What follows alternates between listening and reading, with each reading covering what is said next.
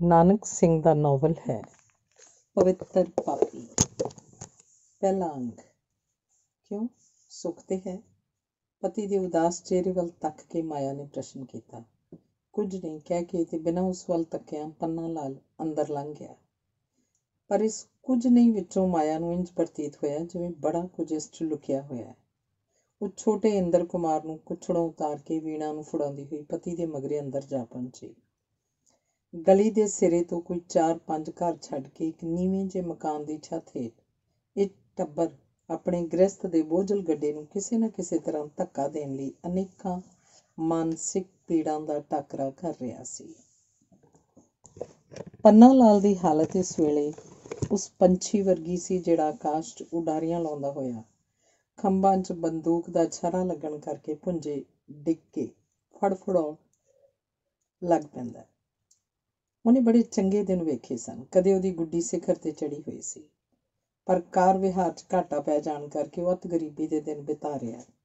ਜਿਸ ਪਾਸ 50-50 ਤੇ 60-60 ਰੁਪਏ ਮਹੀਨੇ ਦੇ ਕਈ ਮੁਨਸ਼ੀ ਕਹਿੰਦੇ ਹੁੰਦੇ ਸਨ, ਅੱਜ ਉਹੀ ਪੰਨਾ ਲਾਲ ਆਪ 35 ਰੁਪਏ ਮਹੀਨੇ ਤੇ ਇੱਕ ਦੁਕਾਨ ਦੀ ਨੌਕਰੀ ਕਰ ਰਿਹਾ। ਦੌਲਤ ਸੱਚਮੁੱਚ ਢਲਦਾ ਪਰਛਾਵਾਂ ਹੈ। ਇਹ ਨਾ ਆਉਂਦੀ ਚਿਰ ਲਾਉਂਦੀ ਹੈ, ਨਾ ਜਾਂਦੀ। ਵੱਡੀਆਂ ਵੱਡੀਆਂ ਹਵੇਲੀਆਂ ਤੇ ਇਮਾਰਤਾਂ ਦਾ ਮਾਲਕ ਅੱਜ ਮਾਮੂਲੀ ਮਕਾਨ 'ਚ ਰਹਿ ਕੇ ਗੁਜ਼ਾਰਾ ਕਰ ਰਿਹਾ। ਇਹ ਵੀ ਪੰਨਾ ਲਾਲ ਦੀ ਇੱਕ ਸਿਆਣਪ ਕਰਕੇ ਬਚਿਆ ਰਿਹਾ ਸੀ।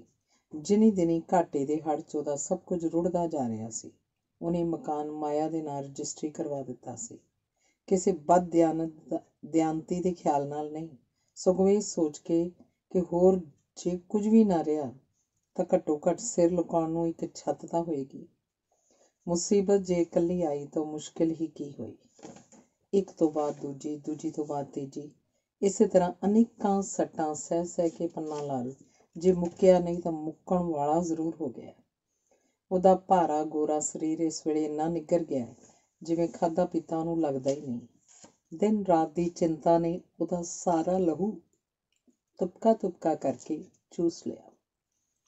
ਚੇਤਰ ਦੀ ਮਿੱਠੀ ਮਿੱਠੀ ਰੁੱਤ ਸੀ ਤੇ ਸੰਧਿਆ ਦਾ ਵੇਲਾ, ਜਦ ਇਹ ਪਤੀ ਪਤਨੀ ਨਿਰਾਸਤਾ ਦੀ ਮੂਰਤ ਬਣੇ ਹੋਏ ਇੱਕ ਦੂਜੇ ਦੇ ਮੂੰਹ ਵੱਲ ਤੱਕ ਰਹੇ ਸਨ। ਪਤੀ ਦਾ ਜਦ ਇਹ ਹਾਲ ਹੈ, ਪਤਨੀ ਕੀ ਸੁਖੀ ਹੋਏਗੀ? ਸ਼ਾਇਦ ਪਤੀ ਨਾਲੋਂ ਵੀ ਬਹੁਤ ਦੁਖੀ। ਪਰ ਪੰਨਾ ਲਾਲ ਤੇ ਮਾਇਆ ਵਿੱਚ ਇੱਕ ਫਰਕ ਜ਼ਰੂਰ ਹੈ। ਉਹ ਜਨਾਨੀ ਹੁੰਦੀ ਹੋਈ ਵੀ ਆਪਣੇ ਸੀਨੇ 'ਚ ਮਰਦਾਂ ਵਾਲਾ ਦਿਲ ਰੱਖਦੀ ਹੈ। ਬੇਸ਼ੱਕ ਉਹ ਚਿੰਤਾਤੁਰ ਵੀ ਰਹਿੰਦੀ ਹੈ, ਦੁਖੀ ਵੀ, ਪਰ ਉਹ ਘਬਰਾਉਂਦੀ ਕਦੀ ਨਹੀਂ। ਜਦ ਵੀ ਪੰਨਾ ਲਾਲ ਢਹਿੰਦੀਆਂ ਕਲਾਂ 'ਚ ਜਾਣ ਲੱਗਦਾ ਤਾਂ ਮਾਇਆ ਹੀ ਕਹਿ ਕੇ ਉਹਦਾ ਧੀਰਜ ਬਣਾਉਂਦੀ ਹੈ ਕਿ ਉਹ ਦਿਨ ਨਹੀਂ ਰਹੇ ਤਾਂ ਇਹ ਵੀ ਨਹੀਂ ਰਹਿਣੇ। ਮਾਇਆ ਦੀ ਉਮਰ ਇਸ ਵੇਲੇ 30 ਵਰ੍ਹਿਆਂ ਦੇ ਲਗਭਗ ਹੈ। ਆਪਣੇ ਪਤੀ ਨਾਲੋਂ 5-7 ਵਰ੍ਹੇ ਛੋਟੀ ਹੋਏਗੀ, ਪਰ ਸਧਾਰਨ ਨਜ਼ਰ ਨਾਲ ਵੇਖਿਆ ਦੋਹਾਂ ਦੀ ਉਮਰ 'ਚ ਦੂਣੋਂ ਦਾ ਫਰਕ ਜਾਪਦਾ ਹੈ। ਮਾਇਆ ਦੀ ਕਾਠੀ ਭਾਵੇਂ ਅੱਗੇ ਵਰਗੀ ਪੀਡੀ ਨਹੀਂ ਰਹੀ, ਫਿਰ ਵੀ ਉਹਨੂੰ ਵੇਖ ਕੇ ਕੋਈ ਨਹੀਂ ਆਖ ਸਕਦਾ ਕਿ ਉਸ ਉੱਤੇ ਮੁਸੀਬਤਾਂ ਦਾ ਪਹਾੜ ਟੁੱਟ ਚੁੱਕਾ ਹੈ। ਉਹਦੇ ਰੰਗ ਰੂਪ 'ਚ ਅਜੇ ਵੀ ਨਿਖਾਰ ਹੈ। ਗਰੀਬੀ ਦੀ ਹਾਲਤ ਵਿੱਚ ਵੀ ਉਹਨੇ ਆਪਣੀ ਸੁੰਦਰਤਾ ਨੂੰ ਨਸ਼ਟ ਨਹੀਂ ਹੋਣ ਦਿੱਤਾ। 4 ਸੰਤਾਨਾਂ ਦੀ ਮਾਂ ਹੁੰਦੀ ਹੋਈ ਵੀ ਉਹ ਆਪਣੀ ਉਮਰ ਦੀਆਂ ਤੀਵੀਆਂ ਨਾਲੋਂ ਨਰੋਈ ਜਾਪਦੀ ਹੈ। ਉਹਦੀ ਵੱਡੀ ਲੜਕੀ ਵੀਣਾ ਦੀ ਉਮਰ ਇਸ ਵੇਲੇ 15 ਵਰ੍ਹਿਆਂ ਦੀ ਹੈ ਤੇ ਨਿੱਕੀ ਵਿਦਿਆ 12 ਸਾਲ ਦੀ। ਉਦੋਂ ਛੋਟੇ 2 ਮੁੰਡੇ ਹਨ। ਪੰਨਾ ਲਾਲ ਦੇ ਸਾਹਮਣੇ ਜੇ ਸਿਰਫ ਗੁਜ਼ਾਰੇ ਦਾ ਹੀ ਸਵਾਲ ਹੁੰਦਾ ਤਾਂ ਸ਼ਾਇਦ ਇਹ ਇੰਨਾ ਅਧੀਰ ਨਾ ਹੁੰਦਾ। ਘਰ ਦਾ ਨਿਰਬਾਹ ਥੋੜ੍ਹੇ ਵਿੱਚ ਵੀ ਹੋ ਸਕਦਾ ਹੈ ਤੇ ਬਹੁਤੇ ਵਿੱਚ ਵੀ ਕਿਸੇ ਤਰ੍ਹਾਂ ਦਿਨ ਕੱਟੀ ਕਰ ਲੈਂਦਾ। ਪਰ 2 ਚੀਜ਼ਾਂ ਇਹੋ ਜਿਹੀਆਂ ਹਨ ਜਿਹੜੀਆਂ ਜੋਕਾਂ ਬਣ ਕੇ ਹਰ ਵੇਲੇ ਪੰਨਾ ਲਾਲ ਦਾ ਲਹੂ ਪੀਂਦੀਆਂ ਰਹਿੰਦੀਆਂ ਹਨ। ਇੱਕ ਤਾਂ ਕਾਰੋਬਾਰ 'ਚ ਘਾਟਾ ਪੈ ਜਾਣ ਕਰਕੇ ਨਾ ਕੇਵਲ ਉਹਦੀ 20-25 ਹਜ਼ਾਰ ਦਾ ਸਰਮਾਇਆ ਹੀ ਚਲਾ ਗਿਆ, ਬਲਕਿ ਉਲਟਾ ਕੁਝ ਕਰਜ਼ ਵੀ ਉਹਦੇ ਸਿਰ ਚੜ੍ਹ ਗਿਆ। ਬਚਾ ਇੰਨਾ ਹੀ ਹੋਇਆ ਕਿ ਸਭ ਕੁਝ ਦੇ ਦਵਾ ਕੇ ਪੰਨਾ ਲਾਲ ਨੇ ਕਿਸੇ ਤਰ੍ਹਾਂ ਇੱਜ਼ਤ ਰੱਖ ਲਈ। ਜੇਲ੍ਹ ਜਾਣੋਂ ਬਚ ਗਿਆ। ਮਾਇਆ ਦੇ ਦਿਲ ਤੇ ਦੋਹਰੀ ਸੱਟ ਨਾ ਵੱਜੇ ਇਹ ਸੋਚ ਕੇ ਉਹਨੇ ਕਰਜ਼ੇ ਵਾਲਾ ਭੇਤ ਅਜੇ ਉਹਨੂੰ ਨਹੀਂ ਦੱਸਿਆ, ਜਿਹੜਾ ਦਿਨੋਂ ਦਿਨ ਸੂੰਦਾ ਜਾ ਰਿਹਾ। ਦੂਜੀ ਚਿੰਤਾ, ਜਿਹੜੀ ਪਹਿਲੇ ਨਾਲੋਂ ਵੀ ਖਤਰਨਾਕ ਹੈ, ਉਹ ਹੈ ਕੁੜੀਆਂ ਦੇ ਵਿਆਹ ਦੀ, ਖਾਸ ਕਰਕੇ ਵੀਣਾ ਦੇ ਵਿਆਹ ਦੀ। ਵੀਣਾ ਦਾ ਰਿਸ਼ਤਾ ਇੱਕ ਚੰਗੇ ਖਾਨਦਾਨੀ ਘਰ 'ਚ ਹੋ ਚੁੱਕਾ ਹੈ ਤੇ ਜਿਉਂ-ਜਿਉਂ ਵਿਆਹ ਦਾ ਦਿਨ ਨੇੜੇ ਆ ਰਿਹਾ, ਪੰਨਾ ਲਾਲ ਦਾ ਲਹੂ ਸੁੱਕਦਾ ਜਾਂਦਾ ਹੈ। ਅੰਦਰ ਜਾ ਕੇ ਮਾਇਆ ਨੇ ਵੇਖਿਆ ਉਹ ਸਖਤ ਘਬਰਾਇਆ ਹੋਇਆ ਮੂਧੇ ਮੂੰਹ ਲੰਮਾ ਪੈ ਗਿਆ। ਉਹਨੇ ਮੰਜੇ ਤੇ ਬੈਠ ਕੇ ਪਤੀ ਨੂੰ ਬਾਹੋਂ ਫੜ ਕੇ ਆਪਣੇ ਵੱਲ ਖਿੱਚਦਿਆਂ ਕਿਹਾ, ਕੀ ਗੱਲ ਹੈ? ਤੁਸੀਂ ਮਾਇਆ ਸਮਝ ਗਈ ਕਿ ਜ਼ਰੂਰ ਕੋਈ ਭਾਣਾ ਵਰਤਿਆ ਜਾਂ ਵਰਤਣ ਵਾਲਾ ਹੈ, ਨਹੀਂ ਤੇ ਪਤੀ ਦੀਆਂ ਅੱਖਾਂ 'ਚ ਇੰਨੀ ਛੇਤੀ ਕਿਉਂ ਹੀ ਪਾਣੀ ਡਲਕ ਪੈਂਦਾ। ਜਿਸ ਤਰ੍ਹਾਂ ਤੂਫਾਨ ਆਉਣ ਤੋਂ ਪਹਿਲਾਂ ਹਵਾ ਸ਼ਾਂਤ ਹੋ ਜਾਂਦੀ ਹੈ, ਮਾਇਆ ਚੁੱਪ ਦੀ ਚੁੱਪ ਹੋ ਗਈ। ਝੱਟ ਕੂ ਅਡੋਲ ਬੈਠੀ ਪਤੀ ਦੀਆਂ ਅੱਖਾਂ ਵੱਲ ਤੱਕਦੀ ਰਹੀ ਤੇ ਨਾਲ ਹੀ ਜੋ ਕੁਝ ਉਹਨੇ ਸੁਣਨਾ ਹੈ ਉਹਨੂੰ ਸਹਾਰਨ ਲਈ ਆਪਣੇ ਆਪ ਨੂੰ ਤਿਆਰ ਕਰਨ ਲੱਗ ਗਈ। ਅਖੀਰ ਉਹਦੀ ਪੁੱਛ ਤੋਂ ਬਿਨਾਂ ਹੀ ਪੰਨਾ ਲਾਲ ਨੇ ਇਸ ਖਾਮੋਸ਼ੀ ਨੂੰ ਤੋੜਿਆ। ਜਿੰਨੀ ਹਵਾ ਉਹ ਛਾਤੀ 'ਚ ਭਰ ਸਕਦਾ ਸੀ ਭਰ ਕੇ ਤੇ ਉਹਨੂੰ ਖੁੱਲ੍ਹੀ ਛੱਡਦਾ ਹੋਇਆ ਬੋਲਿਆ, ਸਮਝ ਨਹੀਂ ਆਉਂਦੀ ਕਿਸਮਤ ਸਾਡੇ ਨਾਲ ਕੀ ਮਸਖਰੀਆਂ ਕਰ ਰਹੀ ਹੈ। ਤੁਸੀਂ ਗੱਲ ਤੇ ਦੱਸੋ। ਮਾਇਆ ਨੇ ਸੁਣਨ ਲਈ ਆਪਣੇ ਆਪ ਨੂੰ ਪੂਰੀ ਤਰ੍ਹਾਂ ਤਿਆਰ ਕਰਕੇ ਪੁੱਛਿਆ, ਹੋਇਆ ਕੀ ਹੈ? ਉਹਨਾਂ ਦੀ ਚਿੱਠੀ ਆਈ ਹੈ। ਪੰਨਾ ਲਾਲ ਨੇ ਬੇਖਿਆਲੇ ਜੇਬ 'ਚੋਂ ਇੱਕ ਪੋਸਟ ਕਾਰਡ ਕੱਢ ਕੇ ਉਹਦੀਆਂ ਸਤਰਾਂ 'ਤੇ ਨਜ਼ਰ ਫੇਰਨੀ ਸ਼ੁਰੂ ਕਰਤੀ। ਕਿਹਨਾਂ ਦੀ? ਮਾਇਆ ਨੇ ਕੁਝ ਡਰ ਕੇ, ਸ਼ਾਇਦ ਜਿਨ੍ਹਾਂ ਵੱਲੋਂ ਆਈ ਸੀ, ਬੁੱਝ ਕੇ ਪੁੱਛਿਆ। ਵੀਣੀ ਦੇ ਸਹੁਰਿਆਂ ਦੀ। ਬਸ ਲੱਗ ਗਿਆ ਪਤਾ?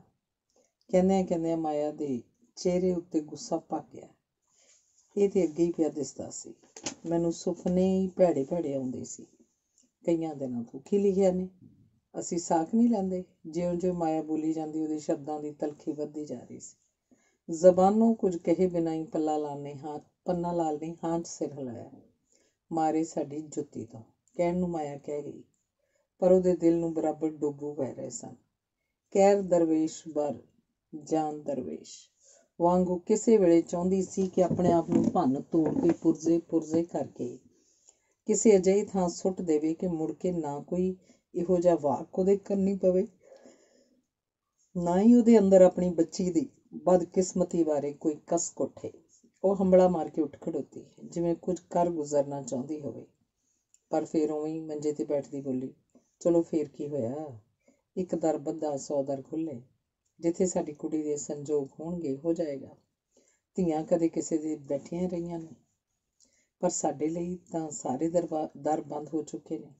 ਪੰਨਾ ਲਾਲ ਨੇ ਠੰਡਾ ਸਾਹ ਖਿੱਚਦਿਆਂ ਕਿਹਾ, ਹੁਣ ਤੇ ਇੱਕੋ ਮੌਤ ਦਾ ਦਰ ਖੁੱਲ੍ਹਾ ਰਿਹਾ।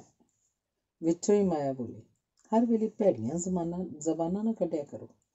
ਕਿਸੇ ਵੇਲੇ ਦੀ ਸੁਣੀ ਜਾਂਦੀ ਹੈ। ਮੁੰਡਿਆਂ ਦਾ ਕਿਤੇ ਕਾਲ ਤਾਂ ਨਹੀਂ ਪੈ ਗਿਆ? ਅਮੀਰ ਨਾ ਸੀ, ਗਰੀਬ ਸੀ।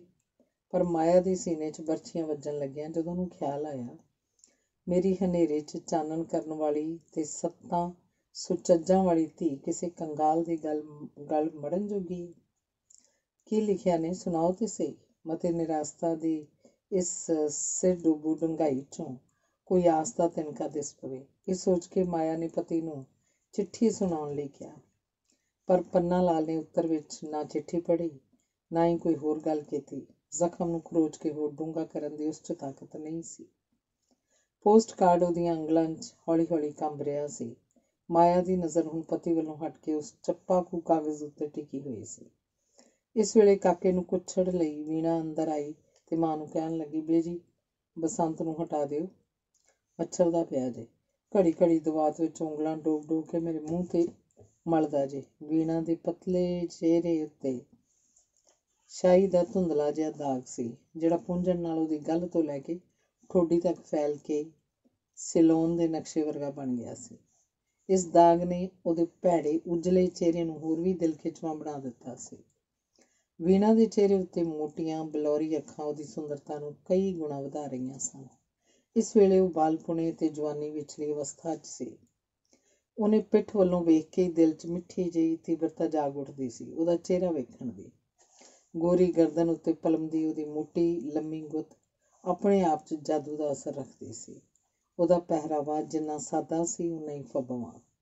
ਗੋਡਿਆਂ ਤੱਕ ਲੱਕ ਘੁੱਟਵੀਂ ਕਮੀਜ਼ ਤੇ ਖੁੱਲ੍ਹੇ ਪਹੁੰਚਿਆਂ ਵਾਲੀ ਤੋਤਾ ਰੰਗੀ ਸਲਵਾਰ ਤੋਂ ਹੇਠਾਂ ਉਹਦੇ ਕੂਲੇ ਪੈਰ ਇੰਝ ਲਿਸ਼ਕਦੇ ਸਨ ਜਿਵੇਂ ਬੱਦਲਾਂ ਹੇਠੋਂ ਪੁੰਨਿਆਂ ਦੇ ਚੰਦਰਮਾ ਦਾ ਕੁਝ ਹਿੱਸਾ ਤੱਕ ਕੇ ਚੰਨ ਦੇ ਪੂਰੇ ਆਕਾਰ ਦਾ ਅਨੁਭਵ ਆਪਣੇ ਆਪ ਹੋ ਜਾਂਦਾ ਹੈ। ਜਦੋਂ ਵੀ ਉਹ ਕੋਈ ਗੱਲ ਕਰਦੀ ਹੈ, ਕੰਨਾਂ ਨੂੰ ਇਉਂ ਲੱਗਦੀ ਹੈ ਜਿਵੇਂ ਸੁਰ ਕੀਤੀ ਹੋਈ ਸਤਾਰ ਦੀ ਪੰਚਮ ਉੱਤੇ ਮਿਜ਼ਰਾਬ ਦੀ ਟੁਣਕਾਰ ਵੱਜਦੀ ਹੈ। ਉਹਦੇ ਹੱਥਾਂ ਦੀਆਂ ਪਤਲੀਆਂ ਉਂਗਲਾਂ ਦੇ ਸਿਰਿਆਂ ਉੱਤੇ ਪਿਆਜ਼ੀ ਰੰਗ ਦੇ ਨਹੁੰ ਡਾਢੇ ਫੱਬਦੇ ਹਨ। ਉਹਦੀਆਂ ਅੱਖਾਂ ਵਿੱਚ ਸੁਰਮੇ ਵਰਗੀ ਕਾਲੂ ਤੇ ਹੇਠਾਂ ਉੱਤੇ ਕੁਦਰਤੀ ਲਾਲੀ ਸੀ। ਜਦੋਂ ਬੋਲਦੀ ਤਾਂ ਉਹਦੇ ਚਿੱਟੇ ਦੰਦਾਂ ਦੀ ਪਲਾਂਘ ਇੱਕ ਸੀਤਲ ਜਿਹਾ ਅਸਰ ਪਾਉਂਦੀ ਸੀ। ਕਿਸੇ ਵੇਲੇ ਜਦ ਹੈਰਾਨੀ ਜਾਂ ਡੂੰਘੀ ਸੋਚ ਦੀ ਹਾਲਤ ਵਿੱਚ ਹੁੰਦੀ ਤਾਂ ਉਹਦੀਆਂ ਲੰਮੀਆਂ ਝਿਮਣੀਆਂ ਹੇਠ ਦੋ ਚਮਕਦਾਰ ਅੱਖਾਂ ਕੱਜੀਆਂ ਜਾਂਦੀਆਂ ਸਨ। ਗੱਲਾਂ ਕਰਦੀ ਹੋਈ ਉਹ ਅਕਸਰ ਅੱਖਰ ਬੋਲਣ ਲੱਗ ਜਾਂਦੀ, ਜ਼ਰਾ ਕੁ ਥਥਿਆ ਜਾਂਦੀ। ਕਿਸੇ ਹੋਰ ਹਾਲਤ 'ਚ ਭਾਵੇਂ ਲੱਗਦਾ ਸੀ ਕਿ ਸੁਣਨ ਵਾਲੇ ਨੂੰ ਉਹਦੇ ਹੋਰ ਥਥਿਆਣ ਦੀ ਤੀਬਰਤਾ ਪੈਦਾ ਹੋ ਜਾਂਦੀ ਹੈ। ਉਹਦੇ ਨੱਕ ਦੀ ਘੋੜੀ ਉੱਤੇ ਖੱਬੇ ਪਾਸੇ ਦਾ ਤਿਲ ਦਾ ਨਿੱਕਾ ਜਿਹਾ ਨਿਸ਼ਾਨ ਸੀ, ਜਿਹੜਾ ਹਰ ਇੱਕ ਦੀ ਨਜ਼ਰ ਨੂੰ ਖਿੱਚ ਲੈਂਦਾ ਸੀ। ਵੀਣਾ ਇਸ ਵੇਲੇ 9ਵੀਂ 'ਚ ਪੜ੍ਹਦੀ ਹੈ ਤੇ ਉਹਦੀ ਨਿੱਕੀ ਭੈਣ 6ਵੀਂ 'ਚ। ਘਰ ਦੀ ਤਰਸਯੋਗ ਹਾਲਤ ਤੋਂ ਵੀਣਾ ਅਣਜਾਣ ਨਹੀਂ। ਮਾਂ ਪਿਓ ਦੇ ਚਿਹਰਿਆਂ ਦੇ ਉੱਤੇ ਚਿੰਤਾ ਵੇਖ ਕੇ ਕਈ ਵਾਰ ਉਦਾਸ ਹੋ ਜਾਂਦੀ ਹੈ। ਅੰਦਰ ਆ ਕੇ ਉਹਨੇ ਭਰਾ ਦੀ ਸ਼ਿਕਾਇਤ ਕੀਤੀ ਸੀ, ਪਰ ਜਿਉਂ ਹੀ ਉਹਨੇ ਦੋਹਾਂ ਦੀ ਹਾਲਤ ਵੇਖੀ, ਨਾਲ ਹੀ ਖਿਆਲ ਕੀਤਾ ਕਿ ਉਹਨੂੰ ਵੇਖਦਿਆਂ ਹੀ ਦੋਹਾਂ ਨੇ ਝੱਟ ਗੱਲ ਦਾ ਸਿਲਸਿਲਾ ਬੰਦ ਕਰ ਦਿੱਤਾ ਹੈ, ਤਾਂ ਉਹ ਠਠੰਬਰ ਕੇ ਰਹਿ ਗਈ। ਖਾਸ ਕਰਕੇ ਪਿਓ ਦੇ ਹੱਥ 'ਚ ਫੜੇ ਹੋਏ ਖੱਤ ਨੂੰ ਵੇਖਦਿਆਂ ਹੀ ਉਹ ਸਮਝ ਗਈ ਕਿ ਖੱਤ ਸੁੱਖ ਸਾਂਦ ਦਾ ਨਹੀਂ। ਆਪਣੀ ਸ਼ਿਕਾਇਤ ਦਾ ਉਹਨੂੰ ਚੇਤਾ ਭੁੱਲ ਗਿਆ ਤੇ ਪਿਓ ਦੇ ਹੋਰ ਨੇੜੇ ਹੋ ਕੇ ਪੁੱਛਣ ਲੱਗੀ, ਕਿਸ ਦਾ ਖੱਤ ਹੈ ਪਾਪਾ ਜੀ? ਮਾਇਆ ਨੇ ਪਿਆਰ ਤੇ ਤਾੜਨਾ ਭਰੀ ਨਜ਼ਰ ਨਾਲ ਉਸ ਵੱਲ ਤੱਕ ਕੇ ਕਿਹਾ, ਤੇਰੇ ਮਤਲਬ ਦਾ ਨਹੀਂ, ਜਾ ਤੂੰ ਖੜਾ ਜਾ ਕੇ ਕਾਕੇ। ਮੈਂ ਆ ਕੇ ਕਰਨੀ ਆ ਠੀਕ ਬਸੰਤ ਸ਼ੜੰਤ ਨੂੰ।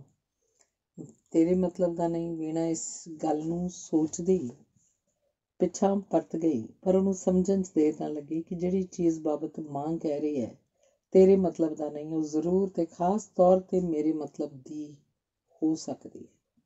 ਉਹਦੇ ਦਿਲ 'ਚ ਖਾਹਿਸ਼ ਪੈਦਾ ਹੋਈ ਫਿਰ ਮਾਂ ਨੂੰ ਖੱਤ ਬਾਬਤ ਪੁੱਛੇ, ਪਰ ਕੁਆਰੀ ਸੁਭਾਵਕ ਸੰਗ ਨੇ ਉਹਦਾ ਹੌਸਲਾ ਨਾ ਪੈਣ ਦਿੱਤਾ। ਉਹ ਸੋਚਣ ਲੱਗੀ, ਕਿਸੇ ਨਾ ਕਿਸੇ ਹੀਲੇ ਇਸ ਖੱਤ ਨੂੰ ਜ਼ਰੂਰ ਪੜ੍ਹਨਾ ਚਾਹੀਦਾ ਹੈ, ਤੇ ਇਹਨੂੰ ਪੜ੍ਹਨ ਦੀ ਹੋਰ ਵੀ ਖਿੱਚ ਉਹਦੇ ਅੰਦਰ ਪੈਦਾ ਹੋ ਗਈ। ਜਦੋਂ ਉਹਦੇ ਬਾਹਰ ਨਿਕਲਦਿਆਂ ਹੀ ਮਾਇਆ ਨੇ ਬੂਹਾ ਬੰਦ ਕਰ ਲਿਆ। ਵੀਣਾ ਨੂੰ ਪੂਰਾ ਯਕੀਨ ਹੋ ਗਿਆ ਕਿ ਖੱਤ ਸਾਰੇ ਦਾ ਸਾਰਾ ਉਸੇ ਦੇ ਸੰਬੰਧ 'ਚ ਹੈ। ਇਹਦੇ ਨਾਲ ਹੀ ਇੰਨਾ ਕੁ ਹੋਰ ਵੀ ਉਹਦੀ ਸਮਝ 'ਚ ਆਇਆ ਕਿ ਖੱਤ ਜ਼ਰੂਰ ਉਹਦੇ ਸਹੁਰਿਆਂ ਵੱਲੋਂ ਹੋਏਗਾ। ਬਾਹਰ ਆ ਕੇ ਉਹ ਜਾਣ ਕੇ ਵਿਹੜੇ 'ਚ ਨਾ ਰੁਕੀ। ਉੱਥੇ ਨਿੱਕੀ ਵਿਦਿਆ ਤੇ ਬਸੰਤ ਦੋਵੇਂ ਭੈਣ ਭਰਾ ਖੇਡ ਰਹੇ ਸਨ। ਬਸੰਤ ਦਾ ਖਿਆਲ ਸੀ ਕਿ ਵੀਣਾ ਉਸ ਨਾਲ ਗੁੱਸੇ ਹੋਣ ਕਰਕੇ ਬਾਹਰ ਚਲੀ ਗਈ ਹੈ। ਬਾਹਰ ਬੂਹੇ ਅੱਗੇ ਇੱਕ ਨੀਵੀਂ ਜਿਹੀ ਟਾਹਲੀ ਹੇਠਾਂ ਮੰਜੀ ਖੜੀ ਕੀਤੀ ਸੀ। ਉਹਦੇ ਲਾਗੇ ਗੁਆਂਢੀਆਂ ਦੀ ਗਊ ਬੱਝੀ ਹੋਈ ਸੀ, ਜਿਹਦੀ ਵੱਛੀ ਜਿਹੜੀ ਪਰਾਂ ਹਟਵੇਂ ਥਾਂ ਇੱਕ ਪੁਰਾਣੀ ਸ਼ਤੀਰੀ ਦੇ ਸਿਰੇ ਨਾਲ ਬੱਝੀ ਹੋਈ ਸੀ। ਉੱਲਰ ਕੇ ਮਾਂ ਦੇ ਥਣਾਂ ਨੂੰ ਆਉਂਦੀ ਸੀ, ਪਰ ਰੱਸੀ ਇੰਨੀ ਲੰਮੀ ਨਹੀਂ ਸੀ ਕਿ ਵੱਛੀ ਉੱਥੇ ਤੱਕ ਅੱਪੜ ਸਕਦੀ। ਵੀਣਾ ਨੇ ਮੰਜੀ ਡਾਹ ਲਈ ਤੇ ਉਸ ਉੱਤੇ ਕਾਕੇ ਨੂੰ ਬਿਠਾ ਦਿੱਤਾ। ਕਿਸੇ ਤਰ੍ਹਾਂ ਕਾਕਾ ਖੇਡੇ ਲੱਗਾ ਰਹੇ। ਉਹਨੇ ਟਾਹਲੀ ਦੀ ਨੀਵੀਂ ਟਹਿਣੀ ਨਾਲੋਂ ਇੱਕ ਦੋ ਕੂਲੀਆਂ ਲਗਰਾਂ ਤੋੜ ਕੇ ਉਹਦੇ ਅੱਗੇ ਰੱਖ ਦਿੱਤੀਆਂ ਤੇ ਆਪ ਬੈਠ ਕੇ ਫਿਰ ਸੋਚਾਂ ਵਿੱਚ ਪੈ ਗਈ। ਖੱਤ ਮੇਰੇ ਸਹੁਰਿਆਂ ਵੱਲੋਂ ਆਇਆ ਹੋਏਗਾ। ਇਸ ਖਿਆਲ ਦੇ ਨਾਲ ਹੀ ਉਹਨੂੰ ਆਪਣੀ ਸਹੇਲੀ ਚੰਨੋ ਦੀਆਂ ਗੱਲਾਂ ਚੇਤੇ ਆਉਣ ਲੱਗ ਪਈਆਂ। ਚੰਨੋ ਉਹਦੇ ਸਹੁਰੇ ਸ਼ਹਿਰ ਗੁਜਰ ਖਾਨ ਦੀ ਸੀ। ਚੰਨੋ ਦੀ ਮਾਂ ਨੇ ਹੀ ਵਿਚੋਲੀ ਪੈ ਕੇ ਵੀਣਾ ਦਾ ਸਾਕ ਕਰਾਇਆ ਸੀ। ਵੀਣਾ ਦੇ ਸਹੁਰਿਆਂ ਤੇ ਚੰਨੋ ਦੇ ਮਾਪਿਆਂ ਦੇ ਘਰ ਨਾਲ ਸਨ, ਬਲਕਿ ਦੂਰ ਪਾਰੋਂ ਕੁਝ ਰਿਸ਼ਤੇਦਾਰੀ ਵੀ ਸੀ। ਤੇ ਵੀਣਾ ਦੇ ਬਣਨ ਵਾਲੇ ਪਤੀ ਨੂੰ ਚੰਨੋ ਨਾ ਕੇਵਲ ਜਾਣਦੀ ਸੀ, ਸਗੋਂ ਮੁੰਡਾ ਸ਼ਾਕਾਹਾਰੀ ਦੇ ਲਿਹਾਜ਼ ਦੂਰੋਂ ਪਾਰੋਂ ਚੰਨੋ ਦਾ ਭਰਾ ਹੀ ਲੱਗਦਾ ਸੀ। ਚੰਨੋ ਤੇ ਵੀਰੋ ਜਦੋਂ ਵੀ ਇਕੱਠੀਆਂ ਹੁੰਦੀਆਂ ਬਹੁਤਾ ਚਿਰ ਇਸ ਵਿਸ਼ੇ ਉੱਤੇ ਗੱਲਾਂ ਕਰਿਆ ਕਰਦੀਆਂ ਸਨ। ਛੇੜਨ ਲਈ ਜਦ ਚੰਨੋ ਉਹਨੂੰ ਭਾਬੀ ਆਖ ਦਿੰਦੀ ਤਾਂ ਵੀਣਾ ਉਸ ਨਾਲ ਗੁੱਸੇ ਹੋ ਜਾਇਆ ਕਰਦੀ, ਪਰ ਚੰਨੋ ਜਾਣਦੀ ਸੀ ਕਿ ਗੁੱਸਾ ਸਿਰਫ ਬਨੌਟੀ ਨਹੀਂ, ਇਹਦੀ ਤਹਿ ਹੇਠਾਂ ਇੱਕ ਅਦਿੱਖ ਜਿਹੀ ਖੁਸ਼ੀ ਵੀ ਲੁਕੀ ਹੋਈ ਹੈ। ਜਿਉਂ ਵੀਣਾ ਗੁੱਸੇ ਹੁੰਦੀ, ਚੰਨੋ ਮੁੜ ਕੇ ਇਹ ਕੋਸ਼ਿਸ਼ ਵਿੱਚ ਰਹਿੰਦੀ ਕਿ ਚੰਨੋ ਨਾਲ ਉਹਦੀ ਇਕਾਂਤ ਵਿੱਚ ਮੁਲਾਕਾਤ ਹੋਵੇ। ਕਈ ਵਾਰ ਘੰਟਿਆਂ ਬੱਧੀ ਘਰ ਦੀ ਕਿਸੇ ਨੁੱਕਰੇ ਜਾਂ ਸ਼ਾਮ ਨੂੰ ਛੱਤ 'ਤੇ ਜਾ ਕੇ ਘੁਸਰ ਮੁਸਰ ਕਰਦੀਆਂ ਰਹਿੰਦੀਆਂ ਸਨ। ਵੀਣਾ ਦੇ ਬਣਨ ਵਾਲੇ ਪਤੀ ਬਾਬਤ ਜਿੰਨਾ ਕੁਝ ਚੰਨੋ ਜਾਣਦੀ ਸੀ, ਉਦੋਂ ਕਿਤੇ ਬਹੁਤਾ ਵਧਾ ਚੜ੍ਹਾ ਕੇ ਉਹ ਵੀਣਾ ਨੂੰ ਸੁਣਾਇਆ ਕਰਦੀ ਸੀ। ਉਹਦੀਆਂ ਗੱਲਾਂ ਕਥਾ ਅਕਸਰ ਇਸੇ ਤਰ੍ਹਾਂ ਦੀਆਂ ਹੀ ਹੁੰਦੀਆਂ ਸਨ। ਉਹ ਬੜਾ ਸੋਹਣਾ ਹੈ, ਉਹਨੇ ਸਾਈਕਲ ਵੀ ਰੱਖਿਆ ਹੋਇਆ, ਉਹ ਗਾਉਂਦਾ ਵੀ ਬਹੁਤ ਵਧੀਆ ਹੈ, ਉਹਨੂੰ ਬੜੀਆਂ ਕਹਾਣੀਆਂ ਬੜੇ ਯਾਦ ਨੇ, ਬੜੇ ਅਮੀਰ ਨੇ, 3-4 ਖੂਹ, 2 ਹਵੇਲੀਆਂ, 5-6 ਦੁਕਾਨਾਂ ਉਹਨਾਂ ਦੀਆਂ ਆਪਣੀਆਂ। ਮੈਂ ਜਦੋਂ ਵੀ ਗੁਜਰ ਖਾਨ ਜਾਂਦੀ ਹਾਂ, ਉਹ ਤੇਰੀਆਂ ਗੱਲਾਂ ਮੈਥੋਂ ਪੁੱਛਦਾ ਰਹਿੰਦਾ ਹੈ। ਉਹਨਾਂ ਦਾ ਬਾਗ ਵੀ ਹੈ, ਉਹ ਤੈਨੂੰ ਬੜਾ ਯਾਦ ਕਰਦਾ ਹੈ। ਇਸ ਵੇਲੇ ਵੀਣਾ ਮੰਜੇ 'ਤੇ ਬੈਠੀ ਦਿਲ ਵਿੱਚ ਚੰਨੋ ਦੀਆਂ ਗੱਲਾਂ ਨੂੰ ਦੁਹਰਾ ਰਹੀ ਸੀ। ਉਹਦੀਆਂ ਅੱਖਾਂ ਅੱਗੇ ਇੱਕ ਕਲਪਿਤ ਤਸਵੀਰ ਫਿਰ ਰਹੀ ਸੀ, ਜਿਹੜੀ ਉਹਨੇ ਚੰਨੋ ਦੇ ਸ਼ਬਦਾਂ ਰਾਹੀਂ ਆਪਣੇ ਅੰਦਰ ਚਿਤਰੀ ਸੀ। ਉਹ ਸੋਚ ਰਹੀ ਸੀ, ਪਰ ਜੇ ਸੱਚਮੁੱਚ ਖੱਤ ਉਹਨਾਂ ਦਾ ਹੈ ਤਾਂ ਉਹਨਾਂ ਨੇ ਇਹੋ ਜਿਹੀ ਕਿਹੜੀ ਗੱਲ ਲਿਖੀ ਹੋਏਗੀ ਜਿਹਨੂੰ ਪੜ੍ਹ ਕੇ ਪਾਪਾ ਜੀ ਤੇ ਬੇਜੀ ਬੜੇ ਔਖੇ ਹੋ ਰਹੇ ਨੇ। ਖਬਰੇ ਵਿਆਹ ਛੇਤੀ ਦੇਣ ਬਾਬਤ ਗੱਲ ਕੁਛ ਲਿਖਿਆ ਹੋਵੇ, ਪਰ ਇਹ ਤਾਂ ਖੁਸ਼ੀ ਵਾਲੀ ਗੱਲ ਹੋਣੀ ਚਾਹੀਦੀ ਸੀ। ਵਿਆਹ ਦੀ ਗੱਲ ਵੀ ਕਦੀ ਦੁਖਦਾਈ ਹੋ ਸਕਦੀ ਹੈ। ਵੀਣਾ ਦੇ ਭਾਣੇ ਵਿਆਹ ਹੈ ਹੀ ਖੁਸ਼ੀ ਦਾ ਦੂਜਾ ਨਾਮ। ਵਿਆਹ ਦਾ ਅਰਥ ਖੁਸ਼ੀ ਤੋਂ ਬਿਨਾਂ ਕੁਝ ਹੋਰ ਵੀ ਹੋ ਸਕਦਾ ਹੈ। ਇਹ ਗੱਲ ਉਹਦੀ ਸਮਝ 'ਚ ਨਹੀਂ ਸੀ ਆ ਸਕਦੀ। ਉਹਨੇ ਅੱਜ ਤੱਕ ਜਿੰਨੇ ਵਿਆਹ ਵੇਖੇ ਸਨ ਉਹ 100% ਖੁਸ਼ੀ ਦੇ ਰੂਪ ਸਨ। ਨੱਚਣਾ, ਗਾਉਣਾ, ਵਾਜੇ, ਆਤਿਸ਼ਬਾਜ਼ੀ, ਵੰਨ-ਸੁਵੰਨੇ ਦਾਜ ਵਰੀਆਂ, ਦਾਵਤਾਂ, ਪਾਰਟੀਆਂ ਤੇ ਹੋਰ ਇਹੋ ਜਿਹਾ ਬਹੁਤ ਕੁਝ। ਤਾਂ ਇਹ ਖੱਤ ਕਿਸੇ ਹੋਰ ਦਾ ਹੋਏਗਾ। ਵੀਣਾ ਨੇ ਝੱਟ ਆਪਣੀ ਵਿਚਾਰ ਲੜੀ ਨੂੰ ਤੋੜ ਕੇ ਦੂਜਾ ਰੁੱਖ ਕੀਤਾ। ਪਰ ਜੇ ਕਿਸੇ ਹੋਰ ਦਾ ਸੀ ਤਾਂ ਮੇਰੇ ਕੋਲੋਂ ਇੰਨਾ ਲੁਕਾ ਕਿਉਂ? ਉਹ ਵੀ ਅੱਜ ਰਾਤੀ ਜਦੋਂ ਪਾਪਾ ਜੀ ਕੋਟ ਉਤਾਰ ਕੇ ਕਿੱਲੀ ਨਾਲ ਟੰਗਣਗੇ, ਮੈਂ ਅੱਖ ਬਚਾ ਕੇ ਉਹਨਾਂ ਦੀ ਜੇਬ 'ਚੋਂ ਕੱਢ ਕੇ ਪੜ੍ਹ ਲਾਂਗੀ। ਕਿੰਨਾ ਹੀ ਚਿਰ ਵੀਣਾ ਇਹਨਾਂ ਖਿਆਲਾਂ 'ਚ ਡੁੱਬੀ ਰਹੀ। ਉਹਦੀ ਇਹ ਮੌਨ ਸਮਾਧੀ ਉਦੋਂ ਟੁੱਟੀ ਜਦੋਂ ਉਹਦੇ ਕੰਨ ਆਵਾਜ਼ ਪਈ, ਵੀਣਾ ਤੂੰ ਚੰਗੀ ਕੋਲ ਬੈਠੀ। ਮੁੰਡਾ ਪੱਤਰ ਮੂੰਹ 'ਚ ਪਾਈ ਜਾਂਦਾ ਹੈ ਤੇ ਉਹਦੇ ਸੰਗ 'ਚ ਫਸ ਗਏ ਤਾਂ ਝੱਟ ਹੀ ਮਾਇਆ ਨੇ ਉੱਠ ਕੇ ਇੰਦਰਪਾਲ ਨੂੰ ਚੁੱਕ ਲਿਆ ਤੇ ਉਹਦੇ ਮੂੰਹ 'ਚ ਉਂਗਲਾਂ ਪਾ ਕੇ ਪੱਤਰ ਕੱਢਦੀ ਹੋਈ ਉਹਨੂੰ ਅੰਦਰ ਲੈ ਗਈ। ਅੰਗ ਦੂਸਰਾ। ਰਾਵਲਪਿੰਡੀ ਦੇ ਰਾਜਾ ਬਾਜ਼ਾਰ 'ਚ ਸਰਦਾਰ ਅਤਰ ਸਿੰਘ ਦੀ ਘੜੀਆਂ ਦੀ ਦੁਕਾਨ ਹੈ। ਪਰਚੂਨ ਤੋਂ ਛੁੱਟ ਥੋਕ ਮਾਲ ਵੀ ਸਾਰੀ ਪਿੰਡੀ 'ਚ ਕੇਵਲ ਉਸ ਪਾਸੋਂ ਮਿਲਦਾ ਹੈ। ਵੈਸਟ ਐਂਡ ਵਾਚ ਤੇ ਹੋਰ ਕਈਆਂ ਕੰਪਨੀਆਂ ਦਾ ਉਹ ਏਜੰਟ ਹੈ। ਹੋਰ ਦੇਵੀ ਦੇਵਤਿਆਂ ਵਾਂਗ ਲక్ష్ਮੀ ਦੇਵੀ ਵੀ ਉਸ ਉੱਤੇ ਨਿਹਾਲ ਹੁੰਦੀ ਹੈ, ਜਿਹੜਾ ਤਨ ਮਨ ਨਾਲ ਉਹਦੀ ਪੂਜਾ ਕਰੇ। ਅਤਰ ਸਿੰਘ ਦੀ ਇਸ ਦੇਵੀ ਦੇ ਅਨਿਨ ਪੁਜਾਰੀਆਂ 'ਚੋਂ ਹੈ। ਉਸ ਪਾਸ ਜਿਉਂ-ਜਿਉਂ ਦੌਲਤ ਵੱਧਦੀ ਜਾਂਦੀ ਹੈ ਤਿਉਂ-ਤਿਉਂ ਉਹਦੀ ਪ੍ਰਾਪਤੀ ਲਈ ਉਹ ਅਧੀਰ ਹੁੰਦਾ ਜਾ ਰਿਹਾ ਹੈ। ਕੋਈ ਵੀ ਪੈਸਾ ਜਿਹੜਾ ਉਹਦੀ ਜੇਬ 'ਚੋਂ ਨਿਕਲਦਾ ਮਾਨੋ ਉਹਦੇ ਦਿਲ ਨੂੰ ਚੀਰ ਕੇ ਨਿਕਲਦਾ ਸੀ। ਉਹਨੇ ਆਪਣੀ ਜ਼ਿੰਦਗੀ 'ਚ 2 ਹੀ ਥਾਵਾਂ ਵੇਖੀਆਂ ਸਨ, ਦਿਨੇ ਹੱਟੀ, ਰਾਤੀ ਘਰ। ਬਸ ਇਹਨਾਂ ਦੋਹਾਂ ਤੋਂ ਛੁੱਟ ਕਿਸੇ ਹੋਰ ਥਾਂ ਨਾਲ ਉਹਦਾ ਕੋਈ ਵਾਸਤਾ ਨਹੀਂ ਸੀ। ਉਹਨੂੰ ਕਦੀ ਕਿਸੇ ਨੇ ਗੁਰਦੁਆਰੇ ਜਾਂ ਹੋਰ ਕਿਸੇ ਜਲਸੇ ਲੈਕਚਰ 'ਚ ਜਾਂਦਿਆਂ ਨਹੀਂ ਵੇਖਿਆ। ਇਹਦਾ ਇੱਕ ਨਹੀਂ 2 ਕਾਰਨ ਸਨ। ਇੱਕ ਤਾਂ ਕੰਮਕਾਰ ਦੇ ਹੱਥੋਂ ਉਹਨੂੰ ਵਿਹਲ ਨਹੀਂ ਸੀ ਮਿਲਦੀ। ਦੂਜਾ ਉਹਦਾ ਸਰੀਰ ਇੰਨਾ ਭਾਰਾ ਸੀ ਕਿ ਹੱਟੀ ਤੋਂ ਉੱਠ ਕੇ ਘਰ ਤੀਕ ਜਾਣਾ ਵੀ ਉਸ ਲਈ ਮੁਹਾਲ ਸੀ। ਪਹਿਲ ਜਦ ਉਹਦਾ ਘਰ ਜ਼ਰਾ ਦੁਰਾਡਾ ਸੀ, ਉਹਨੂੰ ਬੜੀ ਮੁਸੀਬਤ ਉਠਾਉਣੀ ਪੈਂਦੀ ਸੀ। ਟੁਰ ਕੇ ਜਾਣੋ ਤਾਂ ਉਂਝ ਆਤੁਰ ਸੀ, ਟਾਂਗੇ ਵਾਲਾ ਕੋਈ ਉਹਨੂੰ ਲੈ ਜਾਣ ਨੂੰ ਤਿਆਰ ਨਹੀਂ ਸੀ। ਜੇ ਕੋਈ ਲਾਲਚੀ ਕੋਚਵਾਨ ਮੰਨ ਵੀ ਜਾਂਦਾ ਤਾਂ ਸਾਲਮ ਟਾਂਗੇ ਦਾ ਕਿਰਾਇਆ ਪੂਰੇ 8 ਆਨੇ ਮੰਗਦਾ ਤੇ ਇਹ ਸੌਦਾ ਅਤਰ ਸਿੰਘ ਲਈ ਮਹਿੰਗੇ ਤੋਂ ਛੁੱਟ ਨਾ ਕਾਬਲੇ ਬਰਦਾਸ਼ਤ ਵੀ ਸੀ। ਰੋਜ਼ਾਨਾ ਧੇਲੀ ਜਾਣ ਤੇ ਧੇਲੀ ਆਉਣ ਗਿਆ ਭੰਗ ਦੇ ਭਾੜੇ 1 ਰੁਪਇਆ ਰੋਜ਼ ਬਰਬਾਦ ਕਰਨਾ, ਪੂਰੇ 30 ਰੁਪਏ ਮਹੀਨਾ ਤੇ 360 ਰੁਪਏ ਸਾਲਾਨਾ।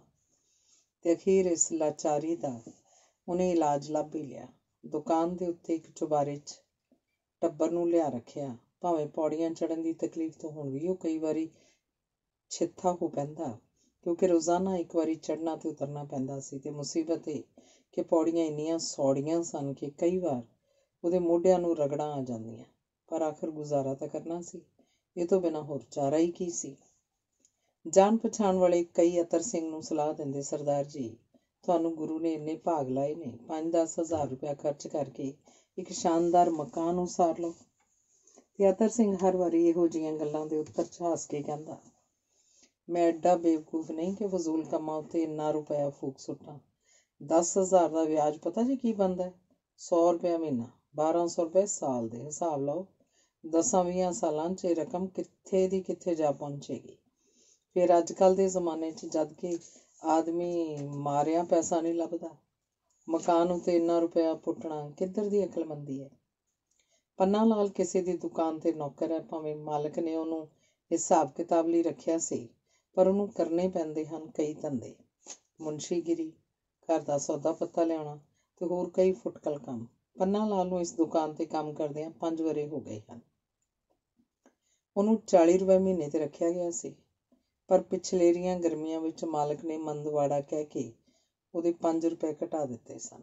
ਇਹਦਾ ਮਤਲਬ ਇਹ ਨਹੀਂ ਕਿ ਮਾਲਕ ਨੂੰ ਆਪਣੇ ਨੌਕਰ ਨਾਲ ਹਮਦਰਦੀ ਨਹੀਂ ਸੀ। ਹਮਦਰਦੀ ਨਾ ਹੁੰਦੀ ਤਾਂ ਉਹ ਕਿਉਂ ਰੋਜ਼ ਉਹਦੇ ਖਹਿੜੇ ਪਿਆ ਰਹਿੰਦਾ ਕਿ ਉਹਨੂੰ ਘੜੀ ਸਾਜ਼ੀ ਦਾ ਕੰਮ ਸਿੱਖਣਾ ਚਾਹੀਦਾ। ਪਰ ਇਹ ਪੰਨਾ ਲਾਲ ਵੀ ਆਪਣੀ ਬਦਕਿਸਮਤੀ ਸੀ ਕਿ ਉਹ ਮਾਲਕ ਦੀ ਸਿੱਖਿਆ ਤੋਂ ਲਾਭ ਨਾ ਉਠਾ ਸਕਿਆ। ਭਾਵੇਂ ਪੰਨਾ ਲਾਲ ਇੱਕ ਤੋਂ ਵਧੇਕ ਵਾਰੀ ਕੋਸ਼ਿਸ਼ ਕਰ ਚੁੱਕਿਆ ਹੈ ਕਿ ਘੜੀ ਸਾਜ਼ੀ ਦਾ ਥੋੜ੍ਹਾ ਬਹੁਤ ਕੰਮ ਸਿੱਖ ਲਵੇ, ਪਰ ਨਜ਼ਰ ਦੀ ਕਮਜ਼ੋਰੀ ਨੇ ਉਹਨੂੰ ਸਫਲ ਨਹੀਂ ਹੋਣ ਦਿੱਤਾ। ਜਦ ਮਾਲਕ ਵੇਖਦਾ ਕਿ ਉਹਦੀ ਪ੍ਰੇਰਨਾ ਦਾ ਪੰਨਾ ਲਾਲ ਉੱਤੇ ਕੋਈ ਅਸਰ ਨਹੀਂ ਹੋਇਆ ਤਾਂ ਉਹਨੂੰ ਬੜੀ ਖਿਝ ਆਉਂਦੀ। ਕਈ ਵਾਰੀ ਉਹ ਦਿਲ 'ਚ ਸੋਚਦਾ, ਜਿਹਨੂੰ ਬੈਠਿਆਂ ਬਿਠਾਇਆਂ 35 ਰੁਪਏ ਮਿਲ ਜਾਣ, ਉਹਨੂੰ ਭਲਾ ਕੀ ਬਿਪਤਾ ਪਈ ਹੈ ਪੁਰਜਿਆਂ ਨਾਲ ਮਗਜ਼ਮਾਰੀ ਕਰੇ।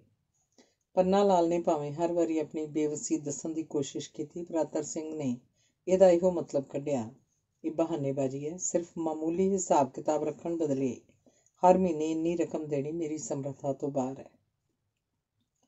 ਘੜੀ ਸਾਜ਼ੀ ਸਿੱਖਣ ਲਈ ਅਤਰ ਸਿੰਘ ਦਾ ਉਹਦੇ ਮਗਰ ਪੈਣਾ ਬੇਮਤਲਬ ਹੀ ਨਹੀਂ ਸੀ। ਉਹਨੂੰ ਉਮੀਦ ਸੀ ਕਿ ਜੇ ਪੰਨਾ ਲਾਲ ਥੋੜ੍ਹੀ ਬਹੁਤ ਘੜੀਆਂ ਦੀ ਮੁਰੰਮਤ ਕਰ ਸਕੇ ਤਾਂ ਨਾ ਕੇਵਲ ਉਹਦੀ ਤਨਖਾਹ ਸਹਿਜੇ ਹੀ ਇਸ ਵਿੱਚੋਂ ਨਿਕਲ ਸਕੇਗੀ, ਬਲਕਿ ਕੁਝ ਵਧੇਕ ਹੀ। ਮੁਰੰਮਤ ਦਾ ਕੰਮ ਬਥੇਰਾ ਆਉਣ ਦੀ ਉਹਨੂੰ ਉਮੀਦ ਸੀ, ਪਰ ਸਿਰਫ ਉਮੀਦ ਉੱਤੇ ਹੀ ਉਚੇਚਾ ਘੜੀ ਸਾਜ਼ ਰੱਖਣਾ, ਜਿਹੜਾ ਘੱਟੋ ਘੱਟ 50 ਰੁਪਏ ਤਾਂ ਜ਼ਰੂਰ ਲਏਗਾ, ਅਤਰ ਸਿੰਘ ਮੁਨਾਸਬ ਨਹੀਂ ਸੀ ਸਮਝਦਾ। ਉਹਦਾ ਮਨਸ਼ਾ ਸੀ ਕਿਉਂ ਨਾ ਇੱਕੋ ਆਦਮੀ ਦੋਵੇਂ ਕੰਮ ਕਰੇ, ਕਲਰਕੀ ਵੀ ਤੇ ਘੜੀ ਸਾਜ਼ੀ ਵੀ। ਪਰ ਜਦੋਂ ਉਹਨੇ ਵੇਖਿਆ ਪੰਨਾ ਲਾਲ ਪਾਸੋਂ ਘੜੀ ਸਾਜ਼ੀ ਦੀ ਕੋਈ ਉਮੀਦ ਨਹੀਂ ਤਾਂ ਉਹ ਕਿਸੇ ਹੋਰ ਆਦਮੀ ਦੀ ਭਾਲ 'ਚ ਦਿਮਾਗ ਲੜਾਉਣ ਲੱਗਾ। ਅੰਦਰ ਖਾਨੇ ਉਹਨੇ ਕੋਈ ਇਹੋ ਜਿਹਾ ਆਦਮੀ ਲੱਭਣ ਦੀ ਕੋਸ਼ਿਸ਼ ਜਾਰੀ ਰੱਖੀ, ਪਰ ਅੱਜ ਤੱਕ ਉਹਨੂੰ ਇਸ 'ਚ ਕਾਮਯਾਬੀ ਨਹੀਂ ਹੋ ਸਕੀ। ਸਿਰਫ ਕਲਰਕੀ ਬਦਲੇ 35 ਰੁਪਏ ਦੇਣੇ ਉਸ ਲਈ ਦਿਨੋਂ ਦਿਨ ਅਸਹਿ ਹੁੰਦੇ ਜਾ ਰਹੇ ਸਨ। ਉਹ ਇਹ ਵੀ ਜਾਣਦਾ ਸੀ ਕਿ ਜੇ ਪੰਨਾ ਲਾਲ ਨੂੰ ਹਟਾ ਦਿੱਤਾ ਗਿਆ ਤਾਂ ਉਹਦਾ ਕੰਮ ਚੱਲ ਨਹੀਂ ਸਕਣਾ, ਕਿਉਂਕਿ ਉਹ ਆਪ ਬਹੁਤ ਪੜ੍ਹਿਆ ਨਾ ਹੋਣ ਕਰਕੇ ਹਿਸਾਬ ਕਿਤਾਬ ਤੇ ਬਾਹਰਲੀਆਂ ਫਰਮਾਂ ਨਾਲ ਚਿੱਠੀ ਪੱਤਰ ਦਾ ਕੰਮ ਨਹੀਂ ਸੀ ਕਰ ਸਕਦਾ। ਸੋ ਇਸੇ ਦੋ ਚਿੱਤੀ 'ਚ ਉਹਨੇ ਕਾਫੀ ਸਮਾਂ ਬਿਤਾ ਦਿੱਤਾ। ਨਾ ਉਹਨੂੰ ਕੋਈ ਚੱਜ ਦਾ ਆਦਮੀ ਲੱਭਾ, ਨਾ ਪੰਨਾ ਲਾਲ ਨੂੰ ਜਵਾਬ ਦੇ ਸਕਿਆ। ਉਹ ਸਮਝਦਾ ਸੀ ਕਿ ਪੰਨਾ ਲਾਲ ਦੀ ਤਨਖਾਹ ਉਹਨੂੰ ਇੱਕ ਤਰ੍ਹਾਂ ਨਾਲ ਮੁਫਤ ਵਿੱਚ ਹੀ ਦੇਣੀ ਪੈ ਰਹੀ ਹੈ। ਅੰਗ ਤੀਸਰਾ। ਸਾਰੀ ਰਾਤ ਪੰਨਾ ਲਾਲ ਨੇ ਅੱਖਾਂ 'ਚ ਬਿਤਾਈ। ਇਸ ਰਾਤ ਵਾਂਗ ਉਹਦੀ ਜ਼ਿੰਦਗੀ ਵੀ ਹਨੇਰੀ ਤੇ ਹਰ ਪਾਸਿਓਂ ਡਰਾਉਣੀ ਸੀ। ਚਿੱਠੀ ਦਾ ਇੱਕ ਇੱਕ ਵਾਕ ਜਿਵੇਂ ਉਸ ਲਈ ਮੌਤ ਦਾ ਵੱਖੋ ਵੱਖਰਾ ਪਰਛਾਵਾਂ ਸੀ। ਉਹਨੂੰ ਆਪਣਾ ਦਿਲ ਘਟਦਾ ਮਾਲੂਮ ਹੁੰਦਾ ਸੀ। ਪਾਸੇ ਪਰਤਦਾ ਹੋਇਆ ਉਹ ਨਾਲੋਂ ਨਾਲ ਉਸ ਚਿੱਠੀ ਦੀਆਂ ਸਤਰਾਂ ਨੂੰ ਦਿਲ 'ਚ ਦੁਹਰਾਈ ਜਾਂਦਾ ਸੀ। ਸਾਡਾ ਲੜਕਾ ਹਾਲੇ ਵਿਆਹ ਕਰਾਉਣ ਲਈ ਰਜ਼ਾਮੰਦ ਨਹੀਂ। ਜੇ ਤੁਹਾਨੂੰ ਬਹੁਤ ਜਲਦੀ ਹੈ ਤਾਂ ਲੜਕੀ ਦਾ ਸਾਕ ਕਿਤੇ ਹੋਰ ਕਰ ਦਿਓ। ਉਹ ਸੋਚਦਾ, ਜੇ ਭਲਾ ਲੜਕਾ ਹਾਲੇ ਵਿਆਹ ਨਹੀਂ ਕਰਾਉਣਾ ਚਾਹੁੰਦਾ ਤੇ ਇਹ ਮਾਮੂਲੀ ਗੱਲ ਸੀ। ਸਾਡੀ ਕੁੜੀ ਕਿਹੜੀ ਬੁੱਢ-ਵਰੇਸ ਹੋ ਗਈ ਹੈ, ਅਸੀਂ ਹੋਰ ਵਰ੍ਹਾ 2 ਵਰ੍ਹੇ ਉਡੀਕ ਸਕਦੇ ਸਾਂ। ਪਰ ਉਹਨਾਂ ਦਾ ਇਹ ਲਿਖਣਾ ਕਿ ਤੁਹਾਨੂੰ ਜਲਦੀ ਹੈ ਤਾਂ ਇਹਦਾ ਮਤਲਬ ਤਾਂ ਸਾਫ਼ ਹੈ ਕਿ ਸਾਕ ਲੈਣੋਂ ਇਨਕਾਰੀ ਹਨ। ਕੀ ਇਸ ਲਈ ਕਿ ਮੈਂ ਹੁਣ ਉਹਨਾਂ ਦੀ ਬਰਾਬਰੀ ਦਾ ਨਹੀਂ ਰਿਹਾ? ਜੇ ਮੈਂ ਪਹਿਲੀ ਹਾਲਤ 'ਚ ਹੁੰਦਾ ਤਾਂ ਕੀ ਉਹ ਇਸ ਤਰ੍ਹਾਂ ਦਾ ਖੱਤ ਲਿਖਦੇ? ਫਿਰ ਹੁਣ ਕੀ ਕੀਤਾ ਜਾਏ? ਜਿਉਂ ਹੀ ਲੋਕਾਂ ਨੂੰ ਪਤਾ ਲੱਗੇਗਾ ਮੇਰੀ ਲੜਕੀ ਦਾ ਸਾਕ ਛੁੱਟ ਗਿਆ, ਕਿਤੇ ਖਲੋਣ ਜੋਗਾ, ਕਿਸੇ ਦੇ ਸਾਹਮਣੇ ਮੂੰਹ ਦੇਣ ਜੋਗਾ ਨਹੀਂ ਰਹਾਂਗਾ। ਉਧਰ ਕਰਜ਼ੇ ਦੀ ਪੰਡ ਦਿਨੋਂ ਦਿਨ ਭਾਰੀ ਹੁੰਦੀ ਜਾ ਰਹੀ ਹੈ। ਰੱਬ ਨਾ ਕਰੇ ਜੇ ਮਾਇਆ ਨੂੰ ਕਿਸੇ ਤਰ੍ਹਾਂ ਪਤਾ ਲੱਗ ਗਿਆ ਕਿ ਅਸੀਂ 2,500-3 ਹਜ਼ਾਰ ਦੇ ਕਰਜ਼ਾਈ ਹਾਂ ਤਾਂ ਉਹਦਾ ਕੀ ਹਾਲ ਹੋਏਗਾ? ਫਿਰ ਇੱਕ ਤੋਂ ਬਾਅਦ ਦੂਜੀ ਲੜਕੀ ਤਿਆਰ ਖੜੀ ਹੈ, 2 ਵਰ੍ਹਿਆਂ ਨੂੰ ਸਿਰ ਤੇ ਚੜ੍ਹ ਜਾਏਗੀ। ਆਖਿਰ ਕੀ ਬਣੇਗਾ? ਕਿਸ ਤਰ੍ਹਾਂ ਬੇੜਾ ਬੰਨਣ ਲੱਗੇਗਾ? ਵੱਡੇ ਵੇਲੇ ਜਦ ਪੰਨਾ ਲਾਲ ਉੱਠਿਆ ਤਾਂ ਉਹਨੂੰ ਜਾਪਦਾ ਸੀ ਜਿਵੇਂ ਉਸ 'ਚ ਮੰਜੇ ਤੋਂ ਉੱਠਣ ਜੋਗਾ ਸਾਹ ਸੱਤ ਬਾਕੀ ਨਹੀਂ। ਉਸ ਲਈ ਸਾਰੀ ਦੁਨੀਆ ਨਿਰਾ ਹਨੇਰਾ ਹੀ ਹਨੇਰਾ ਸੀ। ਅੱਖਾਂ ਬੰਦ ਕਰਦਾ ਤਾਂ ਵੀ ਹਨੇਰਾ, ਖੋਲ੍ਹਦਾ ਤਾਂ ਵੀ ਹਨੇਰਾ। ਘਰ ਦੀਆਂ ਕੰਧਾਂ ਜਿਵੇਂ ਮੂੰਹ ਪਾੜ ਉਹਨੂੰ ਨਿਗਲਣ ਲਈ ਉੱਲਰਦੀਆਂ ਆ ਰਹੀਆਂ ਸਨ। ਇੱਕ ਵਾਰੀ ਉਹਨੂੰ ਖਿਆਲ ਆਇਆ, ਕਿਉਂ ਨਾ ਘਰ ਬਾਹਰ ਛੱਡ ਕੇ ਕਿਸੇ ਪਾਸੇ ਨਿਕਲ ਜਾਵਾਂ। ਨਾ ਹੋਏਗਾ ਬਾਂਸ, ਨਾ ਵੱਜੇਗੀ ਬੰਸਰੀ। ਪਰ ਜਿਉਂ ਹੀ 4 ਨੰਨੀਆਂ ਜਿੰਦਾਂ ਤੇ ਮਾਸੂਮ ਸਾਥਣ ਦਾ ਖਿਆਲ ਆਉਂਦਾ, ਉਹਨੂੰ ਆਪਣੇ ਆਪ ਤੋਂ ਨਫ਼ਰਤ ਹੋਣ ਲੱਗ ਪੈਂਦੀ। ਕੀ ਇਹਨਾਂ ਜੀਆਂ ਨੂੰ ਮੈਂ ਇਸੇ ਲਈ ਦੁਨੀਆ 'ਚ ਲਿਆਂਦਾ ਸੀ? ਕਿ ਮਾਇਆ ਨੂੰ ਉਹਦੇ ਮਾਪਿਆਂ ਨੇ ਇਸੇ ਲਈ ਮੇਰੇ ਲੜ ਲਾਇਆ ਸੀ? ਨਹੀਂ, ਇਹ ਜ਼ੁਲਮ ਹੈ, ਪਾਪ ਹੈ, ਵਿਸ਼ਵਾਸਘਾਤ ਹੈ। ਫਿਰ ਇਸ ਵੇਲੇ ਹੱਥ 'ਚ ਮਸਾਲੇ ਦੀ ਲੰਮੀ ਕੰਘੀ ਫੜੀ ਆਪਣੇ ਕੇਸਾਂ ਵਿੱਚ ਫੇਰਦੀ ਹੋਈ ਵੀਣਾ ਉਹਦੇ ਸਾਹਮਣੇ ਆ ਕੇ ਬੋਲੀ, ਪਾਪਾ ਜੀ ਤੁਸਾਂ ਉੱਠਣਾ ਨਹੀਂ ਅੱਜ? ਵੇਖੋ ਤਾਂ ਸਹੀ ਬਾਹਰ ਕਿੱਡੀਆਂ ਧੁੱਪਾਂ ਚੜ੍ਹਾਈਆਂ ਨੇ। ਪੰਨਾ ਲਾਲ ਨੇ ਅਰਮਾਨ ਭਰੀ ਨਜ਼ਰ ਨਾਲ ਕੁਦਰਤ ਦੇ ਇਸ ਮਾਸੂਮ ਜਿਹੇ ਖਿਡੌਣੇ ਵੱਲ ਤੱਕਿਆ ਤੇ ਫਿਰ ਸੋਚਣ ਲੱਗਾ, ਕਿਹਾ ਚੰਗਾ ਹੁੰਦਾ ਜੇ ਮੈਂ ਕਿਆਮਤ ਤੱਕ ਨਾ ਉੱਠਦਾ ਤੇ ਉੱਠ ਕੇ ਕੋਠੇ ਤੇ ਚਲਾ ਗਿਆ। ਇੱਧਰ ਵੀਣਾ ਨੂੰ ਉਸ ਚਿੱਠੀ ਦਾ ਖਿਆਲ ਆ ਗਿਆ। ਉਹ ਇੱਕ ਵਾਰ ਸਹਿਮੀ ਹੋਈ ਹਰਨੀ ਵਾਂਗ ਇੱਧਰ ਉੱਧਰ ਤੱਕੀ। ਝਟਪਟ ਉਹਦਾ ਗੋਰਾ ਸੁਬਕ ਹੱਥ ਕੰਬਦਾ ਟੰਗੇ ਹੋਏ ਕੋਟ ਦੀ ਜੇਬ ਤੱਕ ਅੱਪੜਿਆ। ਚਿੱਠੀ ਕੱਢਣ ਤੋੜੀ ਉਹਨੇ ਹੋਰ ਇੱਕ ਦੋ ਵਾਰੀ ਬੂਹੇ ਵੱਲ ਝਾਕਿਆ ਤੇ ਫਿਰ ਕਾਹਲੀ ਕਾਹਲੀ ਚਿੱਠੀ ਦੀਆਂ ਸਤਰਾਂ ਤੇ ਨਜ਼ਰ ਫੇਰਨ ਲੱਗੀ। ਪੜ੍ਹਦਿਆਂ ਉਹਦਾ ਰੰਗ ਫੱਕ ਹੋ ਗਿਆ।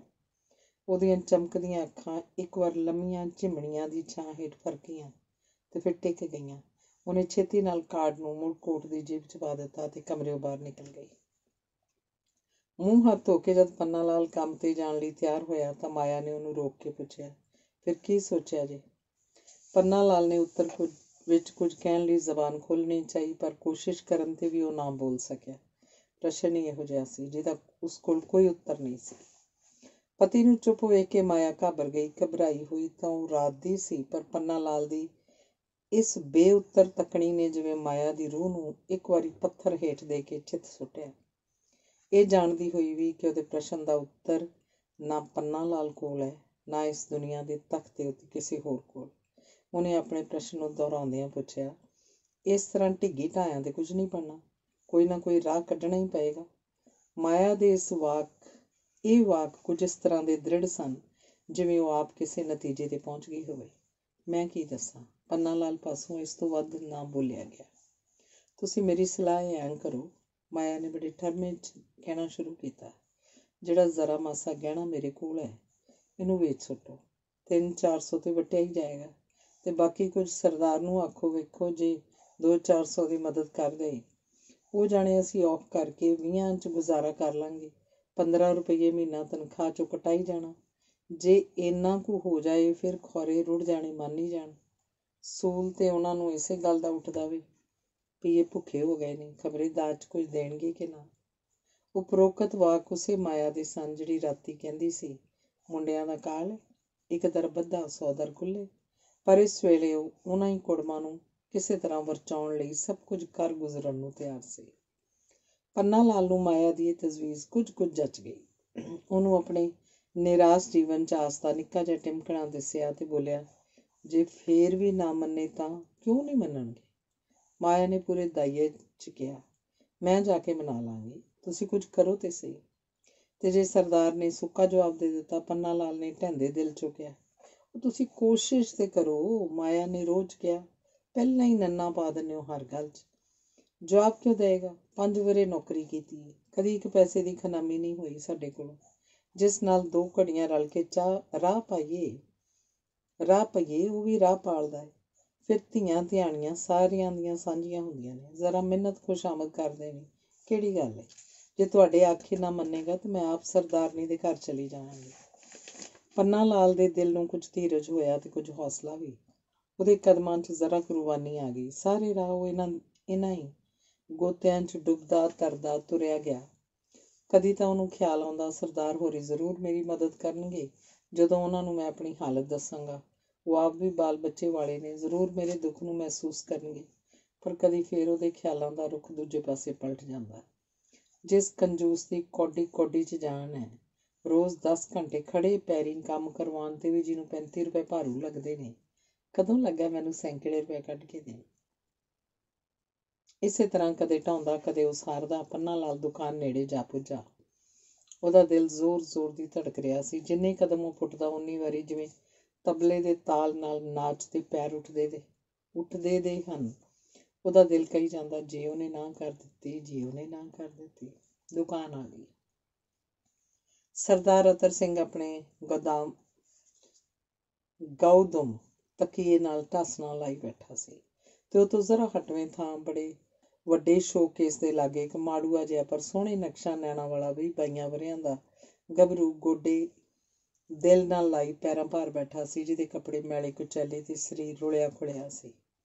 ਕੱਲ੍ਹ ਦੀਆਂ ਕੁਝ ਚਿੱਠੀਆਂ ਦੇ ਉੱਤਰ ਦੇਣ ਵਾਲੇ ਸਨ ਜਿਹੜੇ ਪੰਨਾ ਲਾਲ ਮੁਕਾ ਨਹੀਂ ਸੀ ਸਕਿਆ। ਉੱਪਰੋਂ ਸਰਦਾਰਨੀ ਦਾ ਸੁਨੇਹਾ ਆ ਗਿਆ ਸੀ ਕਿ ਉਹਦੀ ਮੁੰਨੀ ਨੂੰ ਖਸਰਾ ਨਿਕਲਿਆ ਹੋਇਆ, ਜਿਹਨੂੰ ਡਾਕਟਰ ਪਾਸ ਲੈ ਕੇ ਜਾਣਾ, ਜਿਸ ਕਰਕੇ ਪੰਨਾ ਲਾਲ ਨੂੰ ਕੰਮ ਨੂੰ ਅਧੂਰਾ ਹੀ ਛੱਡਣਾ ਪਿਆ ਸੀ। ਸਰਦਾਰ ਹੋਰਾਂ ਨੂੰ ਸਤਿ ਸ੍ਰੀ ਅਕਾਲ ਬੁਲਾਉਣ ਤੋਂ ਬਾਅਦ ਪੰਨਾ ਲਾਲ ਦੁਕਾਨ ਦੇ ਪਿਛਲੇ ਹਿੱਸੇ 'ਚ ਜਿੱਥੇ ਉਹਦੀ ਮੇਜ਼ ਸੀ ਜਾਣ ਲੱਗਾ ਸੀ ਤਾਂ ਜੋ ਕੱਲ੍ਹ ਵਾਲੀਆਂ ਚਿੱਠੀਆਂ ਪਹਿਲਾਂ ਪਹਿਲੀ ਡਾਕ 'ਚ ਭੇਜ ਸਕੇ ਕਿ ਸਰਦਾਰ ਹੋਰਾਂ ਆਵਾਜ਼ ਦਿੱਤੀ, ਪੰਨਾ ਲਾਲ ਉਰੇ ਆਵੀਂ ਜ਼ਰਾ। ਉਹਨੂੰ ਆਪਣੇ ਲਾਗੇ ਬਿਠਾਲ ਕੇ ਅਤਰ ਸਿੰਘ ਨੇ ਕਿਹਾ, ਅੱਜ ਦੀ ਤਰੀਕ ਤੱਕ ਤੇਰੀ ਕਿੰਨੀ ਤਨਖਾਹ ਬਣਦੀ ਏ, ਹਿਸਾਬ ਕਰਕੇ ਦੱਸ ਖਾਂ ਜ਼ਰਾ। ਇਸ ਅਜੀਬ ਪ੍ਰਸ਼ਨ ਨੂੰ ਸੁਣ ਕੇ ਪੰਨਾ ਲਾਲ ਹੱਕਾ ਬੱਕਾ ਰਹਿ ਗਿਆ।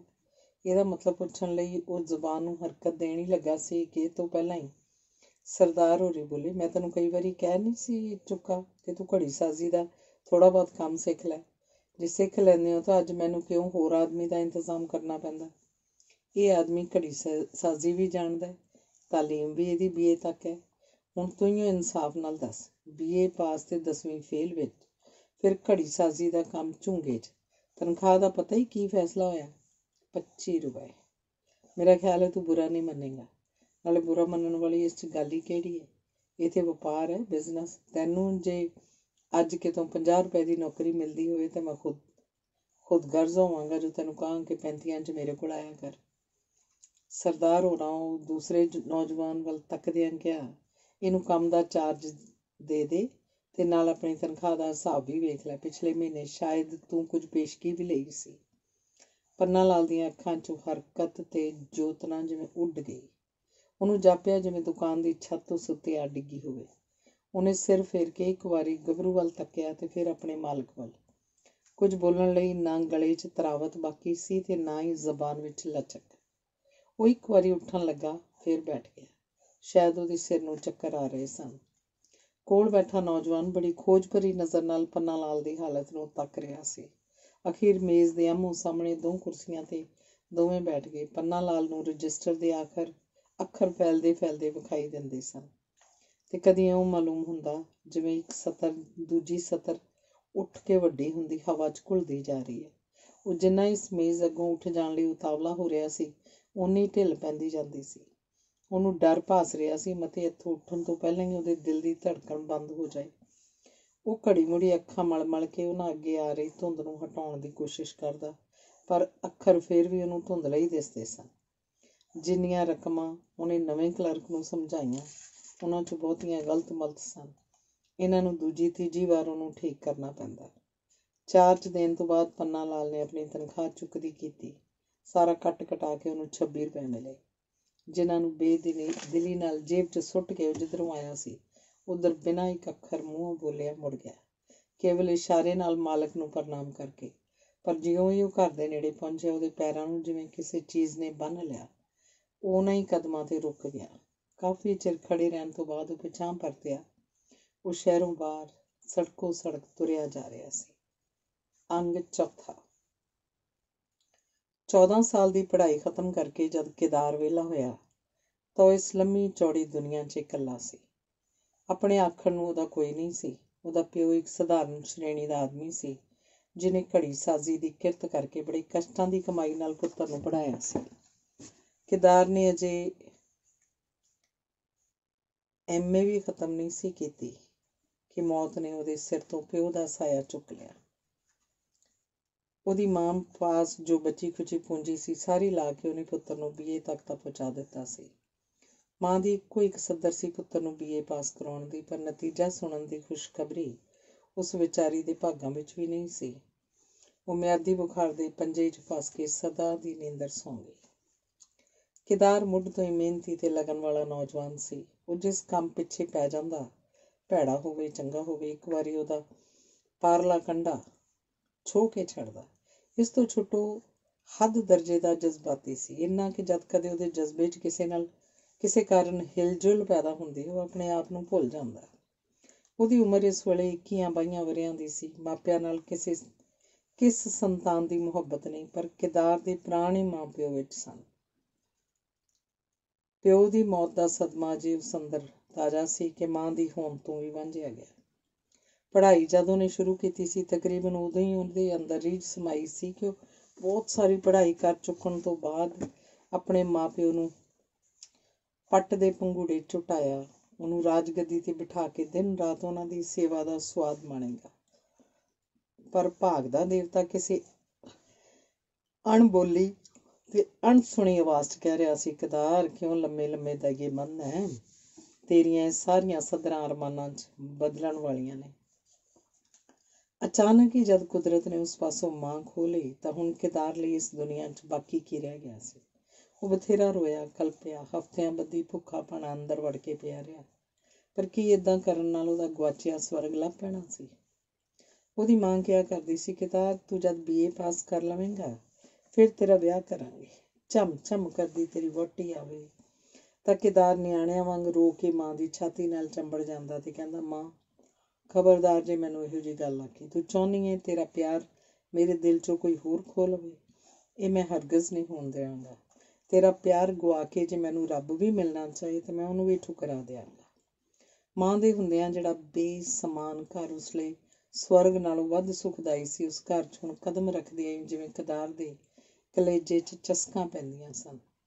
ਯਾਰਾਂ ਦੋਸਤਾਂ ਨੇ ਬੜੀਆਂ ਤਸੱਲੀਆਂ ਦਿੱਤੀਆਂ, ਆਂਢੀਆਂ ਗੁਆਂਢੀਆਂ ਨੇ ਵੀ ਸਮਝਾਉਣ ਚੋੜਕ ਕਰ ਦਿੱਤੀ।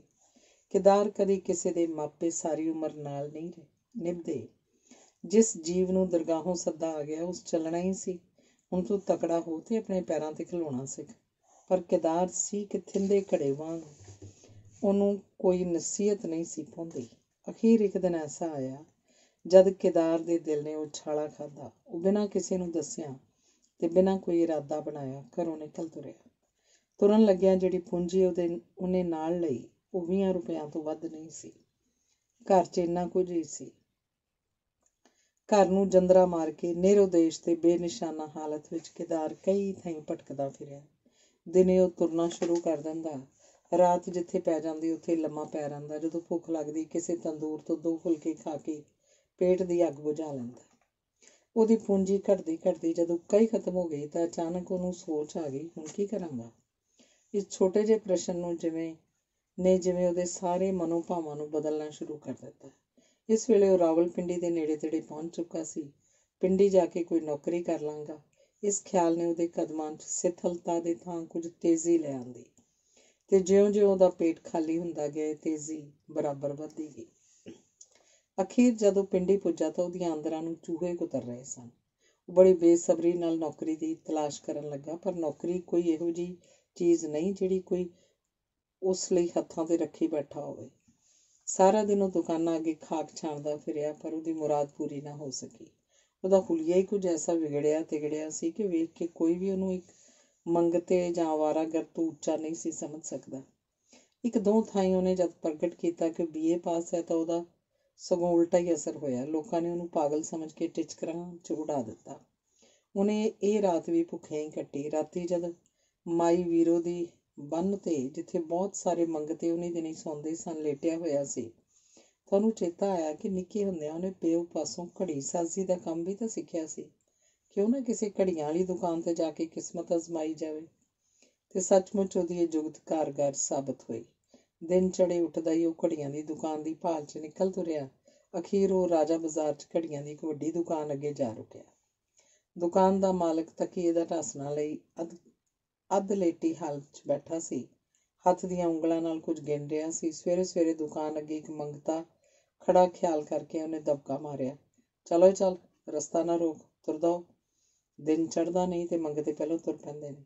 ਸਰਦਾਰ ਜੀ, ਮੈਂ ਮੰਗਤਾ ਨਹੀਂ, ਕੇਦਾਰ ਨੇ ਆਜ਼ਜੀ ਨਾਲ ਜਵਾਬ ਦਿੱਤਾ। ਤੇ ਹੋਰ ਕੌਣ ਹੈ? ਦੁਕਾਨਦਾਰ ਨੇ ਕੁਝ ਤੇਜ਼ ਹੋ ਕੇ ਕਿਹਾ।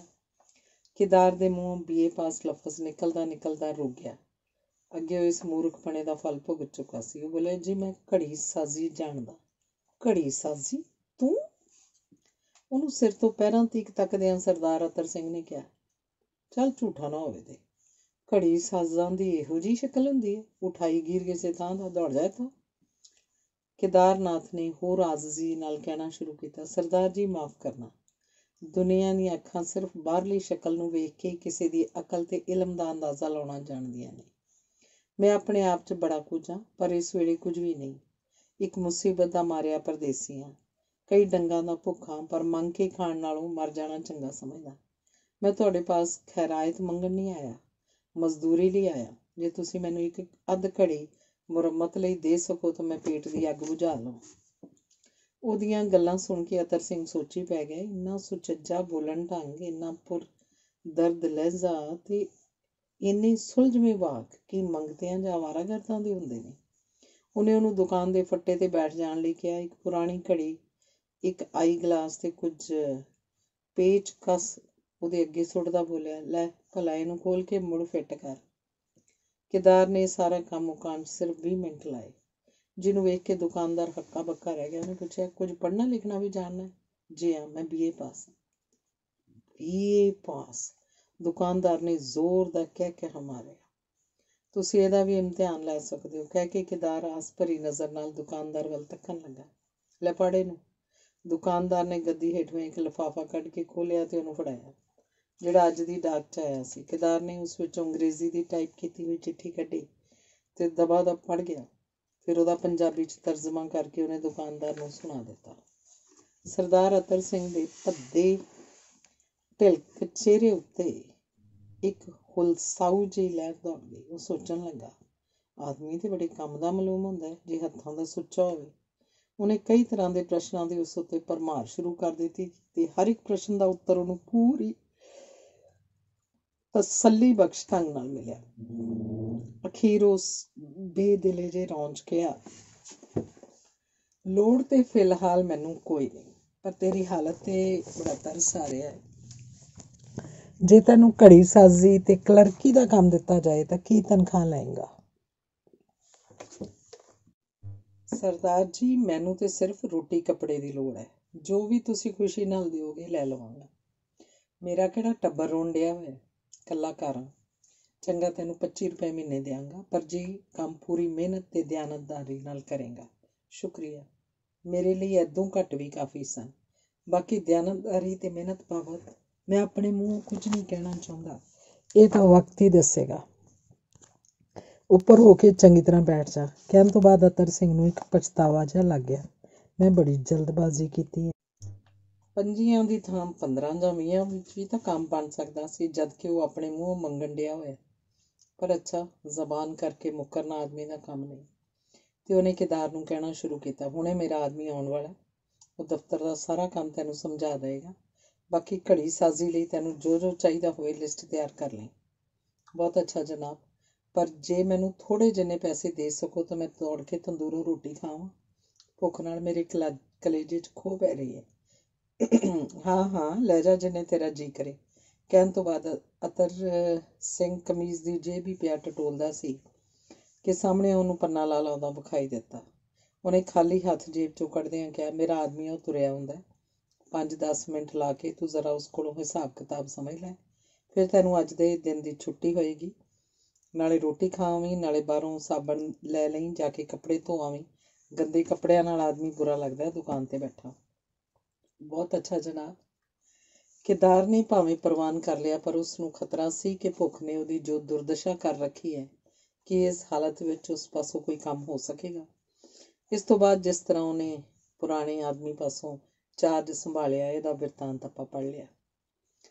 ਚਾਰਜ ਦੇ ਕੇ ਤਨਖਾਹ ਲੈ ਕੇ ਪੰਨਾ ਲਾਲ ਚਲਾ ਗਿਆ, ਪਰ ਇੱਧਰ ਕੇਦਾਰ ਦੀ ਭੁੱਖ ਤਰੇ ਜਾਂਦੀ ਰਹੀ। ਉਹਨੇ ਜੋ ਕੁਝ ਪੰਨਾ ਲਾਲ ਦੇ ਚਿਹਰੇ 'ਤੇ ਵੇਖਿਆ ਜਾਂ ਜਿਹੜੇ ਵਾਕ ਮਾਲਕ ਨੇ ਆਉਂਦੇ ਪੰਨਾ ਲਾਲ ਨੂੰ ਕਹੇ ਸਨ, ਉਸ ਤੋਂ ਸਭ ਮਾਮਲਾ ਉਹਦੀ ਸਮਝ 'ਚ ਆ ਗਿਆ।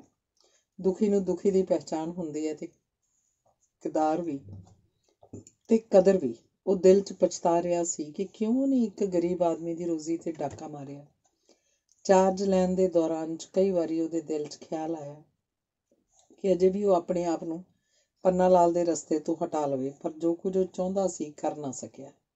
ਚਾਰਜ ਦੇਣ ਤੋਂ ਬਾਅਦ ਦੁਕਾਨ ਤੋਂ ਉਤਰਦਿਆਂ ਹੋਇਆਂ ਜਦ ਪੰਨਾ ਲਾਲ ਨੇ ਇੱਕ ਪੀੜ ਨਾਲ ਕੁਰਲਾਉਂਦੀ ਨਜ਼ਰ ਕੇਦਾਰ 'ਤੇ ਸੁੱਟੀ ਤਾਂ ਕੇਦਾਰ ਦਾ ਦਿਲ ਪਾਟਣ ਵਾਲਾ ਹੋ ਗਿਆ।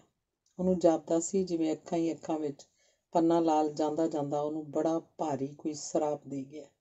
ਉਹਦੇ ਅੰਦਰੋਂ ਰੁਜ਼ਗਾਰ ਮਿਲਣ ਦੀ ਸਾਰੀ ਖੁਸ਼ੀ ਛਾਈ-ਮਾਈ ਹੋ ਗਈ। ਕੇਦਾਰ ਦੇ ਸਾਰੇ ਅੰਗ ਇਸ ਵੇਲੇ ਪਛਤਾਵੇ ਦੀ ਅੱਗ 'ਚ ਝੁਲਸ ਰਹੇ ਸਨ। ਅੰਗ 5ਵਾਂ। ਰੋਟੀ ਖਾਣ, ਹਜ਼ਾਮਤ ਕਰਾਉਣ ਤੇ ਕੱਪੜੇ ਆਦਿ ਧੋਣ ਵਿੱਚ ਕੇਦਾਰ ਨੂੰ ਬਹੁਤਾ ਚਿਰ ਨਾ ਲੱਗਾ। 3 ਕੁ ਘੰਟਿਆਂ ਵਿੱਚ ਹੀ ਵਿਹਲਾ ਹੋ ਕੇ ਉਹ ਮੁੜ ਦੁਕਾਨ 'ਤੇ ਆ ਗਿਆ ਤੇ ਆਪਣੇ ਕੰਮ 'ਚ ਜੁਟ ਗਿਆ। ਜਿਉਂ ਹੀ ਮਾਲਕ ਦੀ ਉਸ ਉੱਤੇ ਨਜ਼ਰ ਪਈ, ਉਹ ਪਹਿਚਾਣ ਨਾ ਸਕਿਆ ਕਿ ਉਹ ਸਵੇਰ ਵਾਲਾ ਆਦਮੀ ਹੈ ਜਾਂ ਕੋਈ ਹੋਰ। ਅਤਰ ਸਿੰਘ ਨੇ ਕੁਝ ਪੁਰਾਣੀਆਂ ਪਾਕਟ ਘੜੀਆਂ, 1-2 ਟਾਈਮ ਪੀਸ ਤੇ ਇੱਕ ਪੁਰਾਣਾ ਕਲੌਕ ਇਕੱਠੇ ਕਰ ਦਿੱਤੇ, ਨਾਲ ਹੀ ਘੜੀ ਸਾਜ਼ੀ ਦੇ ਔਜ਼ਾਰ ਵੀ। ਉਹਨੂੰ ਕਲਰਕ ਨਾਲੋਂ ਘੜੀ ਸਾਜ਼ ਦੀ ਬਹੁਤੀ ਲੋੜ ਸੀ। ਅਤਰ ਸਿੰਘ ਨੂੰ ਦੁਪਹਿਰੇ 1.5-2 ਘੰਟੇ ਸੌਣ ਦੀ ਆਦਤ ਸੀ। ਉਹ ਸੌਂ ਗਿਆ ਤੇ ਕੇਦਾਰ ਨੇ ਮੁਰੰਮਤ ਤਲਬ ਘੜੀਆਂ ਖੋਲ੍ਹ ਕੇ ਸਾਫ਼ ਕਰਨੀਆਂ ਸ਼ੁਰੂ ਕਰ ਦਿੱਤੀਆਂ। 2 ਘੜੀਆਂ ਨੂੰ ਮੁਕੰਮਲ ਤੌਰ 'ਤੇ ਤਿਆਰ ਕਰਕੇ ਜਦੋਂ ਤੀਜੀ ਘੜੀ ਨੂੰ ਮੁਕਾ ਰਿਹਾ ਸੀ ਤਾਂ ਇੱਕ ਅਧਖੜ ਉਮਰ ਦੇ ਮੁਸਲਮਾਨ ਨੇ ਉਹਨੂੰ ਇੱਕ ਲਿਫਾਫਾ ਫੜਾਉਂਦਿਆਂ ਹੋਇਆਂ ਕਿਹਾ, "ਇਹ ਚਿੱਠੀ ਬਾਊ ਪੰਨਾ ਲਾਲ ਨੇ ਤੁਹਾਨੂੰ ਪਹੁੰਚਾਉਣ ਲਈ ਦਿੱਤੀ ਹੈ।" "ਮੈਨੂੰ?" ਉਹਨੇ ਹੈਰਾਨੀ ਨਾਲ ਚਿੱਠੀ ਦੇਣ ਵਾਲੇ ਵੱਲ ਤੱਕਿਆ। "ਮੇਰਾ ਤਾਂ ਇਸ ਸ਼ਹਿਰ 'ਚ ਕੋਈ ਵਾਕਫ ਨਹੀਂ। ਕਿਹੜਾ ਪੰਨਾ ਲਾਲ?" "ਜਿਹੜਾ ਇਸ ਦੁਕਾਨ 'ਤੇ ਕੰਮ ਕਰਦਾ ਹੈ," ਕਹਿ ਕੇ ਉਹ ਆਦਮੀ ਚਲਾ ਗਿਆ। ਕੇਦਾਰ ਨੇ ਹੱਥਲੀ ਘੜੀ ਰੱਖ ਦਿੱਤੀ ਤੇ ਚਿੱਠੀ ਨੂੰ ਖੋਲ੍ਹ ਕੇ ਪੜ੍ਹਨ ਲੱਗਾ। ਪੜ੍ਹਦਿਆਂ ਪੜ੍ਹਦਿਆਂ ਉਹਦੇ ਹੱਥ ਕੰਬਣ ਲੱਗ ਪਏ। ਉਹ ਇੱਕ ਵਾਰੀ ਉੱਠ ਕੇ ਇਸ ਤਰ੍ਹਾਂ ਖੜ੍ਹਾ ਹੋ ਗਿਆ ਕਿ ਇੱਧਰ ਉੱਧਰ ਘਬਰਾਈ ਨਜ਼ਰ ਨਾਲ ਤੱਕਣ ਲੱਗਾ, ਜਿਵੇਂ ਕਿਤੇ ਨੱਸਣਾ ਚਾਹੁੰਦਾ ਹੋਵੇ ਕਿਸੇ ਨੂੰ ਫੜਨ ਲਈ। ਉਹ ਫਿਰ ਬੈਠ ਗਿਆ ਤੇ ਚਿੱਠੀ ਨੂੰ ਦੁਬਾਰਾ ਪੜ੍ਹਨ ਲੱਗਾ। ਮਾਨੋ ਪਹਿਲੀ ਵੇਰਾ ਉਹਨੇ ਜੋ ਕੁਝ ਪੜ੍ਹਿਆ ਹੈ ਉਹ ਭਰਮ ਸੀ। ਚਿੱਠੀ 'ਚ ਲਿਖਿਆ ਸੀ, "ਮੇਰੇ ਮਿਹਰਬਾਨ, ਤੁਸੀਂ ਚੰਗਾ ਕੀਤਾ, ਇਸ ਮੁਸੀਬਤਾਂ ਭਰੀ ਜ਼ਿੰਦਗੀ ਤੋਂ ਮੈਨੂੰ ਨਿਜਾਤ ਦਿਵਾਉਣ ਲਈ ਆਏ ਹੋ। ਮੇਰੀ ਜ਼ਿੰਦਗੀ ਦੀਆਂ ਸਾਰੀਆਂ ਉਮੀਦਾਂ ਇੱਕ ਇੱਕ ਕਰਕੇ ਮਾਯੂਸੀ ਦੇ ਡੂੰਘੇ ਪਾਣੀਆਂ 'ਚ ਅੱਗੇ ਵਹਿ ਚੁੱਕੀਆਂ ਹਨ। ਸਿਰਫ ਇੱਕੋ ਆਸ ਬਾਕੀ ਰਹਿ ਗਈ ਸੀ, ਉਹ ਵੀ ਧੁੰਦਲੀ ਜਿਹੀ, ਤੇ ਇਸੇ ਆਸ ਨੂੰ ਦਿਲ 'ਚ ਲੈ ਕੇ ਅੱਜ ਮੈਂ ਦੁਕਾਨ 'ਤੇ ਆਇਆ ਸੀ। ਸੋ ਤੁਸੀਂ ਮੇਰੇ ਉੱਤੇ ਬੜਾ ਉਪਕਾਰ ਕੀਤਾ ਕਿ ਜਿੱਥੇ ਮੇਰੀ ਉਸ ਆਖਰੀ ਉਮੀਦ ਨੂੰ ਵੀ ਤੁਸੀਂ ਕੁਚਲ ਦਿੱਤਾ, ਉੱਥੇ ਰੋਟੀ ਦਾ ਟੁਕੜਾ ਜਿਹੜਾ ਮੈਂ 4 ਮਾਸੂਮ ਬੱਚਿਆਂ ਦੇ ਮੂੰਹ 'ਚ ਪਾਉਂਦਾ ਸੀ, ਉਹ ਵੀ ਤੁਸੀਂ ਮੈਥੋਂ ਖੋਹ ਲਿਆ। ਹੁਣ ਮੇਰੀਆਂ ਸਭ ਉਮੀਦਾਂ ਖਤਮ ਹੋ ਚੁੱਕੀਆਂ ਨੇ। ਮੇਰੇ ਲਈ ਕੋਈ ਵੀ ਨਿਸ਼ਾਨਾ ਹੁਣ ਬਾਕੀ ਨਹੀਂ ਰਿਹਾ ਜਿਹਦੀ ਆਸ 'ਤੇ ਮੈਂ ਜਿਉਂਦਾ ਰਹਿ ਸਕਾਂ। ਮੇਰਾ ਸਭ ਕੁਝ ਮੁੱਕ ਚੁੱਕਾ ਹੈ। ਮੌਤ ਕਬੂਲਣੋਂ ਹੁਣ ਮੈਨੂੰ ਜ਼ਰਾ ਵੀ ਦਰੇਗ ਨਹੀਂ। ਇਸ ਵੇਲੇ ਮੈਂ ਉਹਦੀ ਆਗੋਸ਼ 'ਚ ਜਾ ਰਿਹਾ, ਜਿੱਥੇ ਜਾ ਕੇ ਮੈਂ ਸਾਰੇ ਦੁੱਖਾਂ ਮੁਸੀਬਤਾਂ ਤੋਂ ਛੁੱਟ ਜਾਵਾਂਗਾ। 4 ਬੱਚਿਆਂ ਤੇ ਉਹਨਾਂ ਦੀ ਬਦਨਸੀਬ ਮਾਂ ਦੀ ਮੇਰੇ ਪਿੱਛੋਂ ਕੀ ਹਾਲਤ ਹੋਏਗੀ, ਇਹ ਖੌਫ ਬਰਾਬਰ ਮੇਰਾ ਪਿੱਛਾ ਕਰ ਰਿਹਾ। ਪਰ ਇਹ ਹੁਣ ਮੇਰੇ ਪੈਰਾਂ ਨੂੰ ਰੋਕ ਨਹੀਂ ਸਕਦਾ, ਜਦ ਕਿ ਮੈਂ ਜਾਣਦਾ ਕਿ ਮੈਂ ਜਿਉਂਦਾ ਰਹਿ ਕੇ ਵੀ ਉਹਨਾਂ ਨੂੰ ਮੁਸੀਬਤਾਂ ਦੇ ਜਾਲ 'ਚੋਂ ਨਹੀਂ ਕੱਢ ਸਕਦਾ। ਲਿਹਾਜ਼ਾ ਮੈਂ ਹੁਣ ਉੱਥੇ ਜਾ ਰਿਹਾ ਜਿੱਥੋਂ ਮੁੜ ਕੇ ਨਹੀਂ ਆਵਾਂਗਾ। ਸਮਝ ਨਹੀਂ ਆਉਂਦੀ ਕਿ ਮੈਂ ਚਿੱਠੀ ਤੁਹਾਨੂੰ ਲਿਖ ਕਿਉਂ ਰਿਹਾ, ਜਦ ਕਿ ਮੈਂ ਜਾਣਦਾ ਕਿ ਤੁਸੀਂ ਨਾ ਸਿਰਫ ਮੇਰੇ ਕੁਝ ਲੱਗਦੇ ਹੋ, ਬਲਕਿ ਮੇਰੀ ਮੌਤ ਦਾ ਤੇ ਮੇਰੇ ਬੱਚਿਆਂ ਦੇ ਆਉਣ ਵਾਲੀ ਮੁਸੀਬਤ ਦਾ ਵੀ ਕਾਰਨ ਹੋ। ਸ਼ਾਇਦ ਇਹ ਦੱਸਣ ਲਈ ਕਿ ਮੈਂ ਤੁਹਾਡੇ ਸਿਰ ਚੜ੍ਹ ਕੇ ਜ਼ਿੰਦਗੀ ਤੇ ਇਹਨੂੰ ਅਲਵਿਦਾ ਕਹਿ ਰਿਹਾ, ਇਹ ਸਤਰਾਂ ਮੈਂ ਤੁਹਾਨੂੰ ਲਿਖੀਆਂ ਹਨ। ਮੈਂ ਉੱਥੇ ਜਾ ਕੇ ਮਰਨਾ ਚਾਹੁੰਦਾ ਜਿੱਥੇ ਨਾ ਲੈਣ ਨੂੰ ਵੀ ਮੇਰਾ ਆਪਣਾ ਕੋਈ ਨਾ ਹੋਵੇ, ਤਾਂ ਜੋ ਮੇਰੀ ਘਰਵਾਲੀ ਤੇ ਮੇਰੇ ਬੱਚੇ ਸਦਮਾ ਸਹਾਰਨ ਤੋਂ ਬਚੇ ਰਹਿਣ। ਤੁਹਾਨੂੰ ਨੌਕਰੀ ਮਿਲਣ ਦੀ ਮੁਬਾਰਕਬਾਦ ਦਿੰਦਾ ਹੋਇਆ ਇੰਨਾ ਹੋਰ ਕਹਿ ਦਿਆਂ ਕਿ ਇਹ ਨੌਕਰੀ ਹਾਸਲ ਕਰਕੇ ਤੁਸੀਂ ਉਹ ਗੁਨਾਹ ਕੀਤਾ ਜਿਹਦਾ ਪ੍ਰਾਸ਼ਚਿਤ ਤੁਸੀਂ 7 ਜਨਮਾਂ 'ਚ ਨਹੀਂ ਚੁਕਾ ਸਕੋਗੇ। ਤੁਸੀਂ ਕਦੀ ਸੁੱਖ ਨਹੀਂ ਪਾਓਗੇ। ਤੁਹਾਡੀ ਆਤਮਾ ਨੂੰ ਕਦੀ ਸ਼ਾਂਤੀ ਨਸੀਬ ਨਹੀਂ ਹੋਏਗੀ। ਇਹ ਸਰਾਪ ਮੇਰੇ ਮੂੰਹ ਨਿਕਲ ਰਿਹਾ। ਪੰਨਾ ਲਾਲ। ਦੂਜੀ ਵਾਰ ਚਿੱਠੀ ਪੜ੍ਹਨ ਤੋਂ ਬਾਅਦ ਕੇਦਾਰ ਨੇ ਇਹਨੂੰ ਤੀਜੀ ਵਾਰ ਪੜ੍ਹਨਾ ਚਾਹਿਆ, ਪਰ ਐਤਕੀ ਪੜ੍ਹ ਨਾ ਸਕਿਆ। ਚਿੱਠੀ ਦਾ ਸਾਰਾ ਮਜ਼ਮੂਨ ਭੁੱਲ ਚੁੱਕਾ ਸੀ। ਛੇਕੜਲੇ ਪਹਿਰੇ ਤੇ ਸਿਰਫ 3-4 ਵਾਕ ਉਹਦੇ ਦਿਮਾਗ 'ਚ ਗੂੰਜ ਰਹੇ ਸਨ। ਤੁਸੀਂ ਇਹ ਪਾਪ ਕੀਤਾ, ਤੁਸੀਂ ਕਦੀ ਸੁੱਖ ਨਹੀਂ ਪਾਓਗੇ, ਤੁਹਾਡੀ ਆਤਮਾ ਨੂੰ ਕਦੀ ਸ਼ਾਂਤੀ ਨਹੀਂ ਮਿਲੇਗੀ। ਉਹ ਉੱਠ ਖਲੋਤਾ। ਇਸ ਵੇਲੇ ਤੱਕ ਉਹਦਾ ਮਾਲਕ ਜਾਗ ਚੁੱਕਾ ਸੀ। ਮੈਂ ਹੁਣੇ ਆਇਆ ਕਹਿ ਕੇ ਬਿਨਾਂ ਉਹਦੀ ਪ੍ਰਵਾਨਗੀ ਉਡੀਕਿਆ ਉਹ ਦੁਕਾਨ ਤੋਂ ਉਤਰ ਕੇ ਇੱਕ ਪਾਸੇ ਦੌੜ ਗਿਆ। ਮਾਲਕ ਨੇ ਸਵੇਰੇ ਕੇਦਾਰ ਨੂੰ ਜਿਹੜਾ 1 ਰੁਪਇਆ ਦਿੱਤਾ ਸੀ, ਉਸ ਵਿੱਚੋਂ 10-11 ਆਨੇ ਉਸ ਪਾਸ ਬਾਕੀ ਸਨ। ਉਹ ਝਟਪਟ ਸਾਲਮ ਟਾਂਗਾ ਕਰਕੇ ਰੇਲਵੇ ਸਟੇਸ਼ਨ ਵੱਲ ਦੌੜਿਆ। ਸਟੇਸ਼ਨ 'ਤੇ ਪਹੁੰਚ ਕੇ ਉਹਨੇ 10 ਆਨੇ ਟਾਂਗੇ ਵਾਲੇ ਨੂੰ ਦਿੱਤੇ ਤੇ ਬਾਕੀ ਬਚੇ 1 ਆਨੇ ਦਾ ਪਲੇਟਫਾਰਮ ਟਿਕਟ ਲੈ ਕੇ ਉਹ ਛਪਾ-ਛਪ ਅੰਦਰ ਲੰਘ ਗਿਆ। ਉਹਨੇ ਸਟੇਸ਼ਨ ਦਾ ਚੱਪਾ ਗਾਹ ਮਾਰਿਆ, ਪਰ ਹਰ ਇੱਕ ਖਲੋਤੀ ਗੱਡੀ ਦਾ ਡੱਬਾ ਫੁੱਲਿਆ, ਪਰ ਜੋ ਕੁਝ ਢੂੰਡਣ ਲਈ ਉਹ ਆਇਆ ਸੀ ਉਹਦਾ ਕਿਤੇ ਨਾ ਥੇ ਉਹਨੂੰ ਨਾ ਲੱਭਾ। ਉਹ ਘਬਰਾ ਕੇ ਵਾਪਸ ਮੁੜਿਆ ਤੇ ਸ਼ਾਮ ਤੱਕ ਬਾਜ਼ਾਰਾਂ 'ਚ ਫਿਰਦਾ ਰਿਹਾ, ਪਰ ਬੇਅਰਥ। ਅਖੀਰ ਉਹ ਟੁੱਟੇ ਦਿਲ ਨਾਲ ਦੁਕਾਨ 'ਤੇ ਮੁੜ ਆਇਆ। ਮਾਲਕ ਬੜੀ ਬੇਸਬਰੀ ਨਾਲ ਉਹਨੂੰ ਉਡੀਕ ਰਿਹਾ ਸੀ। ਉਹਦੇ ਚਲੇ ਜਾਣ ਤੋਂ ਬਾਅਦ ਜਦ ਅਤਰ ਸਿੰਘ ਨੇ ਦੋਵੇਂ ਘੜੀਆਂ ਚੱਲਦੀਆਂ ਵੇਖੀਆਂ ਤਾਂ ਉਹਦੀ ਖੁਸ਼ੀ ਦੀ ਹੱਦ ਨਾ ਰਹੀ। ਇਹ ਘੜੀਆਂ ਬਿਲਕੁਲ ਬੇਕਾਰ ਸਨ, ਜਿਹੜੀਆਂ ਇਸ ਵੇਲੇ ਨਵੀਂ ਨਰੋਈ ਹਾਲਤ ਵਿੱਚ ਉਹਨੂੰ ਨਜ਼ਰੀ ਆਈਆਂ। ਉਹ ਸੋਚਣ ਲੱਗਾ, ਇਸ ਲੇਖੇ ਤਾਂ ਇਹ ਆਦਮੀ ਮੇਰੇ ਲਈ ਸੋਨੇ ਦੇ ਅੰਡੇ ਦੇਣ ਵਾਲੀ ਮੁਰਗੀ ਸਾਬਤ ਹੋਏਗਾ। ਪਰ ਜਿਉਂ-ਜਿਉਂ ਕੇਦਾਰ ਦੇ ਆਉਣ 'ਚ ਦੇਰ ਹੁੰਦੀ ਗਈ, ਉਹਦੀ ਘਬਰਾਹਟ ਵੱਧਦੀ ਚਲੀ ਗਈ। ਉਹ ਬੜੇ ਤੌਖਲੇ ਨਾਲ ਸੋਚਦਾ, ਕਿਤੇ ਉਹ ਗੱਲ ਨਾ ਬਣੇ ਕਿ ਦੁਬਦਾ ਮੇਂ ਦੋਨੋਂ ਗਏ, ਮਾਇਆ ਮਿਲੀ ਨਾ ਰਾਮ। ਪਹਿਲੇ ਆਦਮੀ ਨੂੰ ਗਵਾਇਆ ਤੇ ਦੂਜਾ ਵੀ ਭਾਵੇਂ ਰਫੂ ਚੱਕਰ ਹੋ ਗਿਆ। ਪਰ ਜਿਉਂ ਹੀ ਕੇਦਾਰ ਨੂੰ ਉਹਨੇ ਆਉਂਦਿਆਂ ਤੱਕਿਆ, ਉਹਦੀ ਜਾਨ 'ਚ ਜਾਨ ਆ ਗਈ। ਅੱਜ ਪਹਿਲੇ ਦਿਨ ਇੰਨਾ ਗੈਰ ਹਾਜ਼ਰ ਰਹਿਣ ਕਰਕੇ ਉਹਨੂੰ ਕੇਦਾਰ ਉੱਤੇ ਗੁੱਸਾ ਆਇਆ, ਪਰ ਇੰਨੇ ਕੀਮਤੀ ਆਦਮੀ ਨੂੰ ਗੁੱਸੇ ਹੋਣਾ ਉਹਨੇ ਮੁਨਾਸਿਬ ਨਾ ਸਮਝਿਆ। ਦੇਰ ਬਾਰੇ ਸਧਾਰਨ ਬਹਾਨਾ ਕਰਕੇ ਕੇਦਾਰ ਮੁੜ ਆਪਣੇ ਕੰਮ ਜੁਟ ਗਿਆ, ਪਰ ਉਹਦਾ ਦਿਲ ਜਿਵੇਂ ਸੀਨੇ 'ਚ ਨਹੀਂ ਸੀ ਠਹਿਰਦਾ। ਦੁਕਾਨ ਬੰਦ ਕਰਨ ਤੋਂ ਪਹਿਲਾਂ ਉਹਨੇ ਇੱਕ ਹੋਰ ਟਾਈਮ ਪੀਸ ਦੀ ਮੁਰੰਮਤ ਦਾ ਕੰਮ ਮੁਕਾ ਲਿਆ ਤੇ ਹਿਸਾਬ ਕਿਤਾਬ ਵੀ ਸਾਰਾ ਠੀਕ ਠਾਕ ਹੋ ਗਿਆ। ਅਤਰ ਸਿੰਘ ਦੇ ਸਾਹਮਣੇ ਹੁਣ ਇੱਕ ਹੋਰ ਸਮੱਸਿਆ ਆਈ, ਕੇਦਾਰ ਦੀ ਰਿਹਾਇਸ਼ ਬਾਰੇ। ਉਹਨੇ ਕਿਹਾ, ਕੇਦਾਰ ਅੱਜ ਤੇ ਕੁਝ ਨਹੀਂ ਹੋ ਸਕਦਾ, ਭਲਕੇ ਤੇਰੇ ਲਈ ਕੋਈ ਮਾੜੀ ਮੋਟੀ ਕੋਠੜੀ ਲੱਭ ਦਿਆਂਗਾ। ਮੇਰੀ ਸਲਾਹ ਹੈ ਅੱਜ ਦੀ ਰਾਤ ਤੂੰ ਇੱਥੇ ਦੁਕਾਨ ਦੇ ਥੜੇ ਤੇ ਗੁਜ਼ਾਰਾ ਕਰ ਲੈ। ਮੰਜਾ ਬਿਸਤਰਾ ਤੈਨੂੰ ਉੱਤੋਂ ਭੇਜ ਦਿਆਂਗਾ। ਇਸ ਤੋਂ ਬਾਅਦ ਖਰਚੇ ਪੱਠੇ ਲਈ 50 ਰੁਪਇਆਂ ਦਾ ਇੱਕ ਨੋਟ ਉਹਨੂੰ ਦੇ ਕੇ ਅਤਰ ਸਿੰਘ ਦੁਕਾਨ ਨੂੰ ਅੰਦਰੋਂ ਬੰਦ ਕਰਕੇ ਉੱਪਰ ਚਲਾ ਗਿਆ। ਪੌੜੀਆਂ ਹੱਟੀ ਦੇ ਅੰਦਰੋਂ ਚੜ੍ਹਦੀਆਂ ਸਨ। ਮੰਜਾ ਬਿਸਤਰਾ ਆ ਗਿਆ ਤੇ ਕੇਦਾਰ ਬਿਸਤਰਾ ਕਰਕੇ ਲੇਟਿਆ ਹੋਇਆ ਕਿਸੇ ਡੂੰਘੀ ਚਿੰਤਾ 'ਚ ਗੁੰਮ ਸੀ। ਥੋੜ੍ਹੇ ਚਿਰ ਬਾਅਦ ਤਰਬਕ ਕੇ ਉੱਠ ਪੈਂਦਾ, ਮਾਨੋ ਕਿਸੇ ਨੇ ਉਹਦੀ ਵੱਖੀ 'ਚ ਛੁਰਾ ਘੋਪ ਦਿੱਤਾ ਹੋਵੇ। ਕਿਸੇ ਵੇਲੇ ਉਹਨੂੰ ਇਸ ਤਰ੍ਹਾਂ ਅਹਿਸਾਸ ਹੁੰਦਾ ਜਿਵੇਂ ਉਹਦਾ ਸਾਰਾ ਸਰੀਰ ਸ਼ਿਕੰਜੇ 'ਚ ਕੱਸਿਆ ਜਾ ਰਿਹਾ। ਉਹਨੂੰ ਨਾ ਭੁੱਖ ਸੀ ਨਾ ਨੀਂਦਰ। ਉਹ ਆਪਣੀਆਂ ਅੱਖਾਂ ਅੱਗੋਂ ਆਪ ਹੀ ਲੁਕ ਜਾਣਾ ਚਾਹੁੰਦਾ ਸੀ। ਘੜੀ ਮੁੜੀ ਚਿੱਠੀ ਦੇ ਉਹ ਤਿੰਨੋਂ ਵਾਕ ਭੁਚਾਲ ਦੇ ਝੂਟੇ ਬਣ ਕੇ ਉਹਦੇ ਅੰਦਰਲੇ ਨੂੰ ਹਿਲਾ ਰਹੇ ਸਨ। ਤੂੰ ਉਹ ਪਾਪ ਕੀਤਾ ਹੈ, ਤੂੰ ਕਦੀ ਸੁੱਖ ਨਹੀਂ ਪਾਏਂਗਾ, ਤੇਰੀ ਆਤਮਾ ਨੂੰ ਕਦੇ ਸ਼ਾਂਤੀ ਨਹੀਂ ਮਿਲੇਗੀ। ਬਾਜ਼ਾਰ 'ਚ ਆਦਮੀਆਂ ਦੀ ਭੀੜ ਲੰਘ ਰਹੀ ਸੀ। ਕੇਦਾਰ ਨੂੰ ਜਾਪਦਾ ਸੀ ਜਿਵੇਂ ਸਾਰੇ ਲੋਕੀ ਉਹਦੇ ਵਿਰੁੱਧ ਫਰਿਆਦ ਕਰਨ ਲਈ ਕਿਸੇ ਵੱਡੀ ਅਦਾਲਤ ਵੱਲ ਤੁਰੇ ਜਾ ਰਹੇ ਹਨ। ਉਹਨੂੰ ਹਰ ਦਿਸਦੀ ਚੀਜ਼ ਪਾਸੋਂ ਡਰ ਆ ਰਿਹਾ ਸੀ। ਟਾਂਗੇ ਮੋਟਰਾਂ ਜਿੰਨੇ ਵੀ ਉਸ ਰਸਤੇ ਲੰਘ ਰਹੇ ਸਨ, ਉਹਨੂੰ ਮਾਲੂਮ ਹੁੰਦਾ ਜਿਵੇਂ ਨਾ ਸਾਰਿਆਂ ਦੇ ਪਹੀਆਂ ਹੇਠ ਪੰਨਾ ਲਾਲ ਦੀ ਲੋਥ ਕੁਚਲੀ ਜਾ ਰਹੀ ਹੈ। ਇੱਕ ਕਸ਼ਮੀਰੀ ਹੱਥੋਂ ਪਿੱਠ ਤੇ ਲੱਕੜਾਂ ਦਾ ਬੋਝ ਚੁੱਕੇ ਜਾ ਰਿਹਾ ਸੀ। ਕੇਦਾਰ ਨੂੰ ਜਾਪਿਆ ਜਿਵੇਂ ਲੱਕੜਾਂ ਕਿਸੇ ਮ੍ਰਿਤਕ ਸੰਸਕਾਰ ਲਈ ਮਸਾਣਾ ਵੱਲ ਲੈ ਜਾਈਆਂ ਜਾ ਰਹੀਆਂ ਹਨ। ਇਸ ਤੋਂ ਬਾਅਦ ਉਹਨੇ ਵੇਖਿਆ ਇੱਕ 14-15 ਵਰ੍ਹਿਆਂ ਦੀ ਸੁਡੌਲ ਤੇ ਕੋਮਲ ਅੰਗਾਂ ਵਾਲੀ ਲੰਮੀ ਝੰਮੀ ਮੁਟਿਆਰ ਇੱਕ 7-8 ਵਰ੍ਹਿਆਂ ਦੇ ਮੁੰਡੇ ਦੇ ਹੱਥ ਵਿੱਚ ਹੱਥ ਪਾਈ ਕਿ ਇਸੇ ਪਾਸੇ ਤੁਰੀ ਆ ਰਹੀ ਸੀ। ਸ਼ਾਇਦ ਉਹ ਦੋਵੇਂ ਭੈਣ ਭਰਾ ਸਨ। ਦੁਕਾਨ ਦੇ ਸਾਹਮਣੇ ਆ ਕੇ ਉਹ ਦੋਵੇਂ ਰੁਕ ਗਏ। ਇੱਕ ਵਾਰੀ ਕੁੜੀ ਨੇ ਮੰਜੇ ਤੇ ਲੇਟੇ ਹੋਏ ਕੇਦਾਰ ਵੱਲ ਤੇ ਫਿਰ ਦੁਕਾਨ ਦੇ ਸਾਈਨ ਬੋਰਡ ਵੱਲ ਗੌਰ ਨਾਲ ਤੱਕਿਆ ਤੇ ਮੁੰਡੇ ਦੇ ਕੰਨ ਵਿੱਚ ਹੌਲੀ ਜਿਹੀ ਕੁਝ ਕਹਿੰਦੀ ਹੋਈ ਅਗਾਂਹ ਲੰਘ ਗਈ। ਕੇਦਾਰ ਦੀ ਨਜ਼ਰ ਬਰਾਬਰ ਉਹਦਾ ਪਿੱਛਾ ਕਰ ਰਹੀ ਸੀ। 2-3 ਦੁਕਾਨਾਂ ਜਾ ਕੇ ਪਰੇ ਕੁੜੀ ਫੇਰ ਖਲੋ ਗਈ ਤੇ ਅੱਗੇ ਜਾ ਕੇ ਮੁੰਡੇ ਨੂੰ ਉਹਨੇ ਹੱਥ ਦੇ ਇਸ਼ਾਰੇ ਨਾਲ ਆਪਣੇ ਵੱਲ ਸੱਦਿਆ। ਦੋਵੇਂ ਫਿਰ ਪਿਛਾਂਹ ਮੁੜ ਤੁਰੇ ਤੇ ਦੁਕਾਨ ਦੇ ਸਾਹਮਣੇ ਆ ਕੇ ਝੱਟ ਖੜੋਤੇ ਰਹੇ। ਕੇਦਾਰ ਨੇ ਵੇਖਿਆ ਕੁੜੀ ਮੁੰਡੇ ਨੂੰ ਹੌਲੀ ਕੁਝ ਕਹਿ ਕੇ ਦੁਕਾਨ ਵੱਲ ਧਕੇਲ ਰਹੀ ਸੀ, ਪਰ ਮੁੰਡਾ ਮੁੜ ਪਿਛਾਂਹ ਹਟ ਕੇ ਕੁੜੀ ਨੂੰ ਅੱਗੇ ਕਰਨ ਦੀ ਕੋਸ਼ਿਸ਼ ਕਰਦਾ ਸੀ। ਇਸੇ ਧੱਕੇ ਦੀ ਹਾਲਤ ਵਿੱਚ ਉਹ ਫਿਰ ਜਿੱਧਰੋਂ ਆਏ ਸਨ ਉੱਧਰ ਮੁੜ ਗਏ। ਉਹਨਾਂ ਦੇ ਚਲੇ ਜਾਣ ਤੋਂ ਬਾਅਦ ਵੀ ਜਿਵੇਂ ਕੇਦਾਰ ਦੀਆਂ ਅੱਖਾਂ ਉਹਨਾਂ ਨੂੰ ਵੇਖ ਰਹੀਆਂ ਸਨ। ਉਹਦਾ ਮਨ ਇਸੇ ਵੇਲੇ ਕੁੜੀ ਦੇ ਸੁਹੱਪਣ ਬਾਰੇ ਪੜਚੋਲ ਕਰ ਰਿਹਾ ਸੀ। ਉਹ ਜੇ ਨਹੀਂ ਸੋਚਣ ਸੀ ਕਿ ਝੱਟ ਖੂਹ ਵਿੱਚੋਂ ਫਿਰ ਉਹਨੇ ਦੋਹਾਂ ਨੂੰ ਇਸੇ ਪਾਸੇ ਆਉਂਦਿਆਂ ਤੱਕਿਆ। ਐਤਕੀ ਉਹ ਦੋਵੇਂ ਇਸ ਦੁਕਾਨ ਦੇ ਹੋਰ ਨੇੜੇ ਆ ਕੇ ਰੁਕੇ। ਕੇਦਾਰ ਨੂੰ ਜਾਪਿਆ ਜਿਵੇਂ ਕੁੜੀ ਸੁਸਤ ਜਿਹੇ ਕਦਮ ਉਠਾਉਂਦੀ ਉਸੇ ਵੱਲ ਆ ਰਹੀ ਸੀ ਤੇ ਉਸ ਪਿੱਛੇ ਮੁੰਡਾ ਵੀ। ਅਖੀਰ ਕੁੜੀ ਬਿਲਕੁਲ ਉਹਦੇ ਮੰਜੇ ਕੋਲ ਆ ਗਈ, ਪਰ ਮੂੰਹ ਕੁਝ ਨਾ ਬੋਲੀ। ਸਿਰਫ ਇੱਕ ਨਜ਼ਰ ਉਹਨੇ ਕੇਦਾਰ ਦੇ ਚਿਹਰੇ ਤੇ ਸੁੱਟੀ। ਉਹਦੀਆਂ ਲਿਸ਼ਕਦੀਆਂ ਅੱਖਾਂ ਵਿੱਚ ਕੋਈ ਪ੍ਰਸ਼ਨ ਵੇਖ ਕੇ ਕੇਦਾਰ ਨੇ ਪੁੱਛ ਹੀ ਲਿਆ, ਕਿਉਂ ਬੀਬੀ, ਕੀ ਗੱਲ? ਜੀ ਤੁਹਾਨੂੰ ਮੇਰੇ ਪਾਪਾ ਜੀ ਦਾ ਪਤਾ ਵੇ? ਕੁੜੀ ਨੇ ਕੁਝ ਸੰਗਦਿਆਂ ਕੁਝ ਡਰਦਿਆਂ ਪੁੱਛਿਆ। ਤੇਰੇ ਪਾਪਾ ਜੀ? ਕੇਦਾਰ ਉੱਠ ਕੇ ਬੈਠ ਗਿਆ। ਕੀ ਨਾਂ ਹੈ ਤੇਰੇ ਪਾਪਾ ਜੀ ਦਾ ਬੀਬੀ? ਜੀ ਪੰਨਾ ਲਾਲ।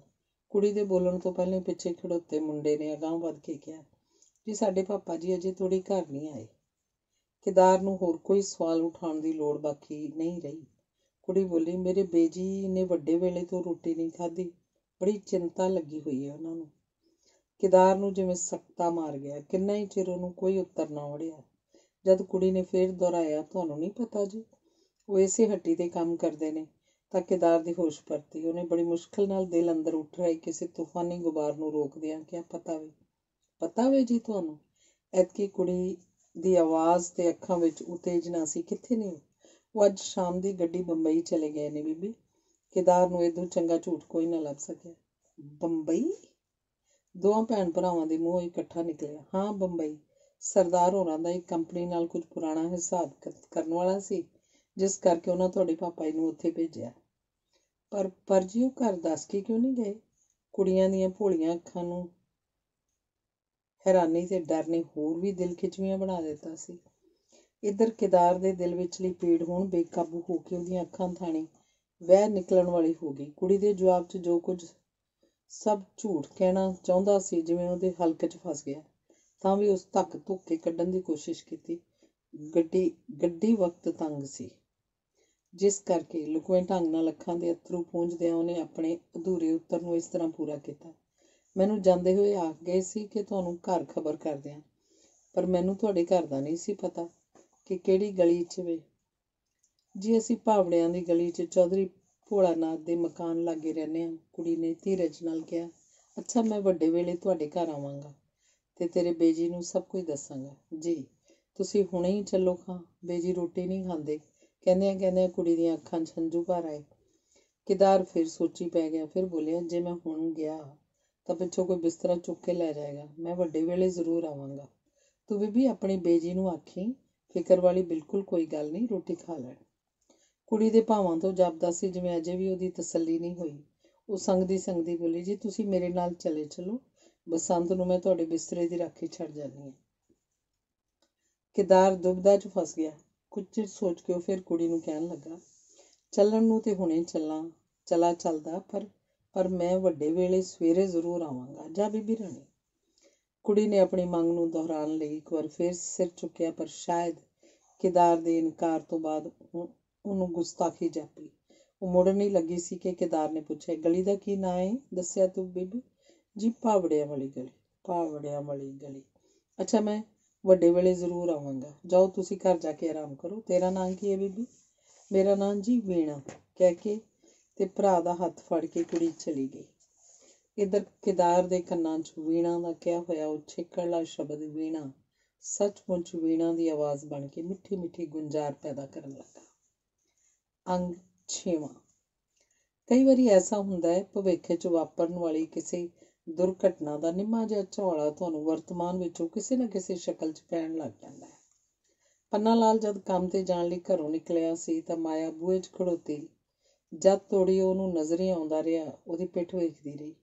ਇੱਕ ਵਾਰੀ ਦੌੜ ਕੇ ਪਤੀ ਨੂੰ ਆਵਾਜ਼ ਮਾਰਨ ਲਈ ਉਹਦਾ ਦਿਲ ਚਾਹਿਆ, ਪਰ ਕਾਹਦੇ ਲਈ? ਇਹੋ ਸੋਚ ਕੇ ਉਹ ਰੁਕ ਗਈ। ਜਿਉਂ-ਜਿਉਂ ਵਕਤ ਬੀਤਦਾ ਗਿਆ, ਮਾਇਆ ਦੇ ਦਿਲ ਦੀ ਪਰੇਸ਼ਾਨੀ ਵੱਧਦੀ ਗਈ। ਵੈਸੇ ਤਾਂ ਪਰੇਸ਼ਾਨੀ ਨੇ ਕਦੇ ਵੀ ਉਹਦਾ ਖਹਿੜਾ ਨਹੀਂ ਸੀ ਛੱਡਿਆ, ਪਰ ਅੱਜ ਦੀ ਪਰੇਸ਼ਾਨੀ ਕੁਝ ਅਨੋਖੀ ਤਰ੍ਹਾਂ ਦੀ ਸੀ। ਉਹਨੂੰ ਆਪਣਾ ਦਿਲ ਘਟਦਾ ਮਾਲੂਮ ਹੁੰਦਾ ਸੀ। ਅੱਗੇ ਉਹ ਪੰਨਾ ਲਾਲ ਦੇ ਚਲੇ ਜਾਣ ਤੋਂ ਬਾਅਦ ਨਹਾ ਧੋ ਕੇ ਕੰਘੀ ਪੱਟੀ ਕਰਕੇ ਘਰ ਦੇ ਕੰਮਾਂ 'ਚ ਰੁੱਝ ਜਾਂਦੀ ਸੀ, ਪਰ ਅੱਜ ਉਸਨੇ ਕਿਸੇ ਕੰਮ ਨੂੰ ਹੱਥ ਨਹੀਂ ਲਾਇਆ। ਵੀਣਾ ਨੂੰ ਥੋੜ੍ਹਾ ਬਹੁਤ ਕੰਮ ਸਮਝਾ ਕੇ ਉਹ ਅੰਦਰ ਜਾ ਕੇ ਮੰਜੇ 'ਤੇ ਲੰਮੀ ਪੈ ਗਈ। ਕਈ ਤਰ੍ਹਾਂ ਦੇ ਦਿਲ ਢਾਊ ਤੇ ਬੇਸਿਰ ਪੈਰ ਖਿਆਲ ਉਹਦੇ ਅੰਦਰ ਉੱਠ ਕੇ ਉਹਦੀ ਘਬਰਾਹਟ 'ਚ ਵਾਧਾ ਕਰੀ ਜਾ ਰਹੇ ਸਨ। ਰੋਟੀ ਵੇਲਾ ਹੋ ਗਿਆ। ਵੀਣਾ ਨੇ ਰਿੰਨ ਪਕਾ ਕੇ ਰਸੋਈ ਤਿਆਰ ਕਰ ਲਈ। ਮਾਇਆ ਨੇ ਚਾਹਿਆ ਕਿ ਸਦਾ ਵਾਂਗ ਉੱਠ ਕੇ ਬੱਚਿਆਂ ਨੂੰ ਰੋਟੀ ਖਵਾਵੇ, ਪਰ ਉਹ ਉੱਠ ਨਾ ਸਕੀ। ਇਹ ਕੰਮ ਵੀ ਅੱਜ ਵੀਣਾ ਨੂੰ ਹੀ ਕਰਨਾ ਪਿਆ। ਮਾਇਆ ਹਮੇਸ਼ਾ ਪਤੀ ਨੂੰ ਖਵਾ ਕੇ ਆਪ ਖਾਂਦੀ ਹੁੰਦੀ ਸੀ। ਪੰਨਾ ਲਾਲ 12 ਤੋਂ 1 ਵਜੇ ਦੇ ਦਰਮਿਆਨ ਘਰ ਆ ਜਾਇਆ ਕਰਦਾ ਸੀ, ਪਰ ਅੱਜ ਜਦ ਕਿ ਉਹ ਇੱਕ ਛੱਡ ਕੇ 2 ਵਜੇ ਤੱਕ ਵੀ ਨਾ ਆਇਆ ਤਾਂ ਮਾਇਆ ਦੀ ਬੇਆਰਾਮੀ ਹੋਰ ਵੱਧ ਗਈ। ਉਹ 2-2, 4-4 ਮਿੰਟਾਂ ਮਗਰੋਂ ਉੱਠ ਕੇ ਬਾਹਰ ਬੂਹੇ 'ਚ ਜਾ ਖੜੋਂਦੀ, ਕਦੀ ਬਸੰਤ ਨੂੰ, ਕਦੀ ਵਿਦਿਆ ਨੂੰ ਬਾਹਰ ਘੱਲਦੀ, ਪਰ ਹਰ ਵਾਰੀ ਉਹਨੂੰ ਪਾਪਾ ਜੀ ਅਜੇ ਨਹੀਂ ਆਏ ਵਿੱਚ ਹੀ ਉੱਤਰ ਮਿਲਦਾ। ਉਡੀਕਦਿਆਂ 3 ਵੱਜ ਗਏ, 4 ਵੱਜ ਗਏ। ਮਾਇਆ ਉਸੇ ਤਰ੍ਹਾਂ ਭੁੱਖੀ ਭਾਣੀ ਬੈਠੀ ਰਹੀ। ਅਜੇ ਵੀ ਉਹਦਾ ਖਿਆਲ ਸੀ ਕਿ ਉਹਦਾ ਪਤੀ ਹੁਣੇ ਆਇਆ ਕਿ ਆਇਆ। ਅੱਗੇ ਕਈ ਵਾਰ ਅਜਿਹਾ ਹੁੰਦਾ ਸੀ ਕਿ ਪੰਨਾ ਲਾਲ ਨੂੰ ਕੰਮ ਦੀ ਬਹੁਲਤਾ ਕਰਕੇ 3-4 ਵੀ ਵੱਜ ਜਾਂਦੇ ਸਨ। 2-4 ਵਾਰੀ ਤਾਂ ਦੁਪਹਿਰਾਂ ਦੀ ਰੋਟੀ ਬਾਜ਼ਾਰੋਂ ਖਾ ਕੇ ਪੰਨਾ ਲਾਲ ਰਾਤੀ ਹੱਟੀ ਬੰਦ ਕਰਕੇ ਘਰ ਆਇਆ ਸੀ। ਅੱਜ ਵੀ ਮਾਇਆ ਦਾ ਕੁਝ ਇਸ ਤਰ੍ਹਾਂ ਦਾ ਖਿਆਲ ਸੀ। ਪਰਸੋਂ ਚੌਥ ਹੀ ਪੰਨਾ ਲਾਲ ਉਹਨੂੰ ਕਹਿ ਰਿਹਾ ਸੀ ਕਿ ਅੱਜ ਕੱਲ੍ਹ ਮੈਨੂੰ 2 ਆਦਮੀਆਂ ਜਿੰਨਾ ਕੰਮ ਕਰਨਾ ਪੈਂਦਾ ਹੈ, ਪਰ ਪਤਾ ਨਹੀਂ ਕਿਉਂ ਅੱਜ ਵਰਗੀ ਹਾਲਤ ਮਾਇਆ ਦੀ ਅੱਗੇ ਕਦੀ ਨਹੀਂ ਸੀ ਹੋਈ। ਅਖੀਰ ਉਡੀਕ ਕੇ ਸ਼ਾਮ ਹੋ ਗਈ ਤੇ ਉਸ ਤੋਂ ਬਾਅਦ ਰਾਤ, ਪਰ ਪੰਨਾ ਲਾਲ ਨਾ ਹੀ ਪਰਤਿਆ। ਰਾਤ ਦੀ ਰੋਟੀ ਦਾ ਵੇਲਾ ਵੀ ਖੁੰਝ ਚੁੱਕਾ ਸੀ। ਹੁਣ ਤਾਂ ਮਾਇਆ ਦਾ ਇੱਕ ਮਿੰਟ ਕਿਆਮਤ ਵਰਗਾ ਬੀਤਣ ਲੱਗਾ। ਅਖੀਰ ਉਹਨੇ ਵੀਣਾ ਨੂੰ ਦੁਕਾਨ ਤੇ ਭੇਜਿਆ। ਉਹ ਬਸੰਤ ਨੂੰ ਨਾਲ ਲੈ ਕੇ ਚਲੀ ਗਈ ਤੇ ਚੋਖੀ ਦੇਰ ਲਾ ਕੇ ਮੁੜੀ, ਪਰ ਖਾਲੀ। ਵੇਖਦਿਆਂ ਹੀ ਮਾਇਆ ਦੇ ਦਿਲ ਦੀ ਧੜਕਣ ਹੋਰ ਤੇਜ਼ ਹੋ ਗਈ ਤੇ ਜਦ ਵੀਣਾ ਨੇ ਪੰਨਾ ਲਾਲ ਦੇ ਬੰਬਈ ਚਲੇ ਜਾਣ ਦੀ ਗੱਲ ਉਸਨੂੰ ਸੁਣਾਈ ਤਾਂ ਉਹਦੇ ਦਿਲ ਨੂੰ ਕੁਝ ਖਲੋਤ ਹੋਈ, ਪਰ ਬੇਆਰਾਮੀ ਦੀ ਥਾਂ ਉਨੀ ਉਹਦੀ ਹੈਰਾਨੀ ਵਧਣ ਲੱਗੀ। ਉਹ ਕੌਣ ਸੀ ਜਿਹਨੇ ਇਹ ਸਾਰੇ ਪਤੇ ਦੱਸੇ ਨੇ? ਮਾਇਆ ਨੂੰ ਪਤਾ ਸੀ ਕਿ ਸਰਦਾਰ ਦੀ ਹੱਟੀ ਤੇ ਉਹਦੇ ਪਤੀ ਤੋਂ ਬਿਨਾਂ ਹੋਰ ਕੋਈ ਨੌਕਰ ਨਹੀਂ। ਹਾਂ, ਇੰਨਾ ਉਹਨੂੰ ਪਤਾ ਸੀ ਕਿ ਸਰਦਾਰ ਨੇ ਕਮਿਸ਼ਨ ਉੱਤੇ ਇੱਕ ਦੋ ਏਜੰਟ ਜ਼ਰੂਰ ਰੱਖੇ ਹੋਏ ਹਨ ਜਿਹੜੇ ਬਾਹਰ ਜਾ ਕੇ ਮਾਲ ਦੇ ਆਰਡਰ ਲਿਆਇਆ ਕਰਦੇ, ਪਰ ਉਹ ਰਹਿੰਦੇ ਆਪੋ ਆਪਣੇ ਘਰੇ ਸਨ। ਉਹਨੇ ਵੀਣਾ ਨੂੰ ਪੁੱਛਿਆ, ਵੀਣੀ ਉਹ ਕੌਣ ਸੀ? ਕੋਈ ਉੱਪਰਾ ਜਿਹਾ ਸੀ। ਕਿਹੋ ਜਿਹਾ ਸੀ? ਪਤਲਾ ਜਿਹਾ, ਗੋਰਾ ਜਿਹਾ, ਲਿੱਸਾ ਜਿਹਾ? ਮਾਇਆ ਨੇ ਕੁਝ ਹੋਰ ਨਾ ਪੁੱਛਿਆ। ਉਹਦੀ ਇਹ ਰਾਤ ਬੜੀ ਕਸ਼ਟਾਂ ਭਰੀ ਬੀਤੀ। ਉਹ ਬੇਸਬਰੀ ਨਾਲ ਦਿਨ ਚੜ੍ਹਨ ਦੀ ਉਡੀਕ ਕਰਨ ਲੱਗੀ। ਵੀਣਾ ਉਹਨੂੰ ਦੱਸਿਆ ਸੀ ਕਿ ਆਦਮੀ ਸਵੇਰੇ ਖੁਦ ਆ ਕੇ ਪਾਪਾ ਜੀ ਬਾਬਤ ਬਾਕੀ ਗੱਲਾਂ ਦੱਸੇ। ਦਿਨ ਚੜ੍ਹਿਆ। ਮਾਇਆ ਅੱਗੇ ਨਾਲੋਂ ਅਗੇਤਰੀ ਜਾ ਕੇ ਘਰ ਦੀ ਸਫਾਈ 'ਚ ਰੁੱਝ ਗਈ। ਬਾਲਾਂ ਨੂੰ ਹੁਣ ਇਸ ਵਕਤ ਹੀ ਨੁਹਾ ਧੁਆ ਕੇ ਟਿਚਨ ਕਰ ਛੱਡਿਆ। ਸ਼ਾਇਦ ਇਹ ਸਭ ਕੁਝ ਉਸ ਉੱਪਰੇ ਆਦਮੀ ਦੇ ਕਾਰਨ ਸੀ। 7:30 ਵਜੇ ਦਾ ਵੇਲਾ ਸੀ ਜਦ ਬਾਹਰੋਂ ਕਿਸੇ ਨੇ ਵੀਣਾ ਦਾ ਨਾਂ ਲੈ ਕੇ ਆਵਾਜ਼ ਦਿੱਤੀ। ਮਾਇਆ ਇਸ ਵੇਲੇ ਮੰਜੇ ਤੇ ਲੇਟੀ ਸੀ ਤੇ ਵੀਣਾ ਰਸੋਈ 'ਚ ਪੋਚਾ ਫੇਰ ਰਹੀ ਸੀ। ਆਪਣਾ ਨਾਂ ਸੁਣਦਿਆਂ ਹੀ ਵੀਣਾ ਪੋਚੇ ਵਾਲੀ ਲੀਰ ਨੂੰ ਚੁੱਲ੍ਹੇ ਦੀ ਨੁੱਕਰ 'ਚ ਰੱਖਦੀ ਹੋਈ ਝਟਪਟ ਹੱਥ ਧੋ ਕੇ ਬਾਹਰ ਦੌੜ ਪਈ। ਦੂਜੇ ਪਾਲੀ ਉਹ ਕਿਦਾਰ ਨੂੰ ਨਾਲ ਲੈ ਕੇ ਮਾਂ ਦੇ ਪਾਸ ਪਹੁੰਚੀ। ਮਾਇਆ ਅੱਗੇ ਹੀ ਉਹਦੀ ਆਵਾਜ਼ ਸੁਣ ਕੇ ਅੰਦਰਲੇ ਕਮਰੇ ਦੇ ਬੂਹੇ 'ਚ ਖਲੋਤੀ ਸੀ। ਵੀਣਾ ਨੂੰ ਨੰਗੇ ਸਿਰ ਸਿਰਫ ਪੇਟੀਕੋਟ ਝੱਗੀ 'ਚ ਵੇਖ ਕੇ ਜ਼ਰਾ ਕੌੜੇਰੀ ਆਵਾਜ਼ 'ਚ ਕਹਿਣ ਲੱਗੀ, ਜਾ ਤੂੰ ਕੰਮ ਕਰ ਜਾ ਕੇ। ਵੀਣਾ ਚਲੀ ਗਈ ਤੇ ਮਾਇਆ ਨੇ ਸਿਰ ਦਾ ਪੱਲਾ ਨੀਵਾਂ ਕਰਕੇ ਨਮਸਤੇ ਦੇ ਉੱਤਰ 'ਚ ਹੱਥ ਜੋੜੇ। ਫਿਰ ਉਹਨੂੰ ਅੰਦਰ ਲੈ ਜਾ ਕੇ ਕੁਰਸੀ ਤੇ ਬਿਠਾਲ ਦਿੱਤਾ ਤੇ ਆਪ ਜ਼ਰਾ ਹਟ ਕੇ ਭੁੰਜੇ ਬੈਠ ਗਈ। ਨਹੀਂ ਬੀਬੀ ਜੀ, ਤੁਸੀਂ ਭੁੰਜੇ ਨਾ ਬੈਠੋ, ਕਹਿੰਦਾ ਹੋਇਆ ਕਿਦਾਰ ਕੁਰਸੀ ਤੋਂ ਉੱਠ ਖੜੋਤਾ। ਉਹਦੀ ਨਿਮਰਤਾ ਤੇ ਲਿਹਾਜ਼ਦਾਰੀ ਦਾ ਮਾਇਆ ਦੇ ਦਿਲ ਤੇ ਮਿੱਠਾ ਜਿਹਾ ਅਸਰ ਪਿਆ ਤੇ ਉਹ ਬਹੁਤੀ ਖਿਚਾ ਖਿਚੀ ਤੋਂ ਬਚਣ ਲਈ ਲਾਗਲੇ ਮੰਜੇ ਤੇ ਬੈਠ ਗਈ। ਉਧਰ ਵੀਣਾ ਨੇ ਪੋਚੇ ਦਾ ਜਿੰਨਾ ਕੁ ਕੰਮ ਰਹਿੰਦਾ ਸੀ ਧੂਕ ਸੀਟ ਕੇ ਝੱਟ ਪਟ ਖਤਮ ਕਰ ਲਿਆ ਤੇ ਕੱਪੜਾ ਲੱਤਾ ਠੀਕ ਕਰਕੇ ਮੁੜ ਉਸੇ ਕਮਰੇ 'ਚ ਆ ਕੇ ਮਾਂ ਦੇ ਕੋਲ ਬੈਠ ਗਈ। ਕਿਦਾਰ ਨੂੰ ਪਤਾ ਸੀ ਕਿ ਜਾਂਦਿਆਂ ਹੀ ਉਸ ਉੱਤੇ ਕਿਹੋ ਜਿਹੇ ਸਵਾਲ ਹੋਣਗੇ ਤੇ ਉਹ ਇਹ ਵੀ ਸੋਚਦਾ ਆਇਆ ਸੀ ਕਿ ਉਹਨਾਂ ਸਵਾਲਾਂ ਦੇ ਉੱਤਰ 'ਚ ਉਹਨੇ ਕੀ ਕਹਿਣਾ ਹੋਏਗਾ। ਇਸ ਲਈ ਉਹਨੇ ਆਪ ਹੀ ਗੱਲ ਸ਼ੁਰੂ ਕਰ ਦਿੱਤੀ। ਵੀਣਾ ਨੂੰ ਰਾਤੀ ਮੈਂ ਦੱਸਿਆ ਸੀ ਕਿ ਇਹਨਾਂ ਦੇ ਪਾਪਾ ਜੀ ਨੂੰ ਅਚਾਨਕ ਬੰਬਈ ਜਾਣਾ ਪੈ ਗਿਆ।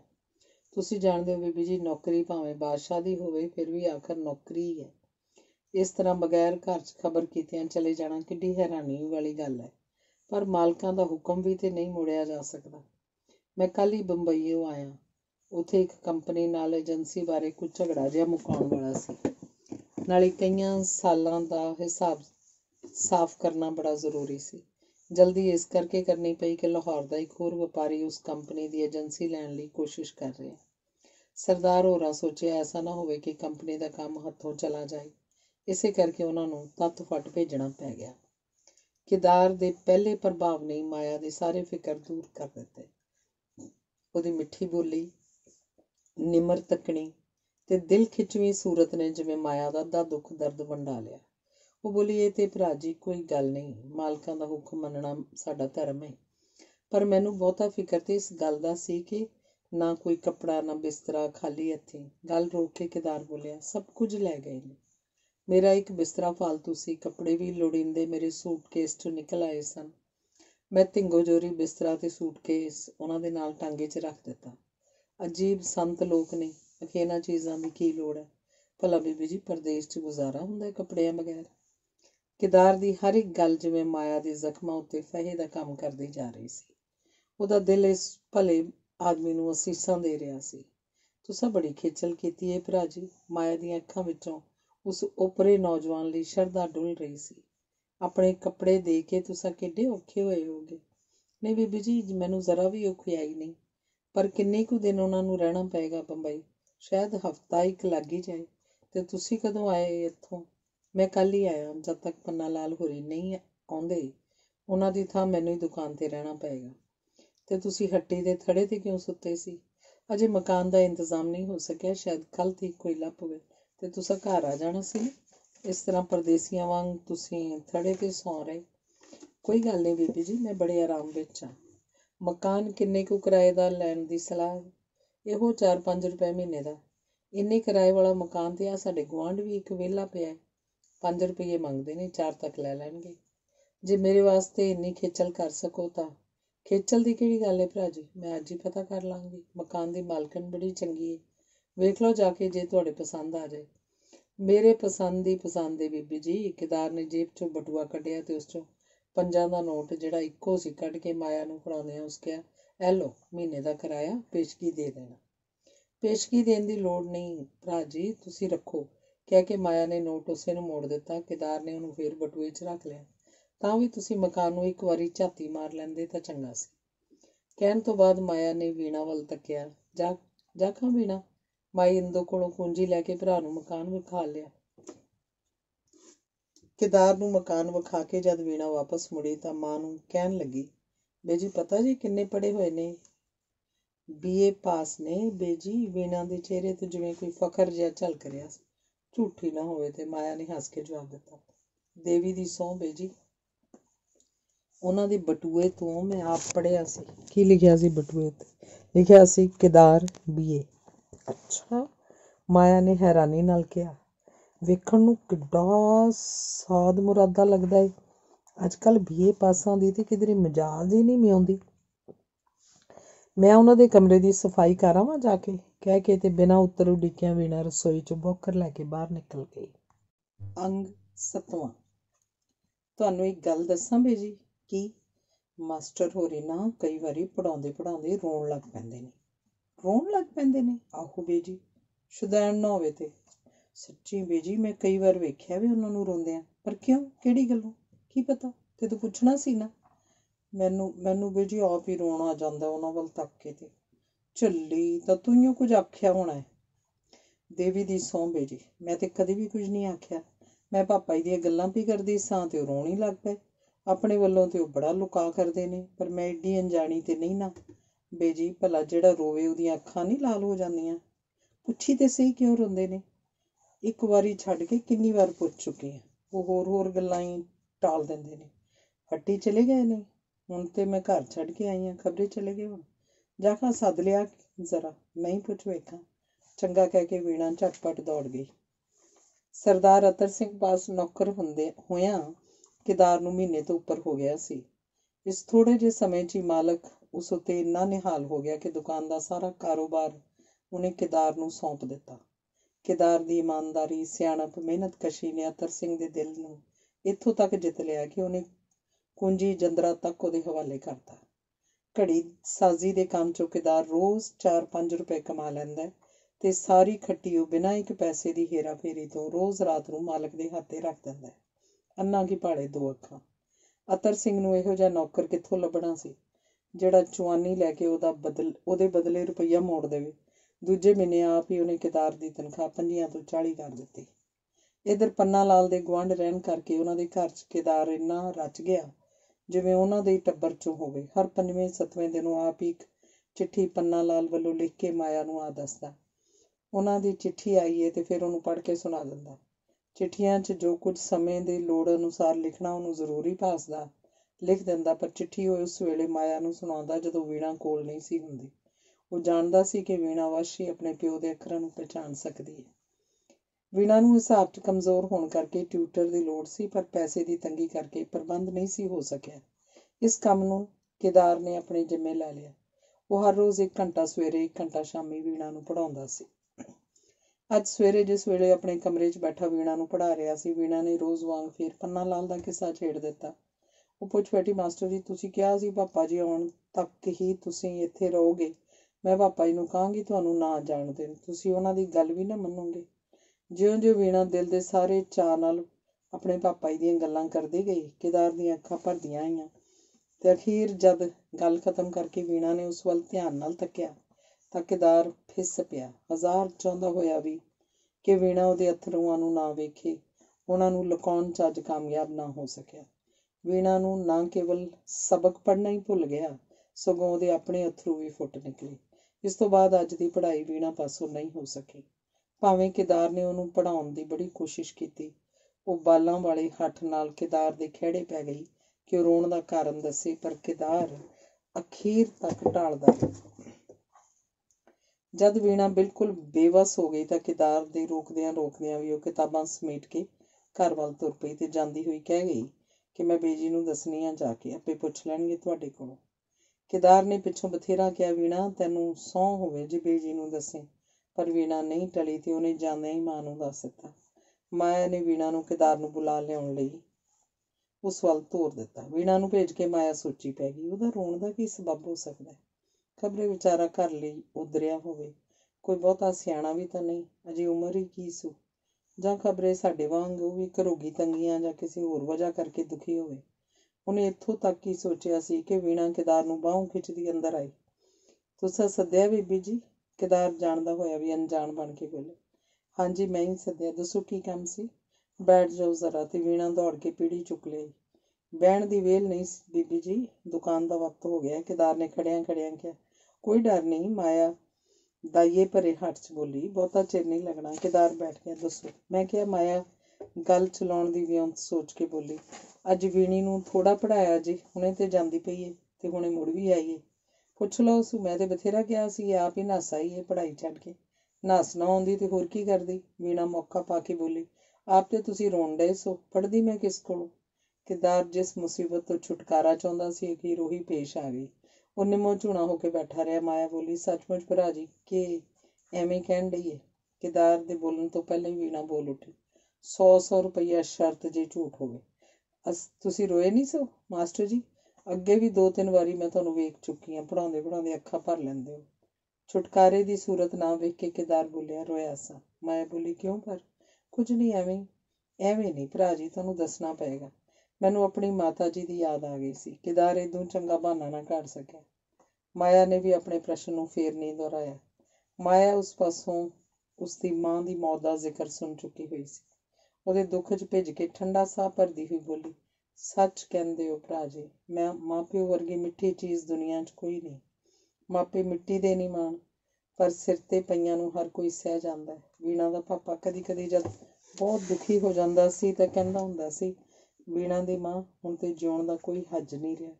ਦੁਸ਼ਮਣਾ ਐਂ ਹੋ ਜਾਵਾਂ ਤਾਂ ਸਾਰੇ ਤਸੀਆਂ ਤੋਂ ਛੁੱਟ ਜਾਵਾਂ। ਤੇ ਮੈਂ ਆਖਣਾ, ਇਸ ਤਰ੍ਹਾਂ ਨਾ ਆਖੋ। ਮੈਂ ਤੇ ਕਹਿੰਦੀ ਹਾਂ ਮੇਰੀ ਉਮਰ ਵੀ ਤੁਹਾਨੂੰ ਮਿਲ ਜਾਏ। ਤੁਹਾਡੇ ਨਾਲ ਹੀ ਤਾਂ ਘਰ ਦੀ ਸਾਰੀ ਖੇਡ ਬਣੀ ਹੋਈ ਏ। ਉਹ ਜਾਣੇ ਔਖੇ ਰਹਿੰਦੇ ਹਾਂ, ਤੰਗ ਰਹਿੰਦੇ ਹਾਂ। ਬਾਲਾਂ ਨੂੰ ਇੰਨਾ ਹੌਸਲਾ ਹੈ ਬਈ ਸਾਡੇ ਸਿਰ 'ਤੇ ਮਾਪੇ ਬੈਠੇ ਨੇ। 1.25 ਮਹੀਨਾ ਹੋ ਗਿਆ ਗਿਆ ਨੂੰ। ਘਰ ਦੇ ਭਾਅ ਦੀ ਹੇਠਲੀ ਉੱਤੇ ਆ ਗਈ। ਕਿਹੜਾ ਵੇਲਾ ਹੋਏ ਜੇ ਸੁੱਖੀ ਸਾਂਦੀ ਆਪਣੇ ਘਰ ਆਉਣ। ਪਲ ਪਲ ਵਰੇ ਜਿੱਡਾ ਬੀਤਦਾ ਜਾਂਦਾ ਹੈ। ਬਾਲ ਵਿਚਾਰੇ ਬੋਰੇ ਹੋਏ ਫਿਰਦੇ ਨੇ। ਰਾਤੀ ਸੁੱਤੇ ਸੁੱਤੇ ਵੀ ਪਾਪਾ ਜੀ ਬਰੜਾਉਂਦੇ ਰਹਿੰਦੇ ਨੇ। ਮਾਇਆ ਨੇ ਕੇਦਾਰ ਨੂੰ ਸੱਦਿਆ ਸੀ ਉਹਦਾ ਦੁੱਖ ਸੁਣਨ ਲਈ, ਪਰ ਉਹਦੇ ਦੁੱਖ ਨੂੰ ਦੂਰ ਕਰਦੀ ਕਰਦੀ ਉਹ ਆਪਣੀ ਕਿਸੇ ਛੋੜ ਬੈਠੀ। ਪਤੀ ਦੇ ਵਿਛੋੜੇ ਬਾਰੇ ਜਿੰਨੇ ਅੱਖਰ ਉਹਦੀ ਜ਼ਬਾਨੋਂ ਨਿਕਲੇ ਸਨ, ਇਹ ਸਾਰੇ ਕੇਦਾਰ ਦੀ ਆਤਮਾ ਨੂੰ ਜਿਵੇਂ ਵਿਲੁੰਦਰਦੇ ਜਾ ਰਹੇ ਸਨ। ਮਾਨੋ ਕੋਈ ਅਦਿੱਖ ਰੂਹ ਇੱਕ ਇੱਕ ਵਾਕ 'ਚ ਉਹਨੂੰ 100 ਸਰਾਪ ਦੇ ਰਹੀ ਸੀ। ਪਤੀ ਦੀ ਉਡੀਕ 'ਚ ਮਾਇਆ ਤਰਲੋ ਮੱਛੀ ਹੋ ਰਹੀ ਸੀ ਤੇ ਕੇਦਾਰ ਜਾਣਦਾ ਸੀ ਕਿ ਉਹਦਾ ਪਤੀ, ਜਿਹੜਾ ਸ਼ਾਇਦ ਕਿਸੇ ਹੋਰ ਦੁਨੀਆ ਦਾ ਵਸਨੀਕ ਬਣ ਚੁੱਕਾ, ਕਦੀ ਵੀ ਇਸ ਭਾਗਣੀ ਨੂੰ ਨਹੀਂ ਮਿਲ ਸਕੇਗਾ। ਉਹਨੂੰ ਆਪਣੇ ਆਪ ਪਾਸੋਂ ਗਿਲਾਨੀ ਆ ਰਹੀ ਸੀ ਤੇ ਉਹਦੀ ਆਤਮਾ ਹਜ਼ਾਰਾਂ ਮਣ ਬੋਝ ਹੇਠਾਂ ਦਬਦੀ ਜਾ ਰਹੀ ਸੀ। ਘੜੀ ਮੁੜੀ ਉਹਦੇ ਅੰਦਰ ਸਵਾਲ ਉੱਠਦਾ, ਕਿੰਨਾ ਕੁ ਚਿਰ ਮੈਂ ਇਸ ਬਦਨਸੀਬ ਟੱਬਰ ਨੂੰ ਧੋਖੇ 'ਚ ਰੱਖੀ ਰੱਖਾਂਗਾ? ਕਿ ਇਹਨਾਂ ਦੇ ਘਰ 'ਚ ਲੱਗੀ ਹੋਈ ਅੱਗ ਨੂੰ ਮੈਂ ਰੂੰ ਹੇਠ ਦਬਾਉਣ ਦੀ ਕੋਸ਼ਿਸ਼ ਨਹੀਂ ਕਰ ਰਿਹਾ? ਪਰ ਜਦੋਂ ਇਹ ਭੇਦ ਖੁੱਲ੍ਹੇਗਾ, ਉਦੋਂ ਫਿਰ ਇਹਨਾਂ ਦੀ ਕੀ ਹਾਲਤ ਹੋਏਗੀ? ਕਿਉਂ ਨਾ ਮੈਂ ਇਸ ਭੇਦ ਨੂੰ ਹੁਣੇ ਖੋਲ੍ਹ ਦਿਆਂ। ਕੀ ਇਹਦੇ ਨੰਨੇ ਬੱਚਿਆਂ ਨੂੰ ਯਤੀਮ ਬਣਾਉਣ ਦਾ ਅਪਰਾਧੀ ਮੈਂ ਨਹੀਂ? ਇੱਕ ਅਪਰਾਧੀ ਤੇ ਦੂਜਾ ਧੋਖੇਬਾਜ਼। ਲਾਹਨਤ ਹੈ ਮੇਰੇ ਜੀਣ ਨੂੰ। ਕੀ ਮੈਂ ਸੱਪ ਬਣ ਕੇ ਇਸ ਤੀਵੀਂ ਦੀ ਬੁੱਕਲ 'ਚ ਨਹੀਂ ਲੁਕਿਆ ਬੈਠਾ? ਜਿਉਂ ਹੀ ਪਾਜ ਖੁੱਲ੍ਹਣ ਤੇ ਇਹਨੂੰ ਮੇਰੀਆਂ ਕਰਤੂਤਾਂ ਦਾ ਪਤਾ ਲੱਗੇਗਾ, ਇਹ ਨਫ਼ਰਤ ਦੇ ਤੀਰਾਂ ਨਾਲ ਮੇਰੀ ਨਾੜ ਨਾੜ ਵਿੰਨ ਸੁੱਟੇਗੀ। ਇਹਦੇ ਸਰਾਪਾਂ ਦੇ ਸੇਕ ਨਾਲ ਮੈਂ ਸੜ ਕੇ ਸੁਆਹ ਹੋ ਜਾਵਾਂਗਾ। ਵਾਹ ਪਰਮਾਤਮਾ, ਕੀ ਮੇਰੇ ਪਾਪ ਦਾ ਕੋਈ ਪ੍ਰਾਸ਼ਚਿਤ ਹੈ? ਮਾਇਆ ਦੀਆਂ ਉਪਰੋਕਤ ਗੱਲਾਂ ਸੁਣਨ ਦੇ ਨਾਲ ਨਾਲ ਹੀ ਕੇਦਾਰ ਦੇ ਦਿਮਾਗ 'ਚ ਇਹੋ ਜਿਹੇ ਬੇਓੜਕ ਖਿਆਲ ਫਿਰਦੇ ਜਾ ਰਹੇ ਸਨ। ਮਾਇਆ ਦੇ ਸਾਹਮਣੇ ਬੈਠੋ ਆਪਣੇ ਆਪ ਨੂੰ ਇੱਕ ਵਾਰੀ ਇੱਕ ਭਾਰੀ ਮੁਜਰਮ ਦੇ ਰੂਪ ਵਿੱਚ ਅਨੁਭਵ ਕਰ ਰਿਹਾ ਸੀ। ਉਹਦੀਆਂ ਨਾੜਾਂ 'ਚ ਜਿਵੇਂ ਲਹੂ ਦੀ ਥਾਂ ਤੇਜ਼ਾਬ ਦੌਰਾ ਕਰ ਰਿਹਾ ਹੋਵੇ। ਕੇਦਾਰ ਦੀਆਂ ਅੱਖਾਂ ਇਸ ਵੇਲੇ ਅਥਰੂਆਂ ਨਾਲ ਡੁਬਡੁਬਾ ਰਹੀਆਂ ਸਨ। ਤੁਸੀਂ ਫੇਰ ਰੋ ਰਹੇ ਹੋ? ਮਾਇਆ ਨੇ ਆਪਣੀ ਗੱਲ ਖਤਮ ਕਰਨ ਤੋਂ ਬਾਅਦ ਉਹਦੇ ਚਿਹਰੇ ਵੱਲ ਤੱਕ ਕੇ ਪੁੱਛਿਆ। ਕੇਦਾਰ ਨੇ ਤਾਂ ਉਹਦੀ ਪੁੱਛ ਦਾ ਕੋਈ ਉੱਤਰ ਨਾ ਦਿੱਤਾ, ਪਰ ਮਾਇਆ ਦਾ ਦਿਲ ਅੰਦਰੋਂ ਬੋਲ ਉੱਠਿਆ, ਆਹ ਵਿਚਾਰਾ ਮਾਂ ਮੈਟਰ, ਕਾਸ਼ ਮੈਂ ਮਾਂ ਬਣ ਕੇ ਇਹਦੇ ਦਿਲ 'ਚ ਪਏ ਟੋਏ ਨੂੰ ਭਰ ਸਕਦੀ। ਕੇਦਾਰ ਨੇ ਅੱਖਾਂ ਚੁੱਕੀਆਂ। ਉਹਦੀਆਂ ਗੱਲਾਂ ਉੱਤੇ ਤਰਦੇ ਹੰਝੂਆਂ ਨੂੰ ਮਾਇਆ ਨੇ ਇੱਕ ਵਾਰ ਫੇਰ ਤੱਕਿਆ ਤੇ ਤੱਕਦਿਆਂ ਹੀ ਉਹਦੀਆਂ ਅੱਖਾਂ ਛਲਕ ਪਈਆਂ। ਉਹਨੇ ਕੇਦਾਰ ਦਾ ਇੱਕ ਉੱਪਰੇ ਗੱਭਰੂ ਦਾ ਮੋਢਾ ਫੜ ਕੇ ਕਿਹਾ, ਮਾਪੇ ਕਦੀ ਕਿਸੇ ਦੀ ਸਾਰੀ ਉਮਰ ਨਾਲ ਨਿਭਦੇ ਨੇ? ਇਹਦੇ ਉੱਤਰ 'ਚ ਕੇਦਾਰ ਦਾ ਦਿਲ ਕਹਿ ਰਿਹਾ ਸੀ, ਜੇ ਇਹੋ ਸ਼ਬਦ ਮੈਂ ਵੀਣਾ ਨੂੰ ਕਹਾਂ ਤੇ ਨਾਲ ਹੀ ਉਹਨੂੰ ਇਹ ਵੀ ਦੱਸ ਦਿਆਂ ਕਿ ਵੀਣਾ, ਤੇਰੇ ਪਿਓ ਦਾ ਖੂਨੀ ਇਸ ਵੇਲੇ ਤੈਨੂੰ ਕਹਿ ਰਿਹਾ ਕਿ ਮਾਪੇ ਸਾਰੀ ਉਮਰ ਨਾਲ ਨਹੀਂ ਨਿਭਦੇ, ਤਾਂ ਉਹਦਾ ਕੀ ਹਾਲ ਹੋਵੇ। ਕੇਦਾਰ ਨੇ ਅੱਖਾਂ ਹੋਰ ਉਚੇਰੀਆਂ ਕਰਕੇ ਪਰਾਂ ਖੜੋਤੀ ਵੀਣਾ ਵੱਲ ਤੱਕਿਆ। ਤੱਕਦੇ ਹੀ ਜਿਵੇਂ ਕਿਸੇ ਅਸਹਿ ਬੋਝ ਨਾਲ ਉਹਦੀਆਂ ਅੱਖਾਂ ਫੇਰ ਝੁਕ ਗਈਆਂ। ਅੱਥਰੂ ਬੰਦ ਹੋਣ ਦੀ ਥਾਂ ਹੋਰ ਤੇਜ਼ ਹੋ ਕੇ ਵਹਿ ਨਿਕਲੇ। ਮਾਇਆ ਨੇ ਉਹਦਾ ਦੂਜਾ ਮੋਢਾ ਵੀ ਫੜ ਲਿਆ ਤੇ ਦੋਵਾਂ ਮੋਢਿਆਂ ਨੂੰ ਥੋੜ੍ਹਾ ਜਿਹਾ ਆਪਣੀ ਵੱਲ ਖਿੱਚਦੀ ਬੋਲੀ, ਤੁਸੀਂ ਮੈਨੂੰ ਹੀ ਮਾਂ ਸਮਝ ਛੱਡੋ, ਰੋਵੋ ਨਾ। ਇੱਕ ਨਿੱਘੇ ਸਪਰਸ਼ ਨੇ ਤੇ ਇਸ ਮਮਤਾ ਭਰੇ ਬੋਲ ਨੇ ਕੇਦਾਰ ਦੀ ਖਲੜੀ 'ਚ ਮਿੱਠੀ ਮਿੱਠੀ ਝੁੰਝਣੀ ਪੈਦਾ ਕਰ ਦਿੱਤੀ। ਅਚਿੰਤੇ ਹੀ ਉਹਨੂੰ ਦੋਵੇਂ ਹੱਥ ਮਾਇਆ ਦੀ ਗਰਦਨ ਤੱਕ ਜਾ ਛੋਏ, ਇੱਕ ਉਪਰੀ ਜਨਾਨੀ ਦੀ ਗਰਦਨ ਤੱਕ। ਕੇਦਾਰ ਦੀਆਂ ਅੱਖਾਂ ਬੰਦ ਸਨ। ਉਹਦੀ ਆਤਮਾ 'ਚੋਂ ਪ੍ਰਸ਼ਨ ਉੱਠ ਰਿਹਾ ਸੀ, ਕੀ ਸੱਚਮੁੱਚ ਤੂੰ ਮੇਰੀ ਮਾਂ ਹੈ? ਅੱਥਰੂ ਹੋਰ ਤੇਜ਼ ਹੋ ਗਏ। ਇੱਧਰ ਮਾਇਆ ਦੇ ਹਿਰਦੇ 'ਚ ਮਾਂ-ਪੁਣਾ ਪੂਰੀ ਤਰ੍ਹਾਂ ਜਾਗ ਚੁੱਕਾ ਸੀ। ਉਹ ਇੱਕ ਵਾਰੀ ਭੁੱਲ ਗਈ ਕਿ ਕੇਦਾਰ ਬੇਗਾਨੀ ਸੰਤਾਨ ਹੈ। ਉਹਨੇ ਬੇਅਖਤਿਆਰ ਉਹਨੂੰ ਦੋਹਾਂ ਬਾਹਾਂ 'ਚ ਘੁੱਟਿਆ ਹੋਇਆ ਸੀ ਤੇ ਉਹਦੀ ਪਿੱਠ ਨੂੰ ਪਲੋਸ ਰਹੀ ਸੀ। ਦੋਵੇਂ ਆਤਮਾਵਾਂ ਨੇੜੇ ਹੁੰਦੀਆਂ ਹੁੰਦੀਆਂ ਅਭੇਦਤਾ ਦੀ ਹੱਦ ਤੇ ਆ ਖੜੋਤੀਆਂ। ਵਾਤਸਲ ਦੇ ਗੂੜੇ ਰੰਗ 'ਚ ਰੰਗੀ ਹੋਈ ਮਾਇਆ ਜਿਨਸੀ ਭੇਦਭਾਵ ਤੋਂ ਉੱਚੀ ਹੋ ਕੇ ਮਾਤ-ਪੁਣੇ ਦੀ ਉਸ ਅਰਸ਼ੀ ਚੋਟੀ ਤੇ ਖੜੀ ਸੀ, ਜਿਹਦੇ ਦੁਆਲੇ ਖੰਡਾਂ ਬ੍ਰਹਿਮੰਡਾਂ ਦੀਆਂ ਉੱਚ ਹਸਤੀਆਂ ਉਹਨੂੰ ਪ੍ਰਣਾਮ ਕਰ ਰਹੀਆਂ ਸਨ। ਮਾਇਆ ਇਸ ਵੇਲੇ ਇਸਤਰੀ ਤੋਂ ਅਗਾਂਹ ਵੱਧ ਕੇ ਜਗਤ ਜਨਨੀ ਦੇ ਰੂਪ 'ਚ ਵਟ ਚੁੱਕੀ ਸੀ, ਜਦਕਿ ਇੱਕ ਬੇਗਾਨਾ ਪੁੱਤਰ ਉਹਦੀ ਛਾਤੀ ਨਾਲ ਸੀ ਤੇ ਮਾਇਆ ਦੇ ਦੋ ਮੁਤਬਰਕ ਅੰਮ੍ਰਿਤ ਸੋਮਿਆਂ 'ਚੋਂ ਦੁੱਧ ਸੁਲਕ ਰਿਹਾ ਸੀ। ਮਾਇਆ ਉਸ ਵੇਲੇ ਉਹ ਪੂਜਨੀਕ ਹਸਤੀ ਸੀ ਜਿਹਦਾ ਸਿਜਦਾ ਕੀਤਿਆਂ ਕਰੋੜਾਂ ਪਾਪ ਨਸ਼ਟ ਹੋ ਜਾਣ ਤੇ ਜਿਹਦੇ ਸਰਾਪ ਨਾਲ ਸਾਰਾ ਬ੍ਰਹਿਮੰਡ ਭਸਮ ਹੋ ਜਾਏ। ਉਹ ਮਰਦ ਬੱਚਾ, ਉਸ ਦੀਵੀ ਇਸਤਰੀ ਦਾ ਬਾਲਕ। ਕੇਦਾਰ ਭੁੱਲ ਗਿਆ ਕਿ ਇਸ ਵੇਲੇ ਉਹ ਕਿਹਦੀ ਛਾਤੀ ਨਾਲ ਹੈ, ਮਾਂ ਦੀ ਜਾਂ ਉਹਦੀ ਜਿਹਦੇ ਸਰੀਰ ਨਾਲ ਛੂਹਣਾ ਵੀ ਉਸ ਲਈ ਅਨਹੋਣੀ ਗੱਲ ਸੀ। ਉਹਨੇ ਮਾਇਆ ਨੂੰ ਘੁੱਟ ਲਿਆ। ਉਹਦਾ ਸਿਰ, ਜਿਹੜਾ ਅਜੇ ਤੱਕ ਮਾਇਆ ਦੀ ਹਿੱਕ ਨਾਲ ਸੀ, ਅੱਥਰੂਆਂ ਨਾਲ ਉਹਦੇ ਦੁੱਧ ਚਸ਼ਮਿਆਂ ਨੂੰ ਭਿਉਂ ਰਿਹਾ ਸੀ।